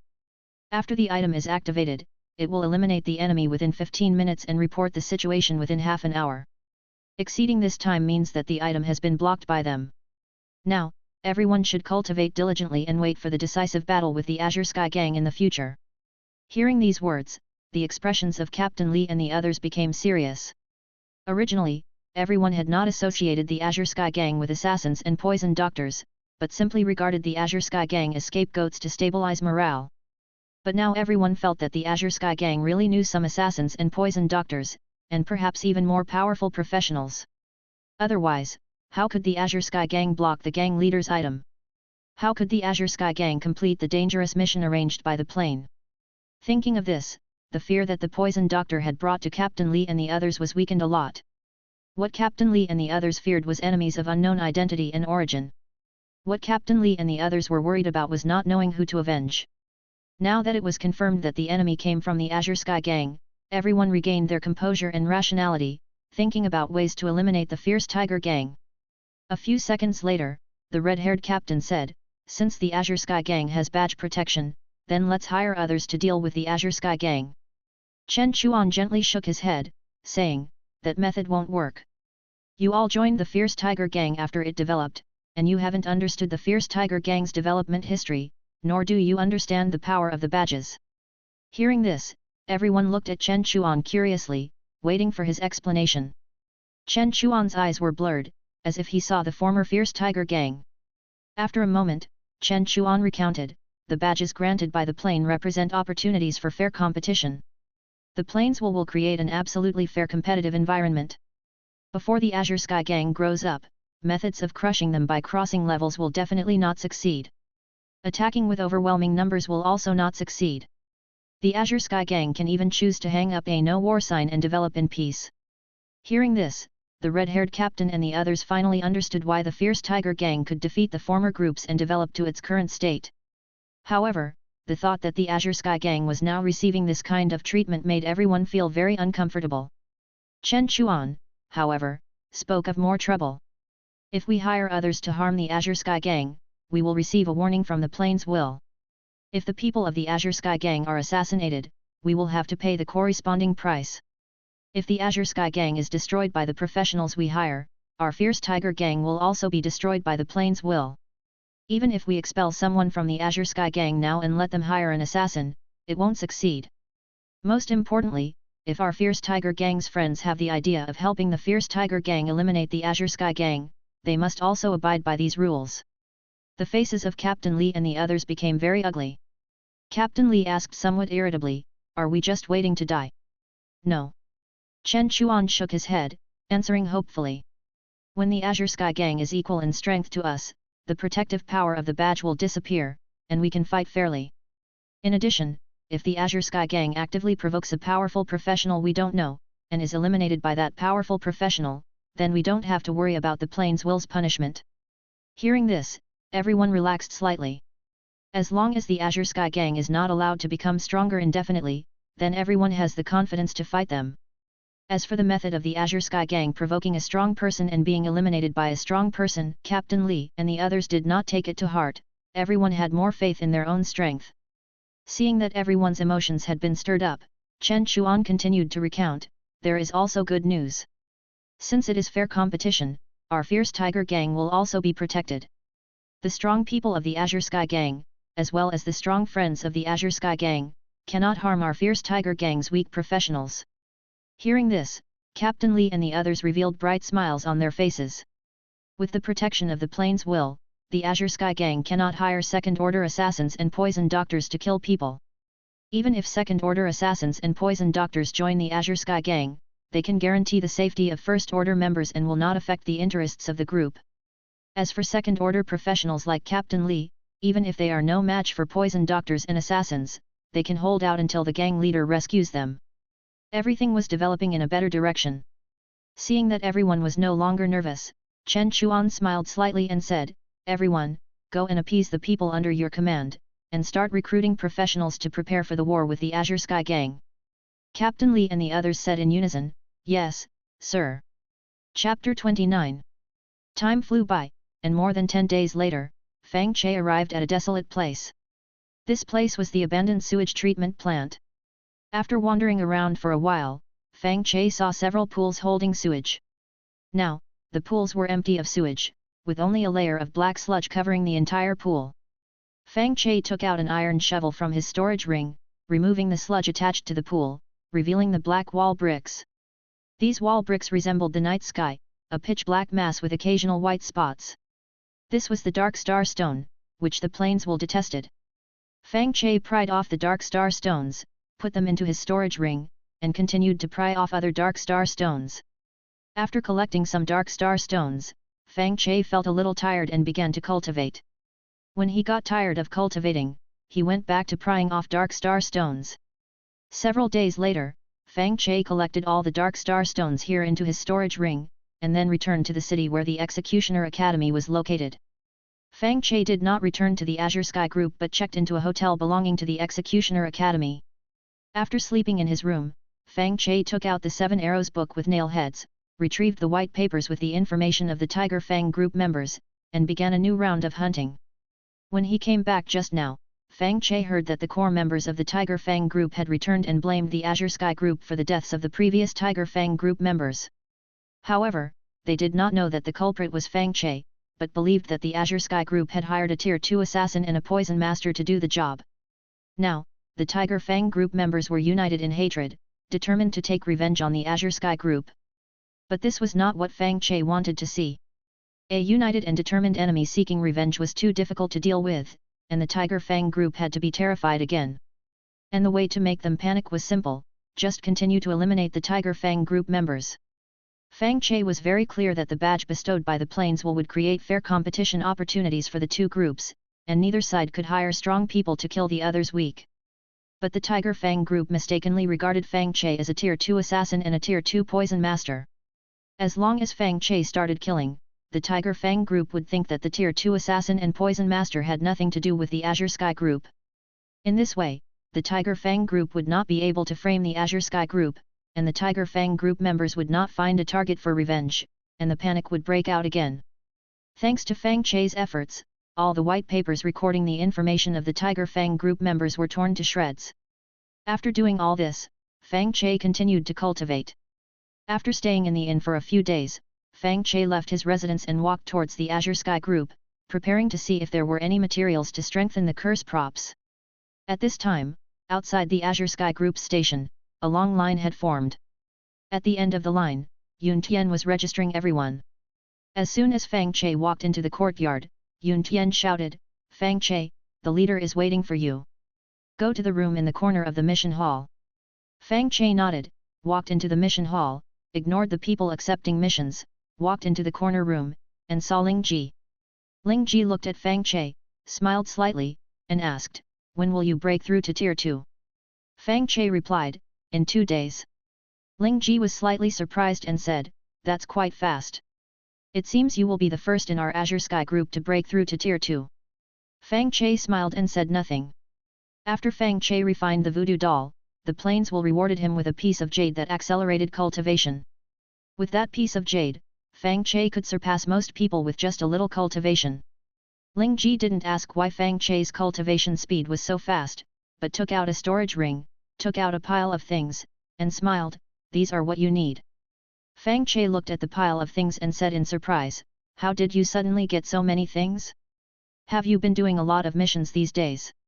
Ling Ji shook her head gently, with a smile on her face, and replied, "We were lucky to get these things. Before, the Tiger Fang group blamed our Azure Sky group for the deaths, saying that we hired Tier 2 assassins and poison masters to kill people, and kept fighting a war of public opinion with us, but no one believed our refutation. As a result, a group of Tier 1 professionals from the Tiger Fang group died a few days ago, and we have badges to maintain fair competition, so it is absolutely impossible to hire murderers." Hearing this, Fang Che was secretly delighted. It seemed that even the Azure Sky group had been deceived by him. This was good, which was in line with Fang Che's idea of scheming behind the scenes. The smile on Ling Ji's face became even brighter, and she continued to tell Fang Che. "After we publicized the ability of the badge, the public opinion reversed. Everyone felt that the Tiger Fang group had no ability to find the murderer and was framing us at random. The Tiger Fang group is not very stable internally. Those who want to join the Tiger Fang group are worried about being killed by the Poison Master, and they also don't trust the Tiger Fang group's reputation very much. Therefore, most people ran to join our Azure Sky group, and these new members directly took out a pile of useless treasures to fill the Azure Sky group's warehouse. That's where these things came from." Fang Che nodded in sudden understanding, directly put away these things, and then picked up a piece of white paper, writing while explaining. "I'll write down some more things I need, please help me exchange them, the information I wrote before is scrapped." Ling Ji nodded and said, "Okay, I have something to discuss with you. In the past few days, representatives of groups from other places have come to buy group healing flags. I have already selected the trading target. After everyone breaks through to Tier 2 in a few days, we will go to negotiate the transaction with others. I will take Yeling and some professionals who are good at fighting. I hope you stay at home and manage the team with Yun Tian." Ling Ji did not intend to take Fang Che for this transaction, because Fang Che's curse master profession was not good at frontal combat, and it was difficult to deal with emergencies. She could only leave Fang Che at the team station. However, with the gloomy personality of a curse master, if she didn't arrange something else, Ling Ji was worried that Fang Che would be overthinking. Therefore, Ling Ji arranged this team management task. Although curse masters are not good at managing teams, there would be no major problems with Yun Tian around. But Fang Che shook his head when he heard this. I don't know how to manage, let Yun Tian do it. Yun Tian awakened the manager profession and is best at managing groups. I will listen to his arrangements. Fang Che didn't want to trade group healing flags with others, and didn't want to manage any team. He just wanted to slowly improve his strength and do something he liked. It was good to listen to Yun Tian's management. Of course, Fang Che would not accept 100% of any orders Yun Tian gave. Ling Ji was slightly relieved when she heard this, and smiled, okay, then leave most of the things to Yun Tian. You can find Yun Tian if you have anything, and he will help you solve it. Fang Che nodded, quickly finished writing the information, and handed it to Ling Ji. Ling Ji took the information, then took out a notebook and handed it to Fang Che, and said, in the future, when you break through to Tier 2, you will definitely be watched by the Tiger Fang group. This records the list of important members of the Tiger Fang group. Be careful of them. Chapter 30. Fang Che took the notebook and carefully examined the information of the Fierce Tiger Gang members. Fang Che had wanted to check this notebook a long time ago, intending to use the information to eliminate the Fierce Tiger Gang members. However, Fang Che didn't want to reveal that he could eliminate the Fierce Tiger Gang members, so he didn't actively check it. Now that Ling Ji had taken it out voluntarily, it was okay for him to take a look. According to the notebook, the leader of the Fierce Tiger Gang, Chen Chuan, was a third-order sword immortal who could kill people with his sword. In addition, with the blood-sucking sword bestowed by the will of the plane, he could instantly kill most third-order professionals. Besides Chen Chuan, the notebook also recorded 47 second-order professionals. 47 second-order professionals were very powerful, but as long as Fang Che broke through to the second order, killing them would be easy. In addition to these people, the notebook also recorded 17 first-order professionals who were collecting materials to refine advancement potions. Also, there were 71 first-order professionals who had awakened powerful professions. Fang Che memorized the information of these people and smiled, thank you, guild leader, for providing this information. I will avoid them. If there is nothing else, I will take my leave. Ling Ji smiled and said, take care. After that, Fang Che left the Blue Sky Guild and returned to his inn, taking out 2 cursed items and the materials that Ling Ji had just given him. Fang Che placed these materials on the 2 cursed items and quickly used the flash of inspiration skill. Various materials quickly merged into the cursed items, and the strength of the 2 cursed items was greatly improved. After the Nailhead 7 Arrows book was improved, the seal characters changed, and the ability description also changed. Now, it only needs to be worshipped once to directly eliminate the enemy, and other aspects have not changed much. After the Witchcraft doll was improved, the target group it could deal with increased from the previous 50 people to 300 people. In most planes, 300 first-order professionals, going all out, might be able to exhaust a second-order professional to death. For stability and safety, most groups allow a second-order professional to manage up to 299 first-order professionals. In other words, the Witchcraft doll already had the ability to threaten a team led by a second-order professional. It was a pity that Fang Che was only a first-order curse master now and could not exert the full power of the Witchcraft doll. Facing a second-order professional, he couldn't kill him at all. However, Fang Che was not in a hurry. In a few days, Fang Che would be able to break through to the second order, and then he would be able to exert the full power of the Witchcraft doll. Fang Che put the Witchcraft doll into his Nguyen Palace and wrote down the information of the Fierce Tiger Gang's first-order professionals. Afterwards, Fang Che picked out some professionals who could threaten the Poison Doctor and Assassin and were about to advance, and began to hunt them. Since the Fierce Tiger Gang believed that the killers were the second-order Assassin and the second-order Poison Doctor, then Fang Che would confirm this. Fang Che worshipped once, and the words in the Nailhead 7 Arrows book condensed into 7 long nails, all of which pierced into the white paper with the words Li Wei written on it. Fang Che picked up the white paper and gently exerted force, and the white paper was instantly torn in half. In the Fierce Tiger Gang, in Li Wei's room, more than a dozen professionals were chatting with Li Wei. After the atmosphere became heated, a professional took out a stone and said, "Brother Li Wei, I heard that you are about to advance, but you are still short of some materials to refine the advancement potion. We brothers thought about helping you." As soon as these words came out, the other dozen people also took out a copy of materials from their storage rings. Li Wei looked at these materials and felt very excited. Li Wei's profession was very restrained against the poison doctor. Since learning that the poison doctor was killing people, Li Wei had been looking for advancement materials. However, relying on his own strength alone was too slow. Therefore, Li Wei often talked to others about the poison doctor and always pretended to be calm and confident. And others quickly found out about Li Wei's situation. In the first few days, people kept sending Li Wei things, and Li Wei obtained many materials for advancing to the second order. However, Li Wei was not the only smart person. Other professionals who restrained assassins and poison doctors also began to promote themselves and collect advancement materials, which seriously delayed Li Wei's progress. Later, the guild leader returned. Li Wei thought he had no chance to collect materials, but he didn't expect the poison doctor to start killing people again. Now Li Wei had collected most of the materials. As long as he found 6 more materials, he could refine the advancement potion. Li Wei smiled and assured everyone, "Thank you for the materials. When I advance to the second order, I will definitely protect you from the poison doctor." Everyone smiled and said in unison, "Thank you, brother Li Wei."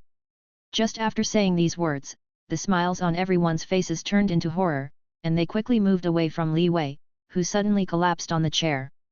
Li Wei is dead. The crowd fled Li Wei's room in horror and went to guild leader Chen Chuan's room, preparing to report this information. On the way, the crowd saw a group of people running out of the rooms of other poison doctor restraining professionals, running towards the guild leader's room.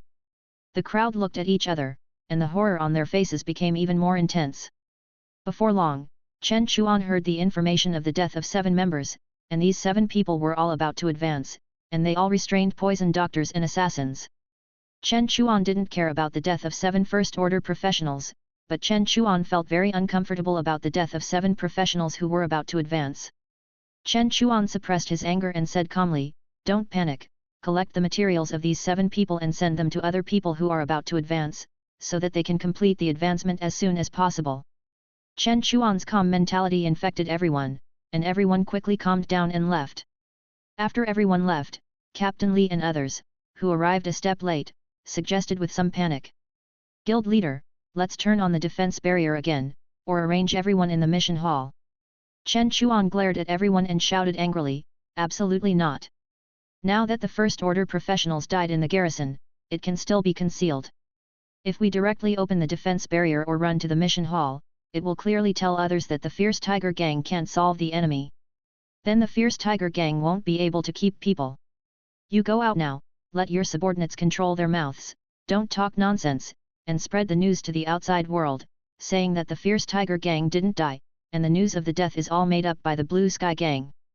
Also, go to the Butcher Academy and let the instructors there promote the excellence of the Fierce Tiger Gang, or deceive the students into signing contracts to join the Fierce Tiger Gang. Our future will not lose. Go quickly." Seeing Chen Chuan get angry, everyone didn't dare to stay and left quickly. At this time, in the inn room, Fang Che did not continue to kill after eliminating 7 people, but prepared to cultivate for a period of time before killing again. Fang Che believed that if he killed all the known enemies at once, the Fierce Tiger Gang would only be afraid for a while and would not have a significant impact. Killing people several times would make the Fierce Tiger Gang afraid for a long time, and the impact would be more profound. Fang Che planned to kill people several times before breaking through, in order to maximize the impact. Chapter 31. Later, feeling somewhat restless from his cultivation, Fang Che left the inn to find and eliminate more members of the Fierce Tiger Gang, aiming to expand his influence as much as possible. Time flew by, and 2 days passed in the blink of an eye. By this time, Fang Che had completely absorbed the gem bestowed by the will of the plane, and the 2-tiered altar in his Nuan palace had become incredibly real. Fang Che exhaled deeply and took out the last part of the Fierce Tiger Gang member list. It seemed that the people on the list were hiding in the profession-exclusive task hall, and Fang Che had been unable to eliminate them. Now that Fang Che had completed his cultivation, he was ready to try eliminating them again. After countless prostrations, the Nailhead 7 Arrows book failed to harm anyone. Fang Che shook his head and casually destroyed the information. Next, Fang Che was going to break through to the second order and didn't want to waste any more time on them. Since he couldn't kill them, he would consider them lucky. Then, Fang Che cut his palm and squeezed out blood into a porcelain bowl. Immediately afterward, Fang Che took out all the advancement materials, ground them into powder, and added them to the blood in order.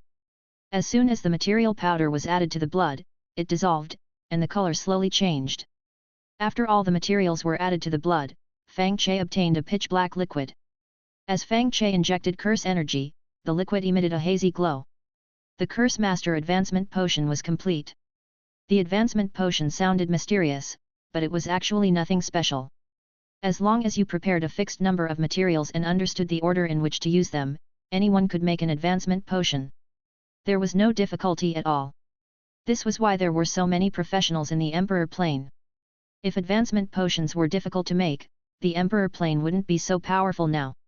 Fang Che stored the advancement potion in his Nuan Palace and directly sprinkled it on the Curse Master Gem. The advancement potion was like oil stains, firmly adhering to the Curse Master Gem without falling down. Then, Fang Che took out the Dark Star Stone from his storage ring, absorbed its energy, and stored it in his body. Then, he took out the second Dark Star Stone to absorb. Fang Che wasn't sure how much the will of the plane disliked Dark Star Stones. If he released too much, he might be directly affected by the will of the plane. To be safe, he needed to test it slowly. As he continued to absorb the Dark Star Stone's energy, Fang Che's body was transformed by the Dark Star Stone's energy, and he keenly felt the malice emanating from the surrounding air. This keen perception wasn't granted to Fang Che by the Dark Star Stone. It was because the will of the plane sensed the aura of the Dark Star Stone gathering together, and felt disgusted, thus affecting the operation of the surrounding energy and stimulating Fang Che's body. However, now the will of the plane only felt disgusted with the gathered Dark Star Stone energy, not with Fang Che. Fang Che needed to continue absorbing Dark Star Stone energy. After continuing to absorb the energy of 100 Dark Star Stones, the vast and ethereal plane energy suddenly enveloped Fang Che's body. At the same time, a plane eye also condensed in Fang Che's Nuan Palace. The plane eye wasn't as emotionless as before, but revealed a hint of disgust. As this emotion arose, the advancement potion attached to the Curse Master Gem instantly merged into it. The Curse Master Gem rapidly expanded and then split into two. One Curse Master Gem continued to hang high above the altar. The other Curse Master Gem melted into a liquid, filling the gaps between the two tiers of the altar, making the two-tiered altar a whole. Then, the altar released energy, which merged into the suspended Curse Master Gem, instantly modifying the advancement method. Now, Fang Che had broken through to the second order. At the same time, the advancement method originally recorded on the Curse Master Gem disappeared, and then the method to advance to a third order Curse Master condensed. As soon as he completed the breakthrough, Fang Che unhesitatingly released the Dark Star Stone energy stored in his body. At the same time, illusory Tigerman shadows floated out of the Curse Doll and flew towards the plane eye. These Tigerman shadows represented the Tigermen eliminated by the Voodoo Doll. As the Tigerman shadows merged into the plane eye, the disgust shown by the plane eye was slightly reduced, but it didn't completely disappear. A moment later, 4 clusters of light condensed next to the Curse Master Gem. These were all Curse Master skills that Fang Che could choose from. Since Fang Che chose the item Curse Master Advancement route, these 4 new skills also came from the item Curse Master route. The first skill was called Flesh Enhancement. By choosing this skill, if he refined Flesh Curse series items in the future, he could strengthen the power of Flesh-type curse items and reduce the consumption of using Flesh-type curse items. The second skill was called Mental Enhancement, and its effect was similar to Flesh Enhancement. It could strengthen the power of mental curse items and reduce the consumption of using mental curse items. If he chose from these 2 skills, he would only be able to refine one type of item in the future, otherwise, he would not be able to exert the full effect of the skill. However, the curse items Fang Che refined were very special and didn't match these 2 skills. Therefore, Fang Che instantly gave up these 2 skills and checked the remaining skills. The third skill was called Origin Supply. This skill was more compatible with the Flash of Inspiration skill.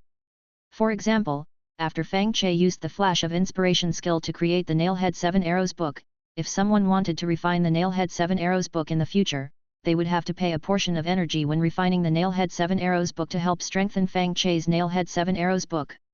Of course, Fang Che could also use this energy to improve his cultivation. This origin supply skill was equivalent to a means of collecting patent fees. This was the skill most liked by early item curse masters. As powerful curse items were created, almost no one chose the flash of inspiration skill, and no one chose this matching skill anymore. However, Fang Che himself had eyes that could improve curse items and didn't care about this skill. Then, Fang Che looked at the fourth skill. The fourth skill was called Origin Protection. This skill was also very compatible with the Flash of Inspiration skill, and its effect was to protect the person who created the curse item. For example, after Fang Che created the Nailhead 7 Arrows book, if someone used the Nailhead 7 Arrows book to hunt down Fang Che, this Origin Protection skill could immunize the damage of the Nailhead 7 Arrows book. This was a skill that few people chose because most curse items didn't have the ability to instantly kill enemies, so there was no need to over-defend. However, the items Fang Che refined were different. Fang Che's items could kill enemies silently. If the enemy used the Nailhead 7 Arrows book to attack Fang Che would also be killed silently. However, this Origin Protection skill could bring Fang Che a strong sense of security. Therefore, Fang Che unhesitatingly controlled the Curse Master Gem to touch the Origin Protection skill. The Origin Protection skill instantly merged into the Curse Master Gem, and Fang Che successfully obtained the Origin Protection skill. Immediately afterward, the plain eye gently turned, glanced at Fang Che's Nuan Palace with some disgust, and then disappeared. Chapter 32.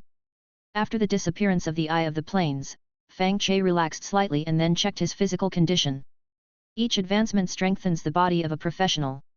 If the physical strength of a first-order professional is compared to freshly made tofu, then the body of a second-order professional is equivalent to a wooden chopstick.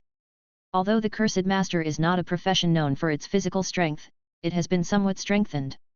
Fang Che checked his body and found that his physical strength had surpassed that of a normal Cursed Master, presumably due to Fang Che's special advancement ceremony. Fang Che couldn't think of any other reason for strengthening his body. Fang Che didn't think too much about it and directly put on his cloak and mask, heading to the Cursed Master's mission hall. Fang Che didn't plan to return to the Blue Sky Squad. Now that the Blue Sky Squad is at odds with the Mighty Tiger Squad, whoever breaks through to the second order first will be the focus of the Mighty Tiger Squad's attention. Fang Che didn't want to be targeted by the Mighty Tiger Squad, and even if he wanted to go back, he would have to wait until others broke through to the second order first. Now Fang Che is preparing to go to the Cursed Master's exclusive mission hall to receive some missions and earn some resources. Arriving at the Cursed Master's mission hall, Fang Che found that the reward for the second order professional from the Mighty Tiger Squad was still hanging on the wall, and the reward amount had been increased a lot. Fang Che directly took down the mission token and walked towards the administrator. No one paid attention to Fang Che along the way, and no fisherman stared at Fang Che, allowing Fang Che to hand the mission token to the administrator. The administrator took the token, checked it, and reminded. This mission has been hanging for a long time, and people accept it every once in a while, but none of the people who accept the mission have survived. Everyone thinks that this mission is used for fishing. I advise you to consider it carefully and don't be deceived by the rich rewards. Fang Che manipulated energy to condense in his throat and replied in a changed voice, "Thank you for the reminder, I still want to try, please give me the target's information." The administrator didn't say anything more and directly took out a notebook and handed it to Fang Che.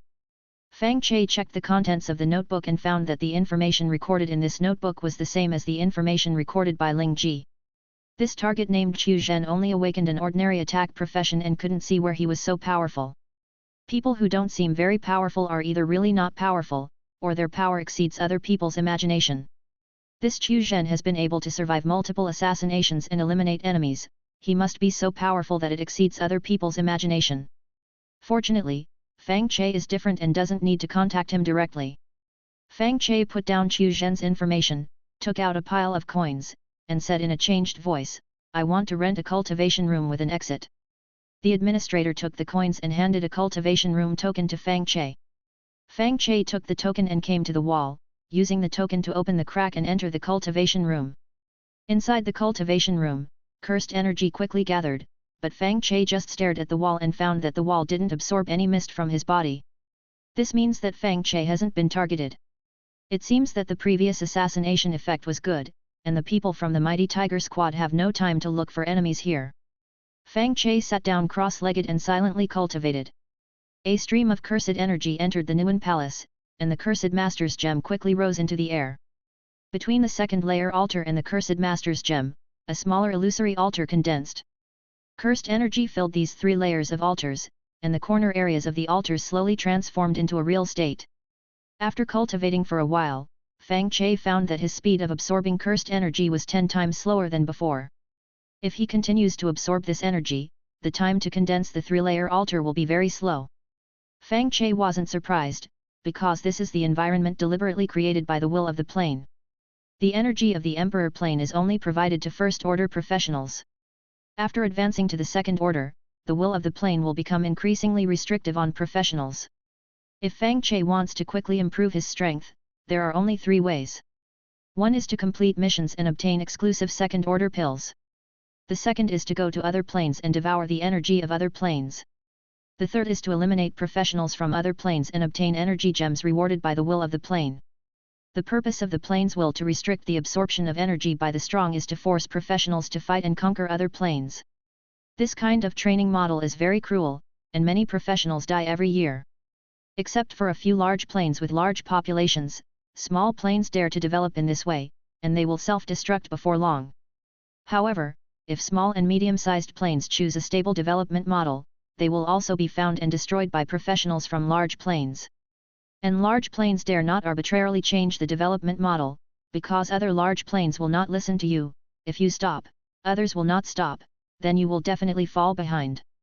Under this crazy development model, in just tens of thousands of years, the number of observable small and medium-sized planes has been reduced to less than 1/10,000th, and the battle between large planes is about to break out. Fortunately, Fang Che was born in time and caught up with the last wave of opportunities to eliminate small planes. If he had been born later, he would probably only become cannon fodder for the large planes to fight. This is Fang Che's luck, and Fang Che must seize the opportunity. Thinking of this, Fang Che's mood became very heavy. Fang Che took a deep breath, adjusted his emotions, stopped thinking too much, and seriously absorbed energy. After absorbing all the energy, Fang Che left the Cursed Master's mission hall and quietly left this place. Fang Che is not sure about Qiu Zhen's ability and must hide far away before eliminating Qiu Zhen. If the distance is too close, Fang Che is worried that he will be caught by Qiu Zhen. Time flies, and a day passes in the blink of an eye. At this moment, in the Mighty Tiger Squad, a group of core members gathered in Chen Chuan's room with worry on their faces, not speaking, just sitting quietly. After everyone gathered, Chen Chuan opened his mouth and said, "Many people have run to the professional exclusive mission hall. Although they have concealed their identities, there will always be times when they are exposed, and then we will be passive. The reason for calling everyone here today is to raise a sum of money to help Qiu Zhen disguise himself, and then go outside to lure the enemy to take the bait. Qiu Zhen has already agreed."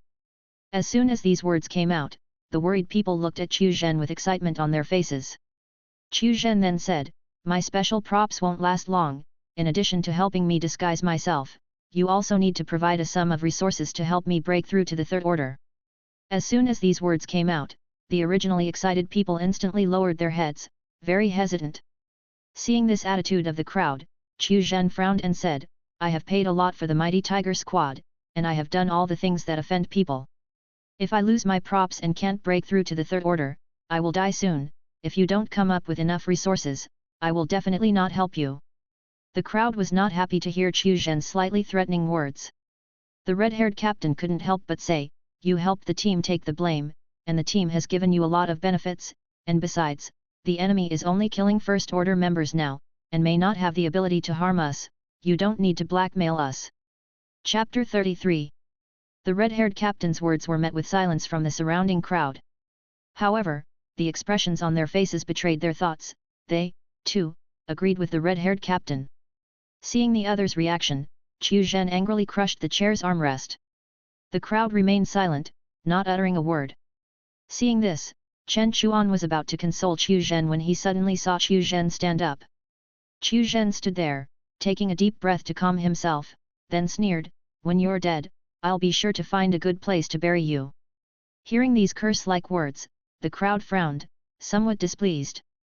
Chen Chuan also felt that these words were a bit much and was about to offer some advice when he suddenly noticed that everyone around him had frozen. Even the hot air exhaled from their mouths was frozen in mid-air. Chen Chuan's mood instantly became excited. This situation meant that Qiu Zhen's item had taken effect. Qiu Zhen's item was very special. If someone were to attack Qiu Zhen, this item would create a completely still space, freezing everything around and exposing the enemy.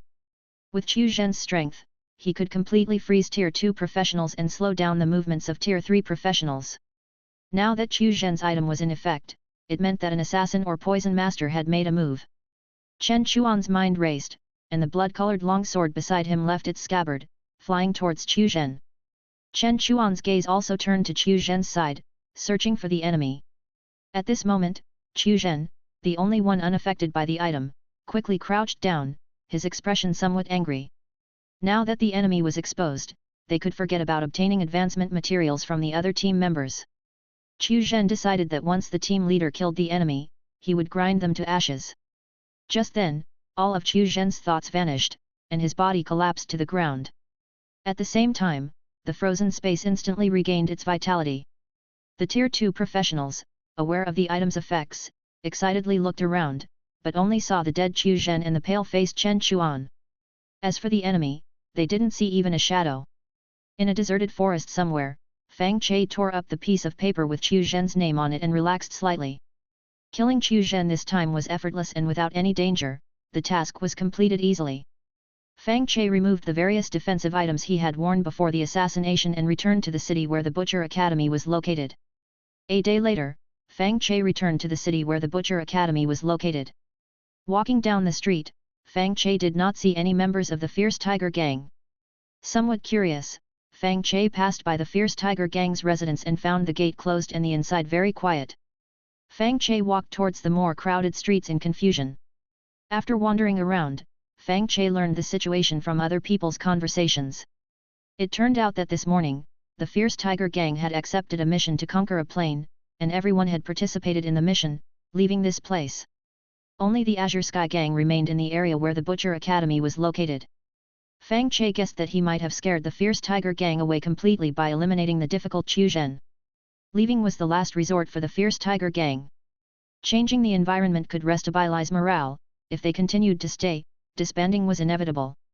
Without the Fierce Tiger Gang, Fang Che felt much more relaxed. Fang Che went directly to the Cursed Master Mission Hall, handed the mission token to the administrator, and said in a disguised voice, "Qiu Zhen is dead, please give me the mission reward." Seeing the token, the administrator placed a pile of items on the table and smiled. "As soon as the Fierce Tiger Gang left, I heard about Qiu Zhen's death, you truly have good methods. Just luck." Fang Che put away most of the items, leaving only a small amount of money, and said, "Please give me a cultivation room with an exit." The administrator quickly put away the money and handed the cultivation room token to Fang Che. Fang Che took the token and walked near the assassination missions, carefully checking and discovering that there were no longer any assassination missions for Fierce Tiger Gang members.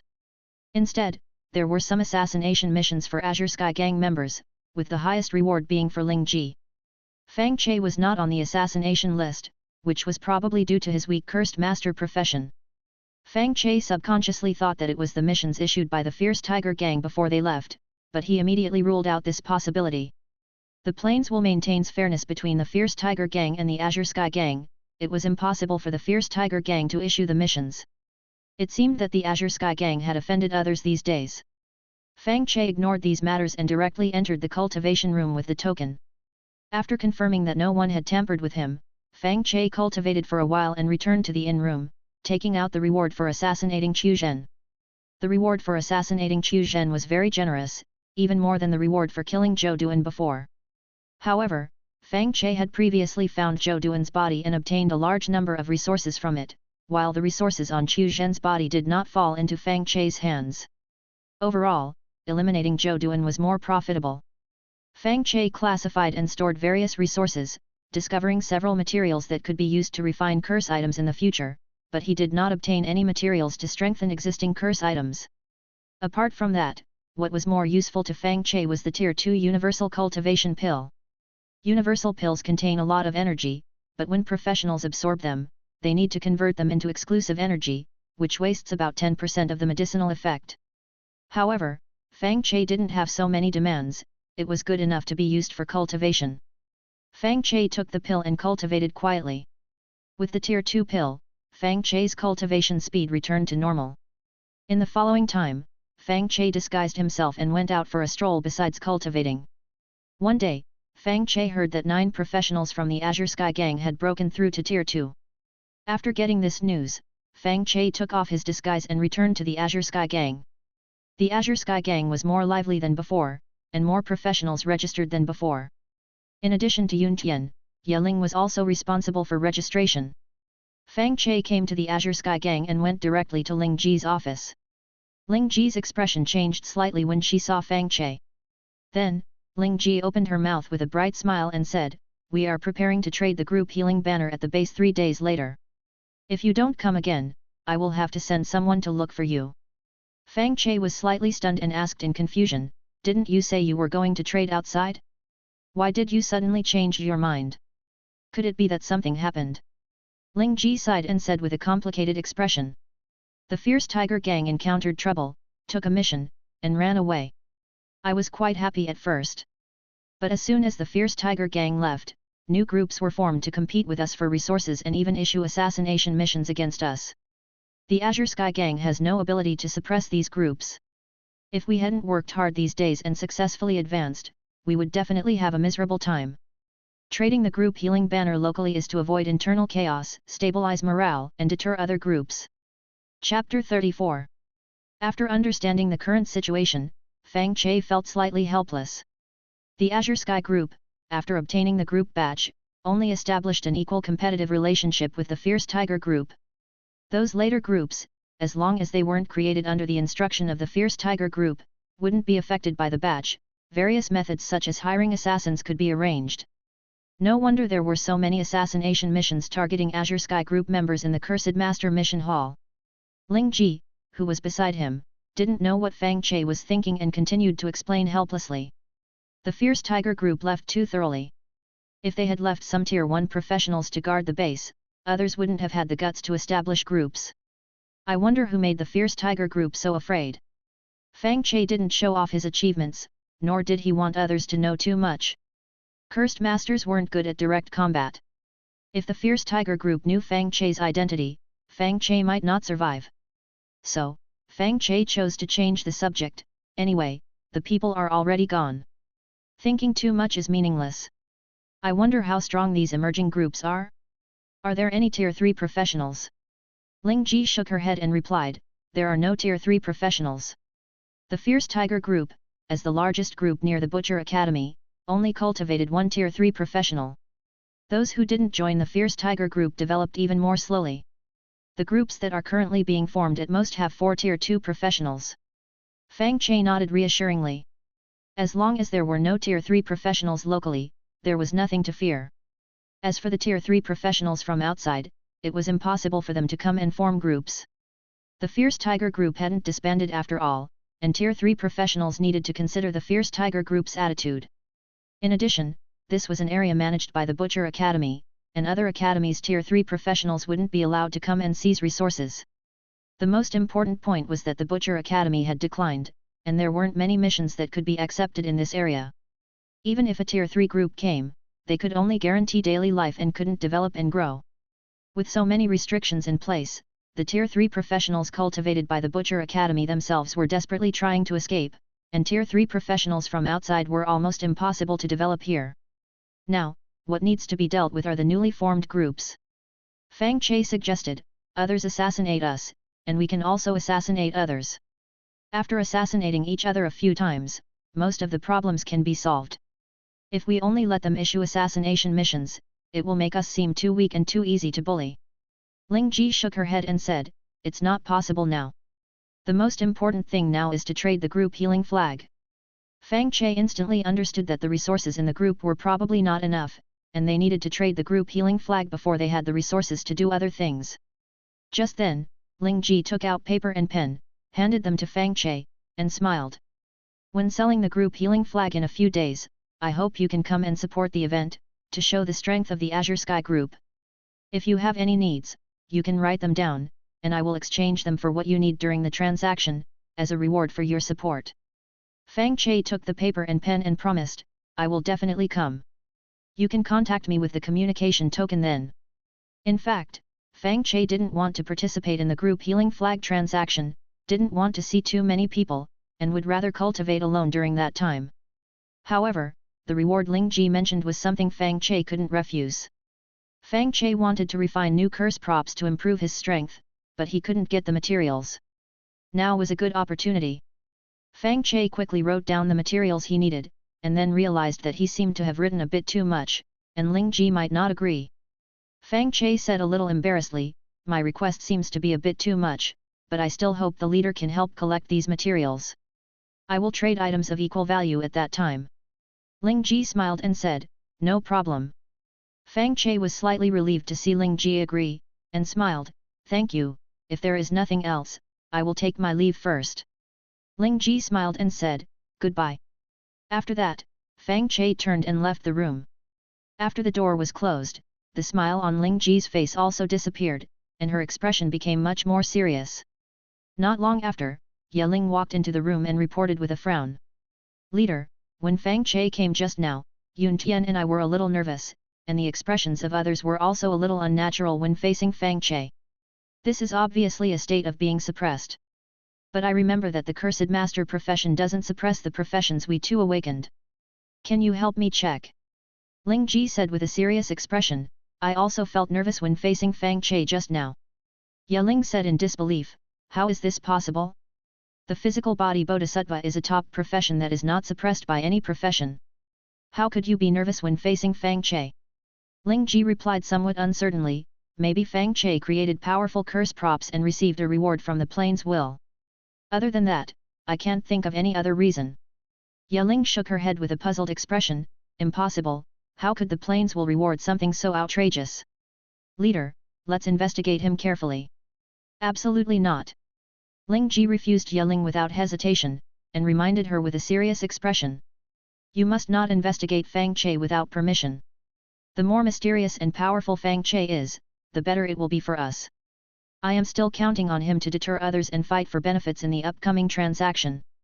Ling hesitated for a moment and replied somewhat unwillingly, "Okay, I won't investigate Fang Che's situation. I'll go continue registering the registration information."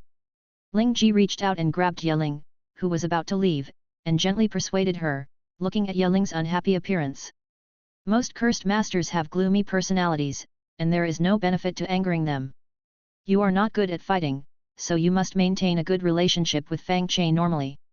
Moreover, if you investigate Fang Che, you may drive Fang Che away. If he goes to the enemy's side, it will be detrimental to the group's development." Ling gradually regained her composure upon hearing this, and said thoughtfully, "What the leader said makes sense, I won't investigate Fang Che. It's just that I see that Fang Che has the ability to suppress everyone. Others will inevitably do some impulsive things because of nervousness if they stay with Fang Che for a long time. How should this matter be handled?" Ling Ji thought for a moment and said, "You have many friends, and others will definitely ask you about Fang Che in private when they feel nervous. You can make up some stories for Fang Che to let others understand Fang Che's strength. People won't have any special thoughts when facing someone strong enough. If people from other groups have bad ideas about Fang Che, it will be bad luck for other groups, which will benefit us." Ling nodded gently, "I understand, I will make our people respect Fang Che before the transaction starts." Ling Ji nodded gently and reminded, "Don't make it up too outrageously. If things get to Fang Che's ears, I'm worried he'll overthink." Ling thought for a moment and said, "Then I'll talk less and try to mislead others' thoughts with expressions." Ling Ji nodded and said, "Okay." Chapter 35. After leaving the Azure Sky Squad, Fang Che returned home to cultivate in peace. Every so often, Fang Che would disguise himself and visit the Curse Master Mission Hall to see if there were any suitable assassination missions, and also to see if he was being targeted for assassination. In the blink of an eye, 3 days passed, and Fang Che hadn't accomplished much besides cultivation. On this morning, Fang Che received a message through his communication token, informing him to go to the base for a transaction. Fang Che immediately set off and arrived at the Azure Sky Squad's base. At this time, there were many Tier 1 professionals patrolling around the Azure Sky Squad's base. As Fang Che walked, these Tier 1 professionals all respectfully lowered their heads. A moment later, Fang Che entered the Azure Sky Squad's base and found that the squad had temporarily stopped recruiting members, making the base seem very quiet. Fang Che entered the room and saw the other 9 Tier 2 professionals of the Azure Sky Squad. Besides Ling Ji, Yun Tian, and Ye Ling, Fang Che didn't know the names of the remaining 6 people, but he had a deep impression of them. These 6 people were professionals who had made significant contributions during previous planar missions, namely a fire manipulator, 2 crushers, and 3 earth sovereigns. The fire manipulator and the crushers were ranked in the top 5 for contributions and were qualified to receive advancement slots. However, the 3 earth sovereigns mostly just turned the land into swamps, devouring enemy corpses, and their contribution in battle only ranked in the teens. However, the 3 of them were lucky and survived the battle, while the professionals ranked ahead of them only included the fire manipulator and the crushers who survived. Fang Che briefly observed everyone and was about to withdraw his gaze when he suddenly noticed that the way these people looked at him was a bit strange. Fang Che remembered that he had completed his advancement through a special method, which would restrain all professionals and prevent him from being restrained by any professional. Other professionals should feel more nervous than other emotions when facing Fang Che. But now, the emotions of these people didn't seem like nervousness, but rather something strange, giving off a hard-to-describe feeling. However, Fang Che could tell that these people had no malice towards him. No nervousness and no malice must mean that Ling Ji and the others had used some means. Fang Che couldn't think of any other reason. But this was also good. Curse masters always hid behind the scenes and schemed, giving them a bad reputation. Now that these people had not developed malice towards Fang Che, it was beneficial to Fang Che's survival. At this moment, Ling Ji smiled and said, "Brother Fang Che is here. Please, you and Ye Ling, come with me.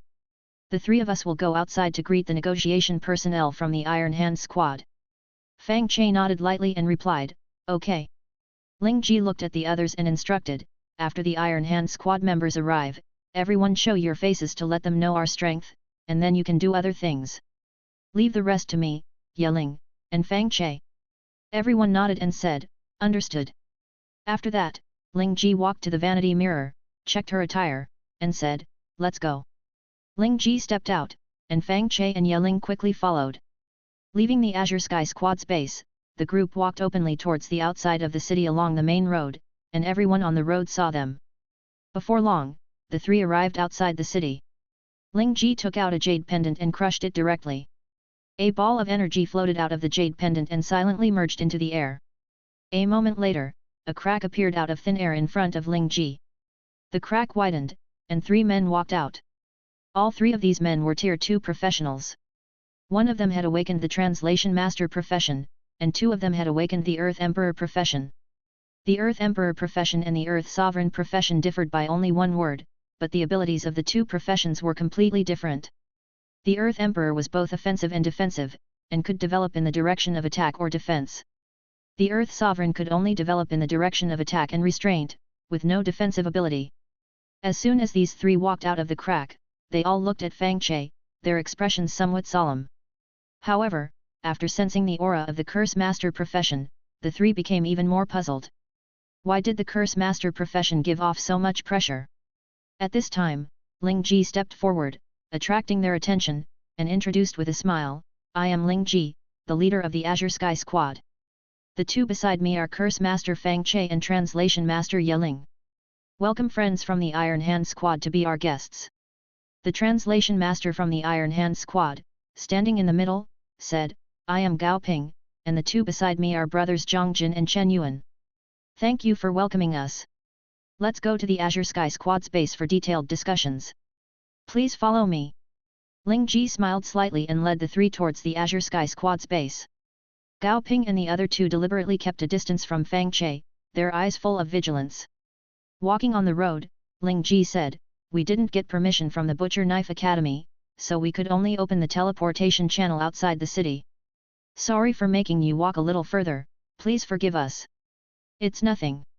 At this time, most of Gao Ping's attention was focused on Fang Che, thinking about Fang Che's abilities. As for other things, Gao Ping didn't think too much. Ling Ji, seeing Gao Ping's attention being drawn to Fang Che, felt somewhat happy. The purpose of having Fang Che greet the 3 members of the Iron Hand Squad this time was to distract these 3 people. That way, Ling Ji could find a way to gain the upper hand in the negotiations. Now it seems the effect is good. A moment later, the group entered the city and walked openly towards the Azure Sky Squad's base. After the group moved away from a street corner, 3 Tier 2 professionals walked out of a nearby room, looking grim as they headed towards the Butcher Knife Academy, soon meeting Liu Jing and other Tier 2 professionals from other groups. Liu Jing frowned as she looked at the three and asked, "You also saw the person Ling Ji invited?" The three nodded in unison and said, "Mentor Liu Jing, please make a decision." Hearing this, Liu Jing felt even more irritable, and also somewhat regretful. More than 100 years ago, Liu Jing had nurtured Chen Chuan, and Chen Chuan had also formed the Fierce Tiger Squad, defeating the previous group. As Chen Chuan's mentor, Liu Jing accepted Chen Chuan's invitation to help the Fierce Tiger Squad deceive students from other classes into signing loan contracts. Although she had offended many people, no one dared to retaliate against Liu Jing under Chen Chuan's prestige. Over time, Liu Jing became somewhat complacent, even colluding with the Fierce Tiger Squad to deceive the students she personally taught. But she never expected that someone like Ling Ji would appear among her students, and moreover, more than 60% of the members Ling Ji recruited had been deceived by Liu Jing.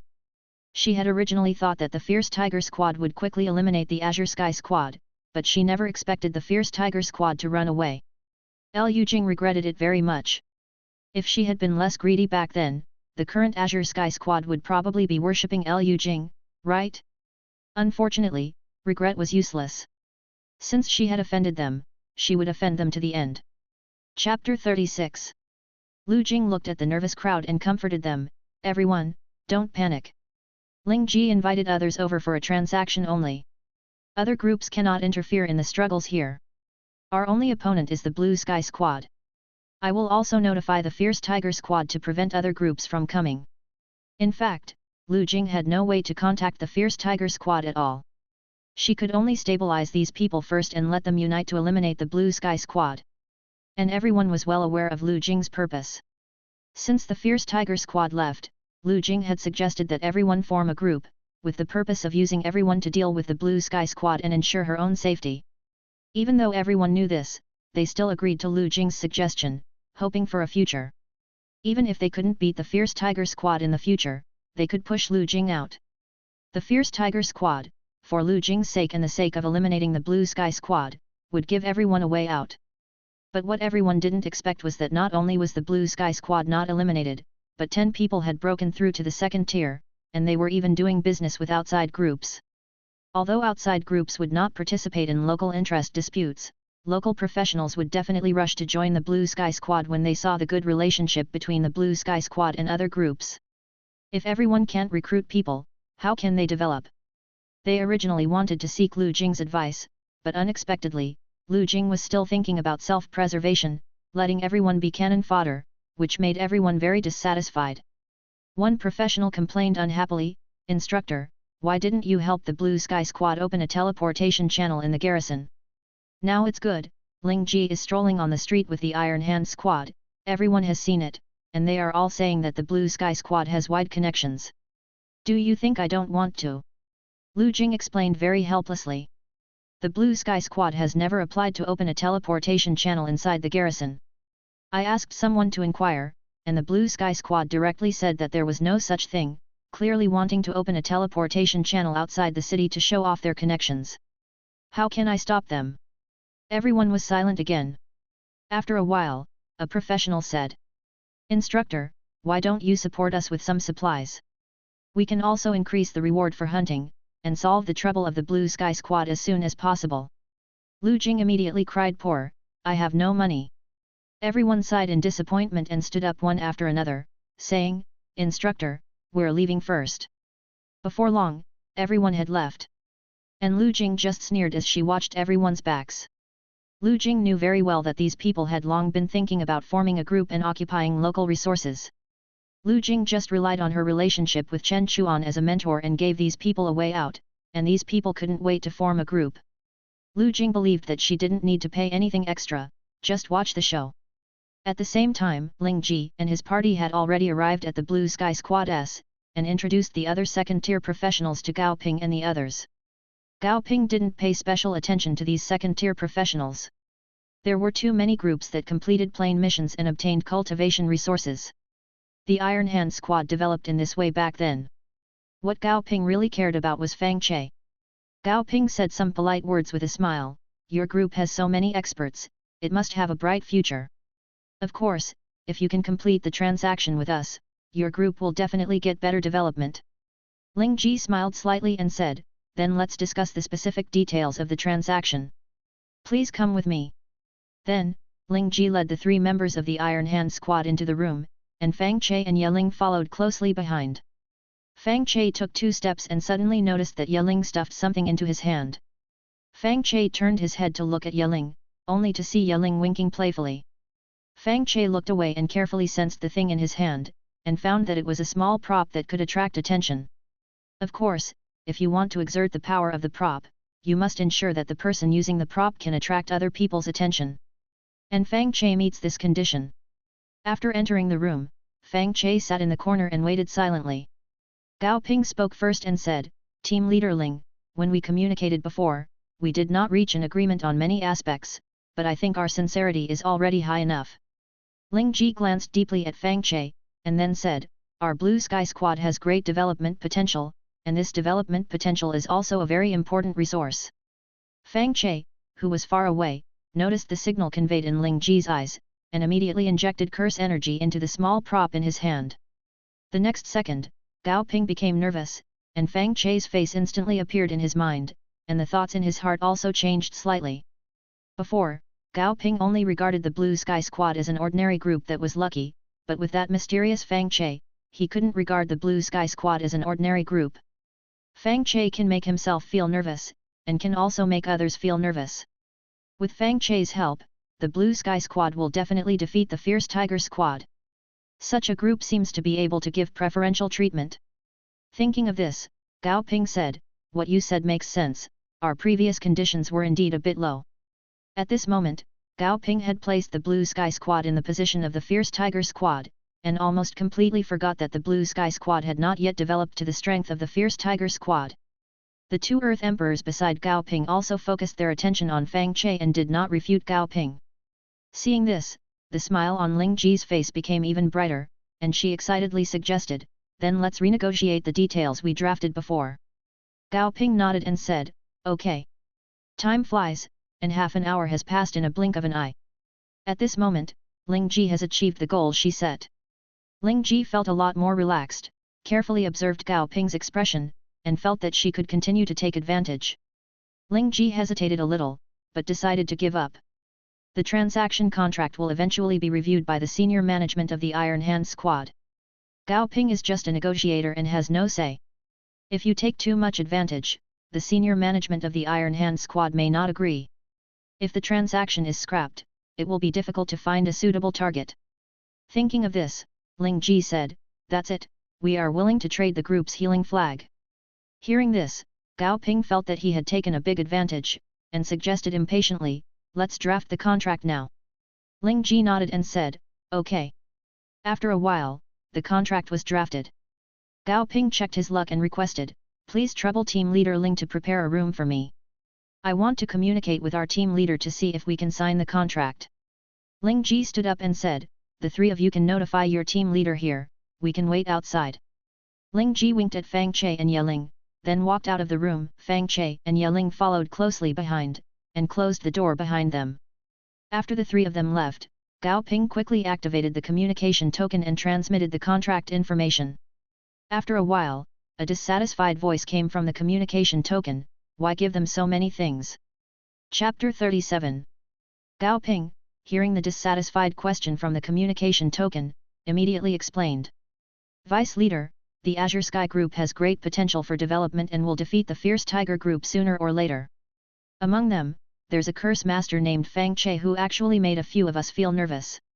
Also, the Azure Sky Group can't possibly reveal all their cards at once.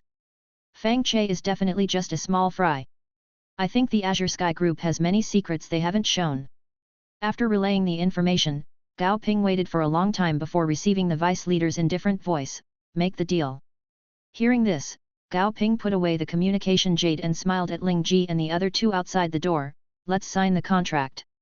Hearing this, Ling Ji's nervousness instantly dissipated, and she smiled, okay. Walking into the room, Ling Ji took out the Azure Sky Group emblem, placed it on the contract, and injected energy. The Azure Sky Group emblem instantly left a mark on the contract. Gao Ping, standing beside her, also took out the Iron Hand group emblem and left a mark on the contract.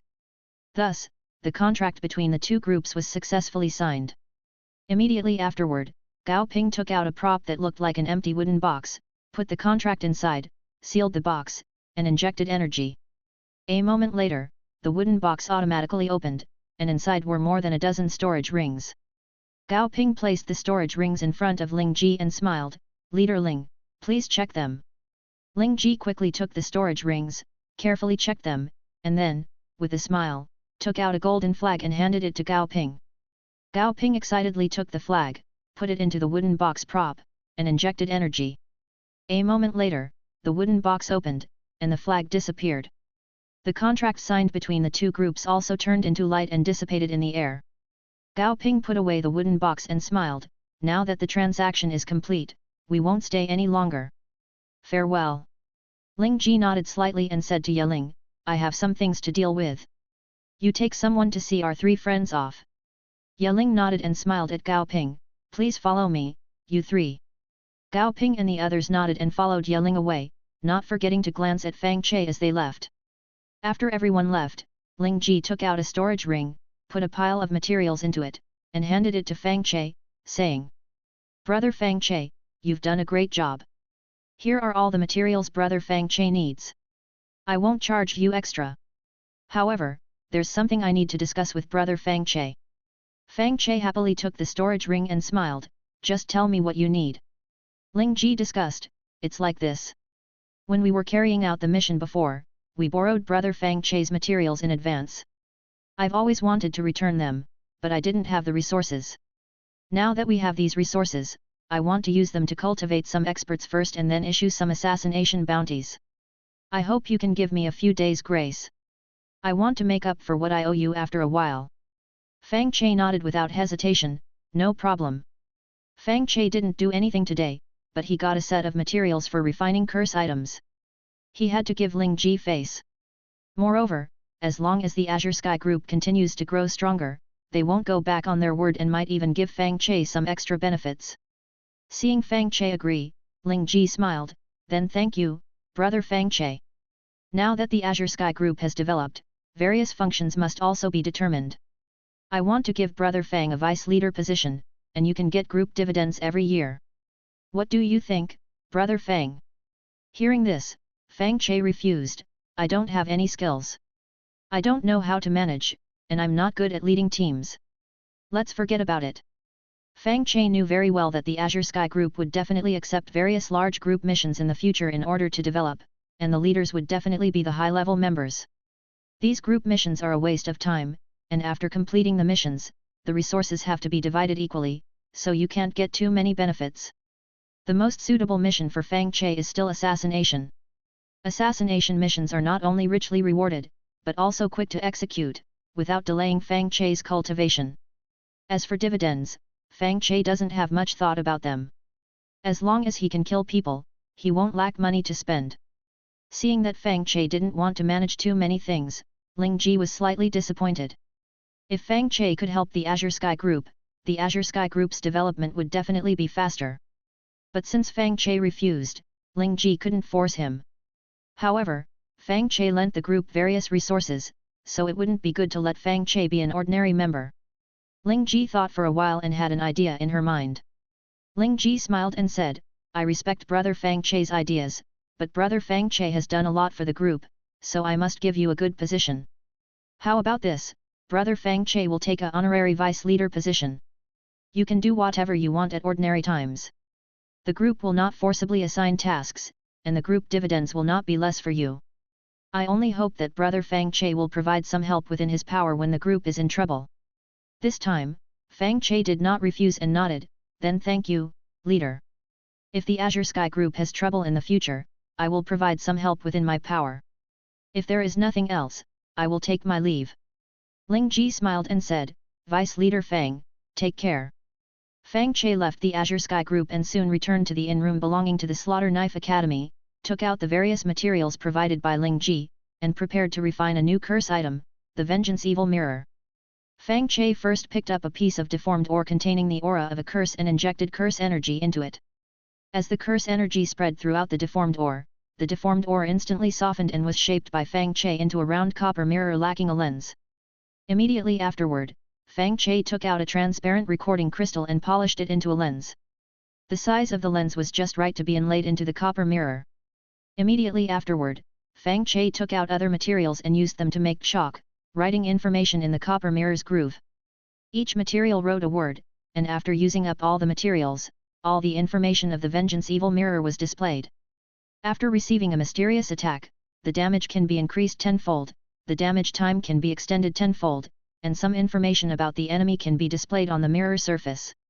This Vengeance Evil Mirror was prepared by Fang Che to guard against other Curse Masters.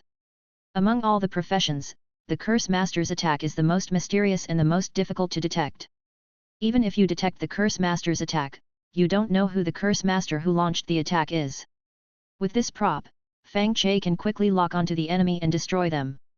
As for the information on increasing damage and increasing damage time, Fang Che deliberately added it in order to improve the success rate of refining the curse item. If this information is not added, the Vengeance Evil Mirror would never be successfully refined. Fortunately, Fang Che, as the creator of the prop, can continuously improve the prop and will eventually eliminate all these shortcomings. After writing this information, Fang Che put the polished lens into the copper mirror groove, blocking all the information. Immediately afterward, Fang Che waved his hand gently and used the flash of inspiration skill.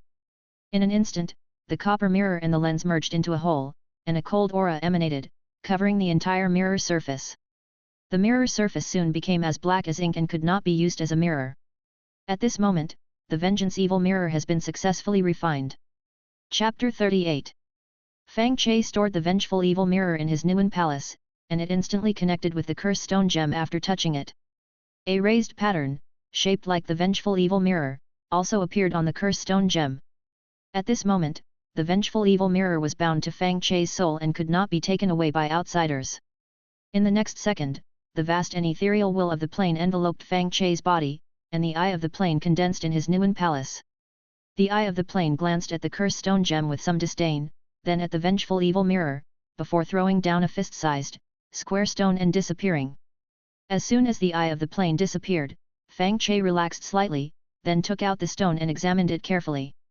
After confirming the information about this thing, a bright smile appeared on Fang Che's face. This stone was a reinforcement material that could enhance curse items when integrated. Without much thought, Fang Che directly took out the newly refined Vengeful Evil Mirror, attached the stone to it, and used the flash of inspiration skill. In an instant, the stone melted into a liquid, and the Vengeful Evil Mirror absorbed the liquid rapidly like a sponge, gaining enhancement. After receiving a mysterious attack, the damage can be increased tenfold, the duration of the damage can be extended tenfold, and the enemy's appearance and any other information can be displayed on the mirror surface. The enhanced Vengeful Evil Mirror gained the ability to observe the enemy's appearance with 100% accuracy. If he happened to know the enemy's name, Fang Che was confident he could complete his revenge instantly. The tenfold damage and other problems did not disappear, which was normal. After all, this stone could only enhance curse items and could not reduce the weaknesses of curse items. Then, Fang Che closed his eyes tightly and silently recited "Observe" in his heart. Instantly, Fang Che's illusory eyes condensed in his Nuan Palace. The eyes observed the Vengeful Evil Mirror, and Fang Che quickly understood the method of improving the Vengeful Evil Mirror. After writing down the improvement information, Fang Che put on his cloak and mask and set off for the Curse Master Mission Hall to earn money. Arriving here, Fang Che found that the Curse Master Mission Hall had added some missions to assassinate other group members. Fang Che could guess without thinking that these were missions specifically issued by the Blue Sky Group after receiving resources. However, the rewards for these missions were not much, ordinary, and did not have anything Fang Che particularly needed. After observing for a while and confirming that there were no assassination missions against him, Fang Che casually accepted an assassination mission with a reward of a Tier 2 pill and went to the administrator to register. After completing the registration, Fang Che spent money to buy a cultivation room token and entered the cultivation room. After confirming that he was not being watched, Fang Che cultivated in the cultivation room for a while, absorbed all the curse energy, and then left the place directly. Walking out of the Curse Master Mission Hall, Fang Che headed towards the Butcher Knife Academy Inn. Walking into the inn and standing at the door of the room, Fang Che was about to open the door when his gaze suddenly fell on the defensive items on his body. These defensive items were specially brought by Fang Che to protect his life when he accompanied Ling Ji to welcome the Iron Hand group members and had not been taken off. Now, looking at these defensive items, Fang Che's brow furrowed slightly. Such ugly props! Fang Che reached out and took off 5 defensive items, throwing them directly into the corner. At this moment, the vengeful evil mirror in the Nguyen Palace trembled slightly. On the pitch-black mirror surface, 2 men's faces suddenly appeared. Next to the face on the left was a name, and next to the face on the right was an age. Fang Che instantly understood that a mental curse master had attacked him and placed a curse on him to remove his defensive items. Just as he realized this, Fang Che felt a terrifying force coming from behind. Crack crack! 2 defensive items shattered instantly, and Fang Che's body directly smashed through the door and then through the window glass, falling towards the ground. Fang Che quickly reached out and grabbed the windowsill, activating an observation item on his body. In the next second, Fang Che noticed that a black shadow entered the room and quickly approached the windowsill. Fang Che instantly let go and fell downwards. Bang! Fang Che smashed a pit in the ground. Immediately afterwards, Fang Che saw a dagger thrown from upstairs, stabbing towards his chest. Crack crack! 2 more defensive items shattered, and the dagger was successfully bounced away. At this moment, a golden light floated out of the inn, condensing a protective shield on Fang Che's body. The inn guard had taken action. Fang Che looked at the window of his room and found that the assassin's aura had disappeared. The assassin had left. Fang Che instantly recalled the situation in the Curse Master Mission Hall. There, Fang Che did not see his assassination mission. Presumably, Fang Che was 1 step late, and the mission had already been taken. Sir, are you all right? A calm voice interrupted Fang Che's thoughts. Fang Che turned his head and saw an inn guard standing not far away. Fang Che stood up and thanked him. Thank you for saving my life, please send me to the Curse Master Mission Hall. Fang Che was about to open the door when he was cursed, presumably the Curse Master lived nearby. Fang Che did not dare to stay in the inn and had to leave as soon as possible. The inn guard was a little surprised to see that Fang Che's voice was still so calm after being assassinated, and then nodded, no problem, I will protect you to the Curse Master Mission Hall. Subsequently, Fang Che left the place under the protection of the Golden Shield. At this moment, in Fang Che's next room, 2 Curse Masters wearing masks and cloaks stood by the window, watching Fang Che leave. After a moment, a tall Curse Master sighed, we cursed him to take off all the defensive items, but he only took off 5. It seems that he can indeed restrain all professionals. Next to him, a short Curse Master said with some doubt. That's not right. When we cursed those professionals who restrained Curse Masters in the past, they would at most take off 1 item, sometimes they wouldn't even need to take off 1 item.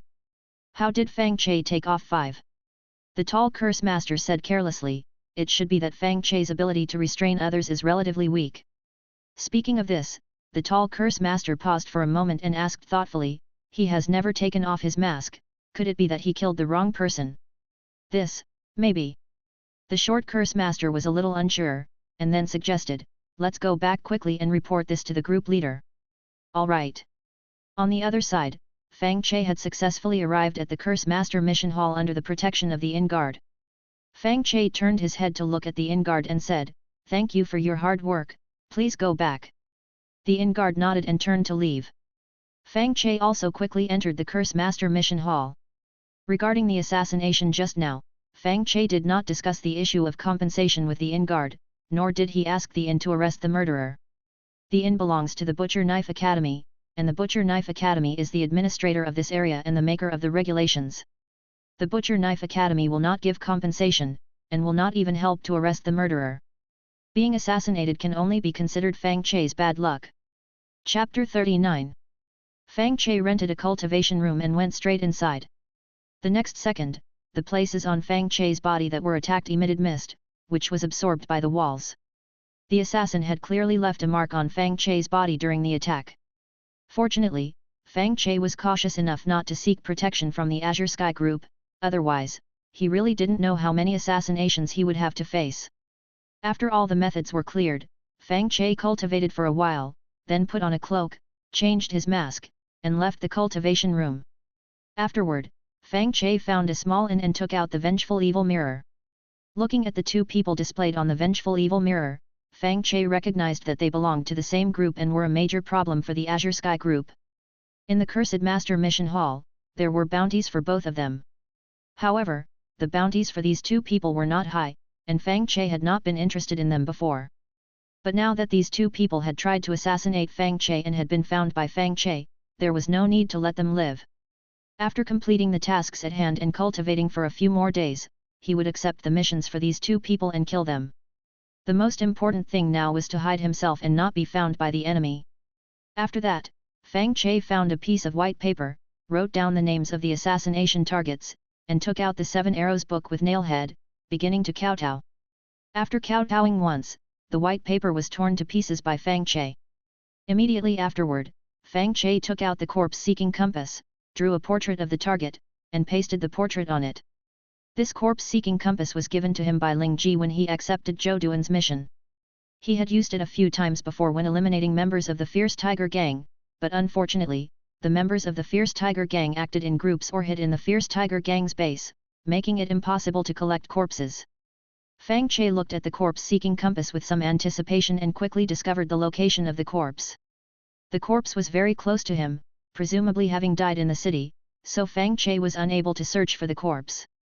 Fang Che shook his head in disappointment and quickly changed his cloak and mask, heading to the Cursed Master Mission Hall to collect mission rewards and receive new missions.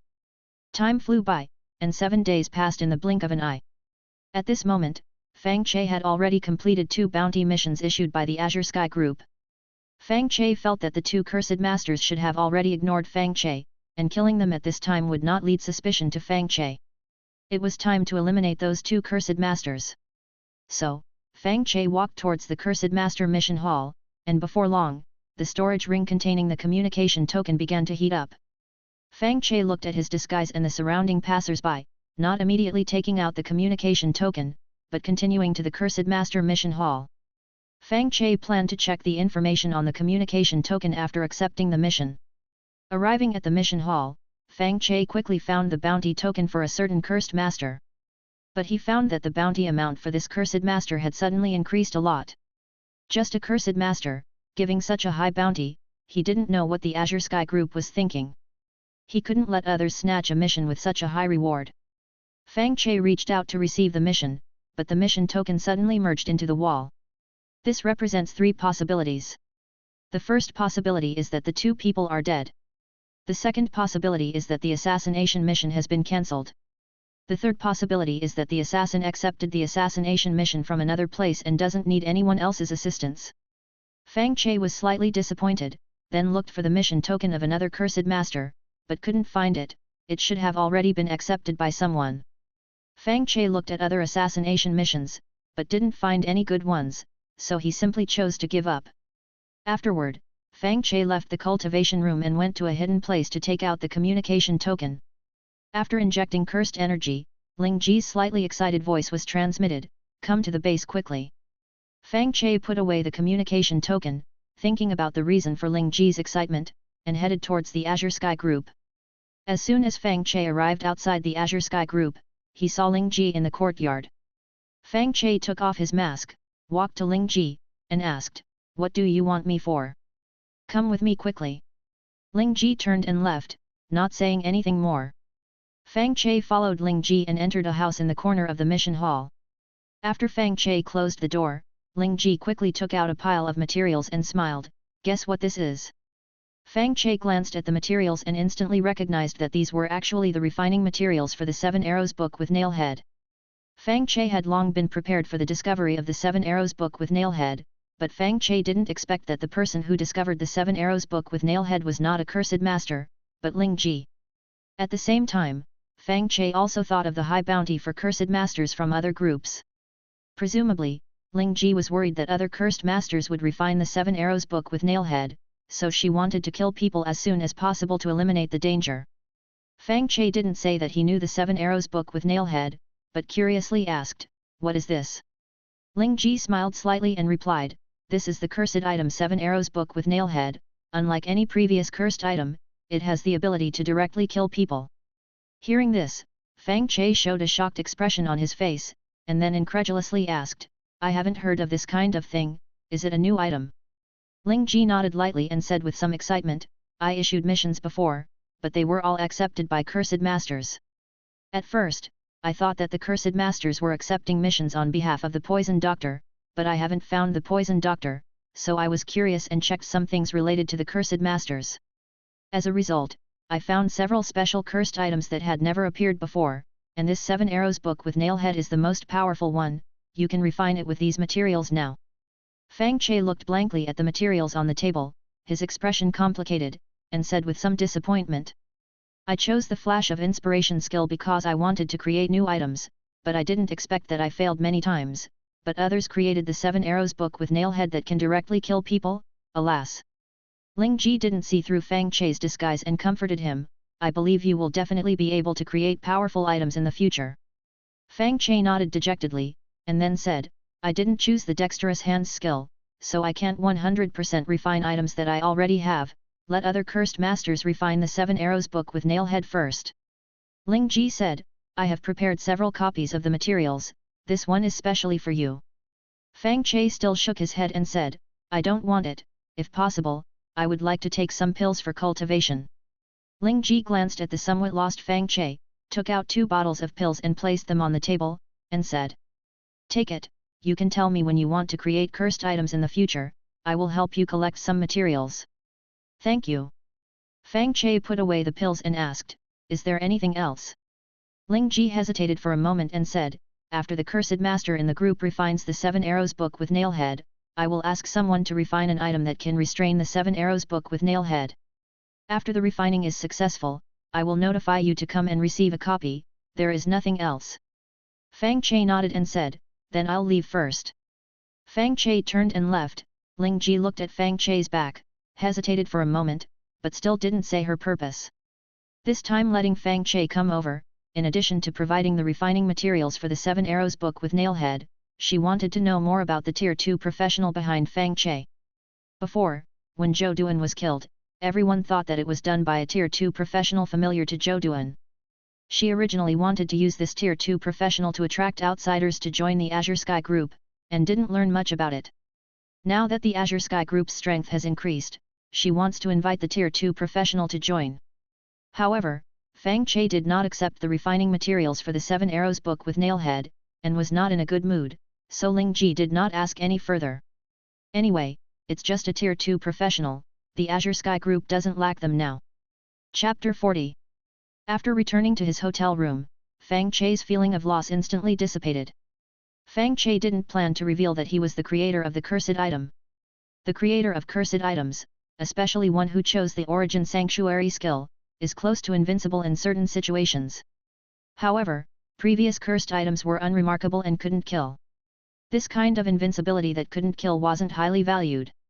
But the 7 Arrow Nailhead book that Fang Che created now could directly kill people.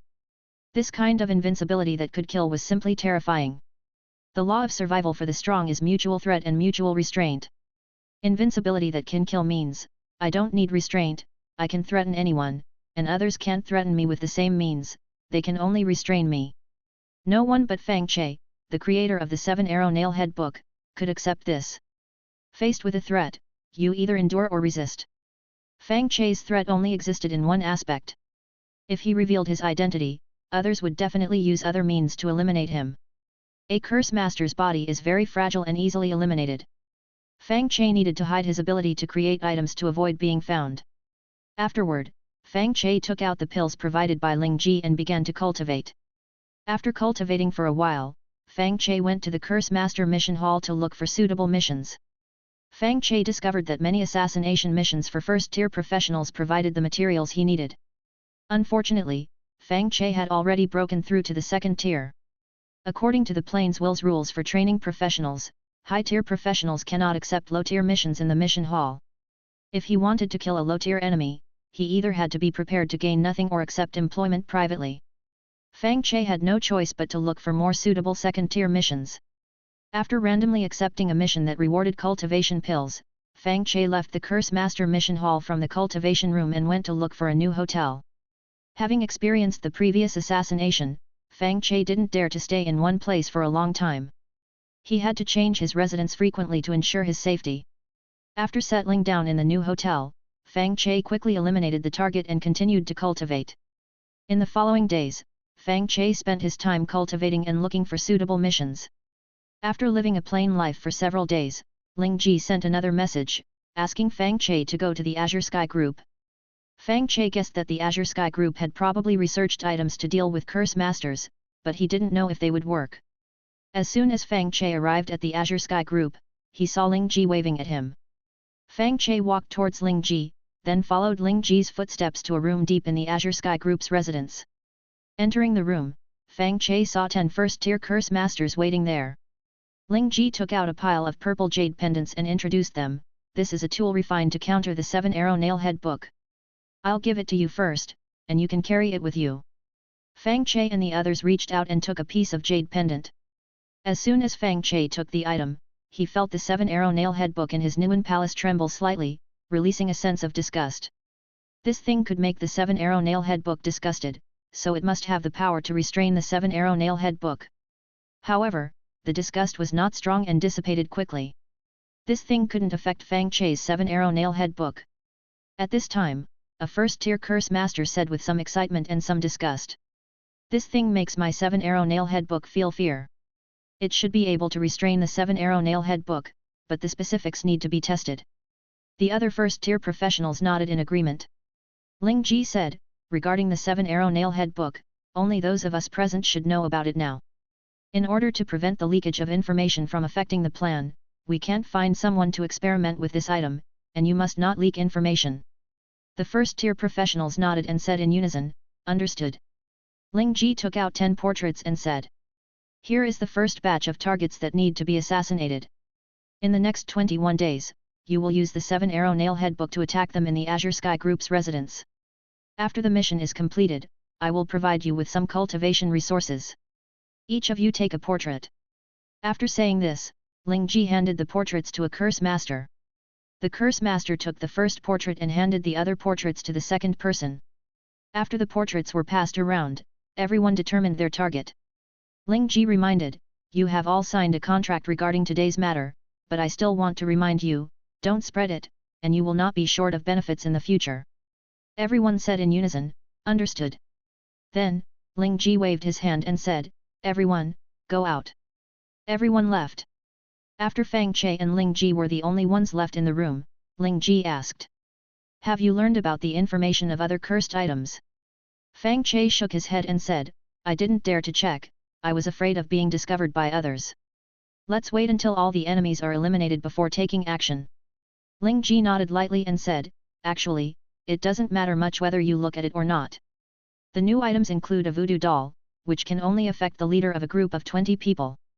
There is also a vendetta mirror, which discovers a small part of the enemy's secrets at the cost of increasing the damage you take. It's meaningless, and it can't exert its strongest effect except for the creator.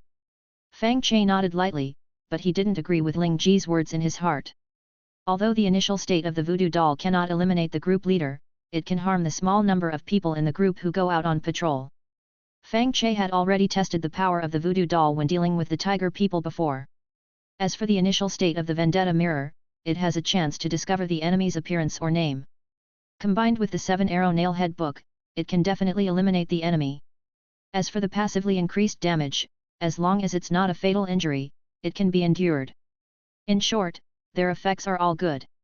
At this time, Ling Ji took out 10 portraits, handed them to Fang Che, and said, this time I asked you to come here is related to the assassination of first-tier professionals. When I accepted the mission to assassinate Zhou Duan before, I gave you a corpse-seeking compass. If you have nothing to do, you can use the corpse-seeking compass to find the corpses of the professionals assassinated by the 7-arrow nail-head book and take away the treasures on them. You can keep what is useful to you. Fang Che took the portrait and reminded, if these people die in the city, I won't dare to collect their bodies. You need to find a way to lure them out of the city. Ling Ji replied indifferently, I will keep an eye on their situation. If they die outside the city, I will notify you. If you don't want to go, it doesn't matter. There shouldn't be anything good on these first-tier professionals. Fang Che nodded lightly and continued to ask, anything else to order? Ling Ji shook her head and said, nothing else, you can act freely. Then I'll take my leave. Chapter 41. Fang Che left the Blue Sky group and returned to the hotel, immediately taking out the prop targeting the 7 Arrows book with nailhead from his pocket and throwing it into his storage ring. This prop might be useful to others, but for Fang Che, who had refined the 7 Arrows book with nailhead and possessed the origin protection skill, it was completely useless and not worth keeping. Afterward, Fang Che took out some pills and began to cultivate. In the following time, Fang Che spent his time cultivating and searching for suitable tasks, killing targets from enemy groups. However, these assassination targets always stayed near their groups, and Fang Che had no chance to scavenge resources after killing them. Fang Che could only wait for the assassination rewards, gaining nothing else. Time flew by, and 21 days passed in a blink of an eye. On this day, the communication token on Fang Che's body emitted heat. Injecting curse energy into the communication token, Ling Ji's slightly excited voice came from inside. The 7 Arrows book with nailhead ignored defenses and successfully completed the assassination. All 4 people left in the city are dead. The other 6 people left the city a few days ago to accept tasks. You can go find them. They are. After receiving the information, Fang Che took out the portraits of the 10 assassinated targets and selected 6 of them, attaching them to the corpse-seeking compass, which displayed spots representing the corpses. However, there was a voodoo spot that kept moving, indicating that the bodies of 5 of them had been taken away by the people around them. Only one target's body remained still, undiscovered. Seeing this, Fang Che relayed the information about these corpses to Ling Ji and donned his cloak and mask, heading to the Curse Master's mission hall. Fang Che looked around and spotted several Blue Sky Group members tailing him. They would stay here, monitoring the Blue Sky Group's assassination missions and acting as bait, leaving marks on others. As for the other group's trackers, they had all been killed a few days ago, and no one came here to tail him now. Of course, even if they were tailing him, it wouldn't matter. Fang Che was willing to spend money to enter the cultivation room and couldn't be found. Fang Che carefully examined the missions, accepted an assassination mission that rewarded a Tier 2 pill, and rented a cultivation room, leaving through the cultivation room's exit. Afterward, Fang Che went out to search for the corpse's trail. Half a day later, Fang Che arrived outside a dense forest and put away the corpse-seeking compass. According to the corpse-seeking compass, the target's body was inside this forest. Fang Che entered the dense forest and quickly discovered the mutilated corpse, gnawed on by poisonous insects. Fang Che wasn't surprised. According to the information, the deceased professional was a bug master, skilled at controlling poisonous insects in battle. After the bug master died, the poisonous insects he controlled would gnaw on the body and eliminate the surrounding enemies. Fang Che took out an insect-repellent jade bead he had obtained from a previous mission from his storage ring and slowly walked towards the corpse. The poisonous insects devouring the corpse instantly stirred, and some of them swarmed towards Fang Che. However, these poisonous insects stopped approaching Fang Che after a certain distance and retreated as Fang Che advanced. Fang Che slowly walked forward, afraid that if he moved too fast, the poisonous insects wouldn't have time to retreat. Fang Che didn't want to touch these disgusting things. A moment later, Fang Che arrived next to the corpse, and the poisonous insects moved away from the corpse, surrounding it instead. Fang Che searched the mutilated body and quickly found the storage ring and the prop that had lost its protective function after losing its energy supply. Fang Che collected these valuable items and slowly retreated, the poisonous insects slowly approaching, reclaiming the corpse and ignoring Fang Che. Fang Che hid in the distance, quietly observing the poisonous insects feeding. After the corpse was cleaned up by the poisonous insects, they quickly left the area. After confirming that he had left no traces, Fang Che also turned and left the area. Fang Che found a quiet and deserted place, threw the corpse's storage ring on the ground, and retreated a few steps. Then, Fang Che gripped the insect-repellent jade bead, condensed a ball of curse energy to open the storage ring, and threw it towards the storage ring from afar. The next second, the storage ring opened, and a pile of poisonous insects crawled out of the storage ring, heading towards Fang Che. However, the poisonous insects stopped after approaching Fang Che a certain distance, afraid to move forward. Fang Che relaxed slightly, took 2 steps forward, dispersed the poisonous insects, and checked the items in the storage ring. There weren't many items in the storage ring, mostly things used to cultivate poisonous insects, but Fang Che still found a few things that could improve the Revengeful Evil Mirror. Fang Che took out the Revengeful Evil Mirror, placed the items on it, and used the Spiritual Light Flash skill. The next second, the items turned into liquid and were absorbed by the revengeful evil mirror. The revengeful evil mirror's abilities also changed. After receiving a mysterious attack, can increase the damage by 9 times, extend the damage time by 8 times, and display the enemy's appearance and any other information on the mirror surface. Fang Che smiled in satisfaction, then took out the assassination mission he had accepted earlier and began to hunt. Inside the Butcher Academy, members of various groups gathered again in Liu Jing's office. After everyone waited quietly for a while, the last leader walked in with a gloomy face, looking distressed. Just now, my deputy leader was killed by the poison doctor, and my group only has one tier 2 member left. Hearing this, everyone felt a little panicked. After a long silence in the room, a tier 2 professional spoke with a bitter face and a hoarse voice. I knew it, the poison doctor who eliminated the Fierce Tiger group members was a member of the Blue Sky group. Now, the Fierce Tiger group ran away, and we're unlucky. I knew I shouldn't have formed any group. Someone next to him echoed, I regret it too. I think we should show weakness to the Blue Sky group and surrender as soon as possible. The others around nodded in agreement. Liu Jing, seeing everyone in this state, scolded angrily. How can you retreat? I don't think the Blue Sky group could have hired a poison doctor. You must persevere. Perseverance leads to victory. The last leader to arrive shook his head and said, I don't think there's any need to persevere. Although we launched assassinations against the Blue Sky group members, we only killed tier 1 professionals. Killing more of these tier 1 professionals is useless. Let's surrender. The others next to him nodded and said, it's time to surrender. I agree to surrender. Liu Jing looked at everyone like this, feeling very angry and anxious. If these people surrendered, they would definitely reveal her information, and the Blue Sky group's hatred for her would be even stronger. But it was impossible to succeed in persuading everyone to persevere with empty words. Liu Jing rubbed her brow, pondered for a moment, and said, many Blue Sky group members who submitted their reproductive genes did not give up their contracts to serve the academy but exchanged them for other resources. I can find a way from the contract. Hearing this, everyone secretly exchanged glances, their eyes flashing with excitement. People had been dying these past few days, and everyone was scared, so they had discussed coming here to trick Liu Jing. Now it seemed that the effect was good. However, they still needed to work harder. Therefore, everyone persuaded with worried faces. Forget it, mentor, not everyone can use this contract. I'm afraid you can't. That's right, I think we should just surrender. Actually, joining the Blue Sky group isn't so bad. Chapter 42. Liu Jing, hearing the crowd's words, felt somewhat annoyed, but she didn't show it on the surface. She calmly explained. The Academy is very interested in the Tiger Man plane discovered by the Blue Sky group. That Tiger Man plane has only developed the most basic martial artist profession, and many resources cannot be fully utilized. If the Academy can obtain the resources that the Tiger Man plane cannot use, it can increase resource investment when training students and improve the qualifications of the students. With centuries of effort, it might be possible to cultivate powerful professionals, regain the attention of the plane's will, and restore its former glory. The crowd instantly understood that Liu Jing wanted to send the Blue Sky group to the Tiger Man plane to carry out tasks. Although the Tiger Man plane only has the most basic martial artist profession, the Tiger Man plane has many tier 3 Tiger Men, which the Blue Sky group cannot deal with. As long as the Blue Sky group goes deep into the Tiger Man plane to plunder resources, it is almost impossible to come out alive. However, the Blue Sky group is too weak.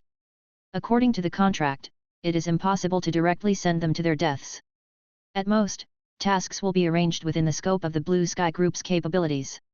If they want to eliminate the Blue Sky group, everyone present will have to contribute. At this moment, the leader who arrived last in the room frowned and reminded.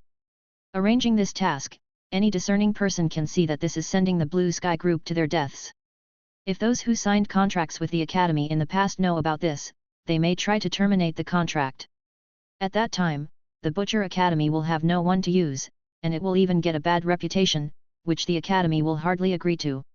When the others around heard these words, they looked at each other and said, Yes, it's impossible to succeed, let's just surrender. The Blue Sky group is not weak, joining them can improve our strength faster. The crowd didn't care about the reputation of the Butcher Academy, they just wanted to anger Liu Jing and let Liu Jing handle this task. If this task is handled, the Blue Sky group will be dead, and everyone can develop peacefully for a while. As for the Fierce Tiger Group, they can negotiate. After all, the Fierce Tiger Group is strong enough to accommodate everyone. In addition, with Lu Jing mediating, everyone can survive. Lu Jing, listening to the crowd's words, felt even more disgusted with these people. Lu Jing knew very well what they were thinking, but Lu Jing couldn't deal with them using the previous methods. The Blue Sky Group is too ruthless. They have already eliminated several Tier 2 professionals these days. If Lu Jing doesn't take action, these people will definitely break up. Now she can only endure. After solving the Blue Sky Group, she will let the Fierce Tiger Group solve them. Lu Jing controlled her emotions and said calmly, "The Academy has received funding from the Fierce Tiger Group, and I can deceive students into signing contracts, which is inseparable from the Academy's inaction. The Blue Sky Group will definitely have resentment towards the Butcher Academy. In short, the Butcher Academy has a high probability of issuing the task, so don't worry." Upon hearing this, the crowd instantly stopped talking about surrendering. The leader who came last said, "When the Academy agrees to deal with the Blue Sky Group, please inform us, Mentor. We need to run away in advance to avoid the Blue Sky Group's crazy assassinations before carrying out the task. Only by surviving can we better deal with the Blue Sky Group in the future." The others nodded in agreement and stopped talking about surrendering. Lu Jing waved her hand and said, "I understand, you can leave." After the crowd left, Lu Jing took out a heating communication token, injected energy, and a woman's voice came from inside, "Mentor, I have prepared all the luck you need." Hearing this voice, Lu Jing showed a gentle smile on her face and replied, "That's great, please send it to me. Drive slowly on the road and be careful." After Fang Che eliminated the enemy, he used the corpse-seeking compass to check the enemy's location, but found that the enemy died in the area under the jurisdiction of the Butcher Academy. Fang Che shook his head in disappointment and walked towards the Blue Sky Group. Half a day later, Fang Che returned to the Blue Sky Group's camp. Just as he arrived at the door, a bolt of lightning fell from the sky and struck Fang Che on the head. Crack! 2 defensive items shattered instantly. Then, Fang Che felt a huge force coming from his back. Crack crack crack crack! 4 more defensive items shattered.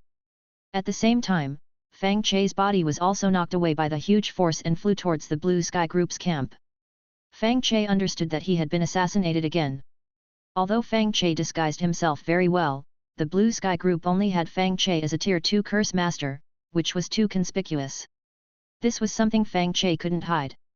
Before Fang Che landed, he was caught by Ling Ji. At the same time, 2 smashers in the group rushed out and chased after the assassin. Ling Ji put Fang Che down and waved her hand gently. A white light enveloped Fang Che, and Fang Che instantly felt relaxed. This was the healing skill of the physical bodhisattva. Even without being injured, the healer would feel comfortable and relaxed.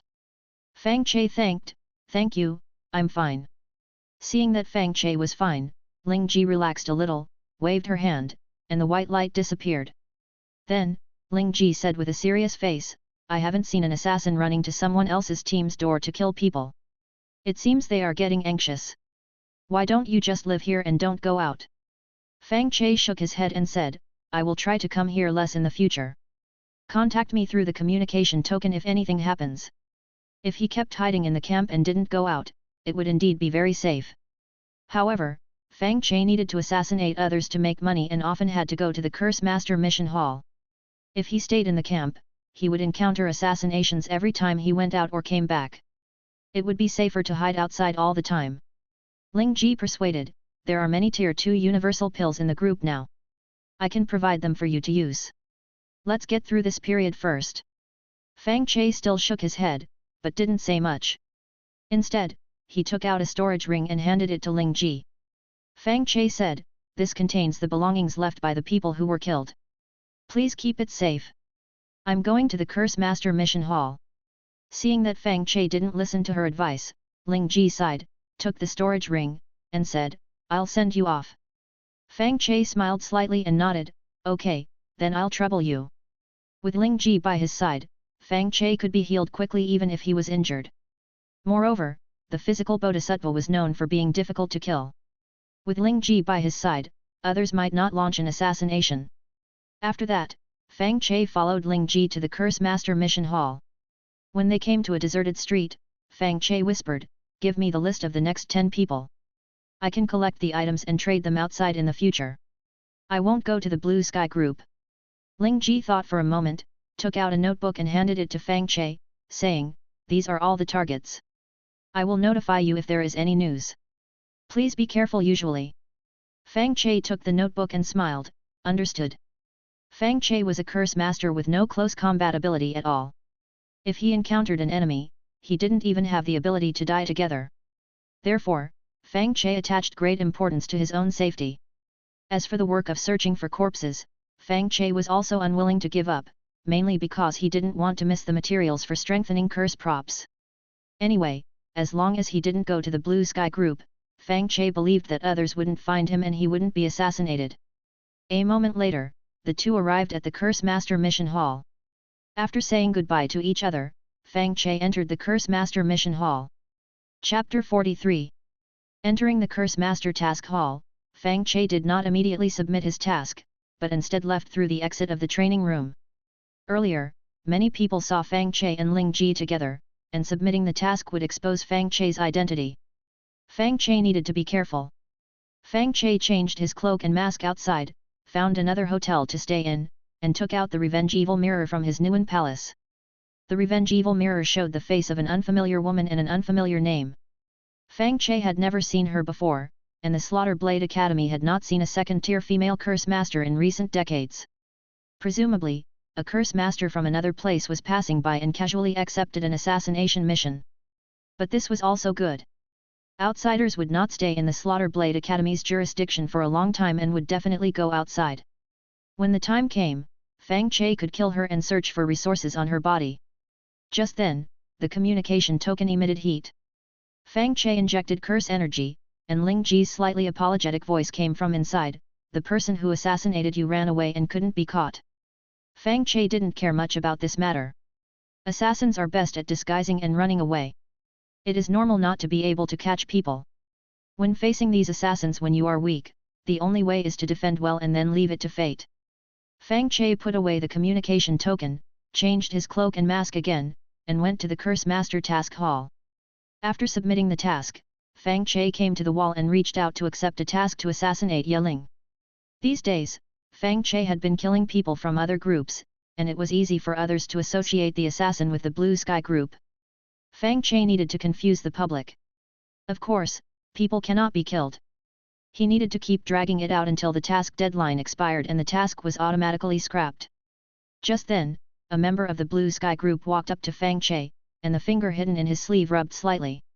This person did not stop or communicate with Fang Che too much, and soon left, as if he was just passing by. Fang Che went to the administrator to collect the task with a blank expression, rented another token, and entered the training room.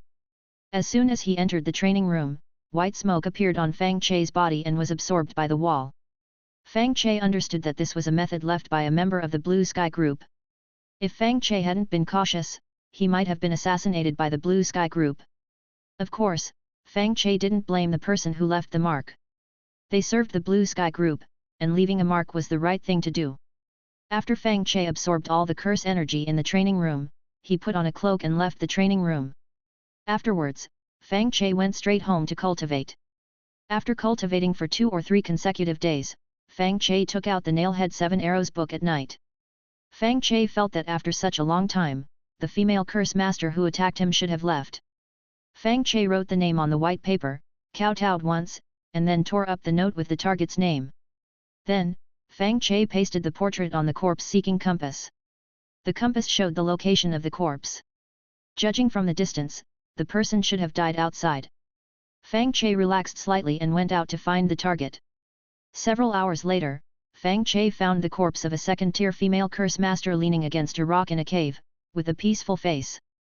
Looking at this person's peaceful face, Fang Che guessed that the other person should have been silently killed by Fang Che in her sleep.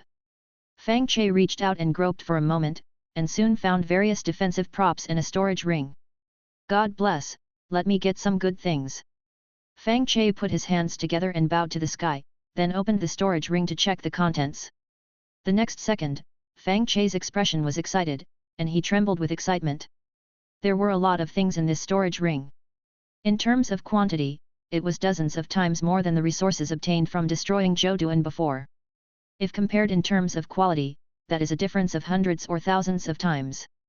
Because everything in the hands of this second-tier curse master were second-tier resources. After a brief excitement, Fang Che quickly calmed down. Curses masters are generally weak, how can they have so many resources from other professions? Does she have the ability to kill so many people? Fang Che put his hand on the curse master's forehead and carefully sensed it for a moment, but did not find any traces of the Nailhead 7 Arrows book. Fang Che couldn't figure it out for a while, so he didn't think about it anymore, directly collected the corpse on the ground, cleaned up the traces he left, and quickly left this place. Returning to the hotel, Fang Che took out 3 curse props, and also took out the items left by the second-tier female curse master, and used the flash of inspiration skill to strengthen the 3 curse props. Before long, the 3 props were strengthened and gained a huge boost. First of all, the Nailhead 7 Arrows book. Write the enemy's name, surname, or a code name recognized by the enemy on any item, and you can use any item to replace the target's body. Then, with the help of curse power, condense the words in the bamboo slip prop into 7 long nails and pierce them into the replacement item. Salute and kowtow to the Nailhead 7 Arrows book and the replacement item once, and recall the target's appearance, and then destroy the replacement item. The enemy will die on the spot without any external injuries. After successfully eliminating the enemy, it will steal part of the enemy's energy and store it.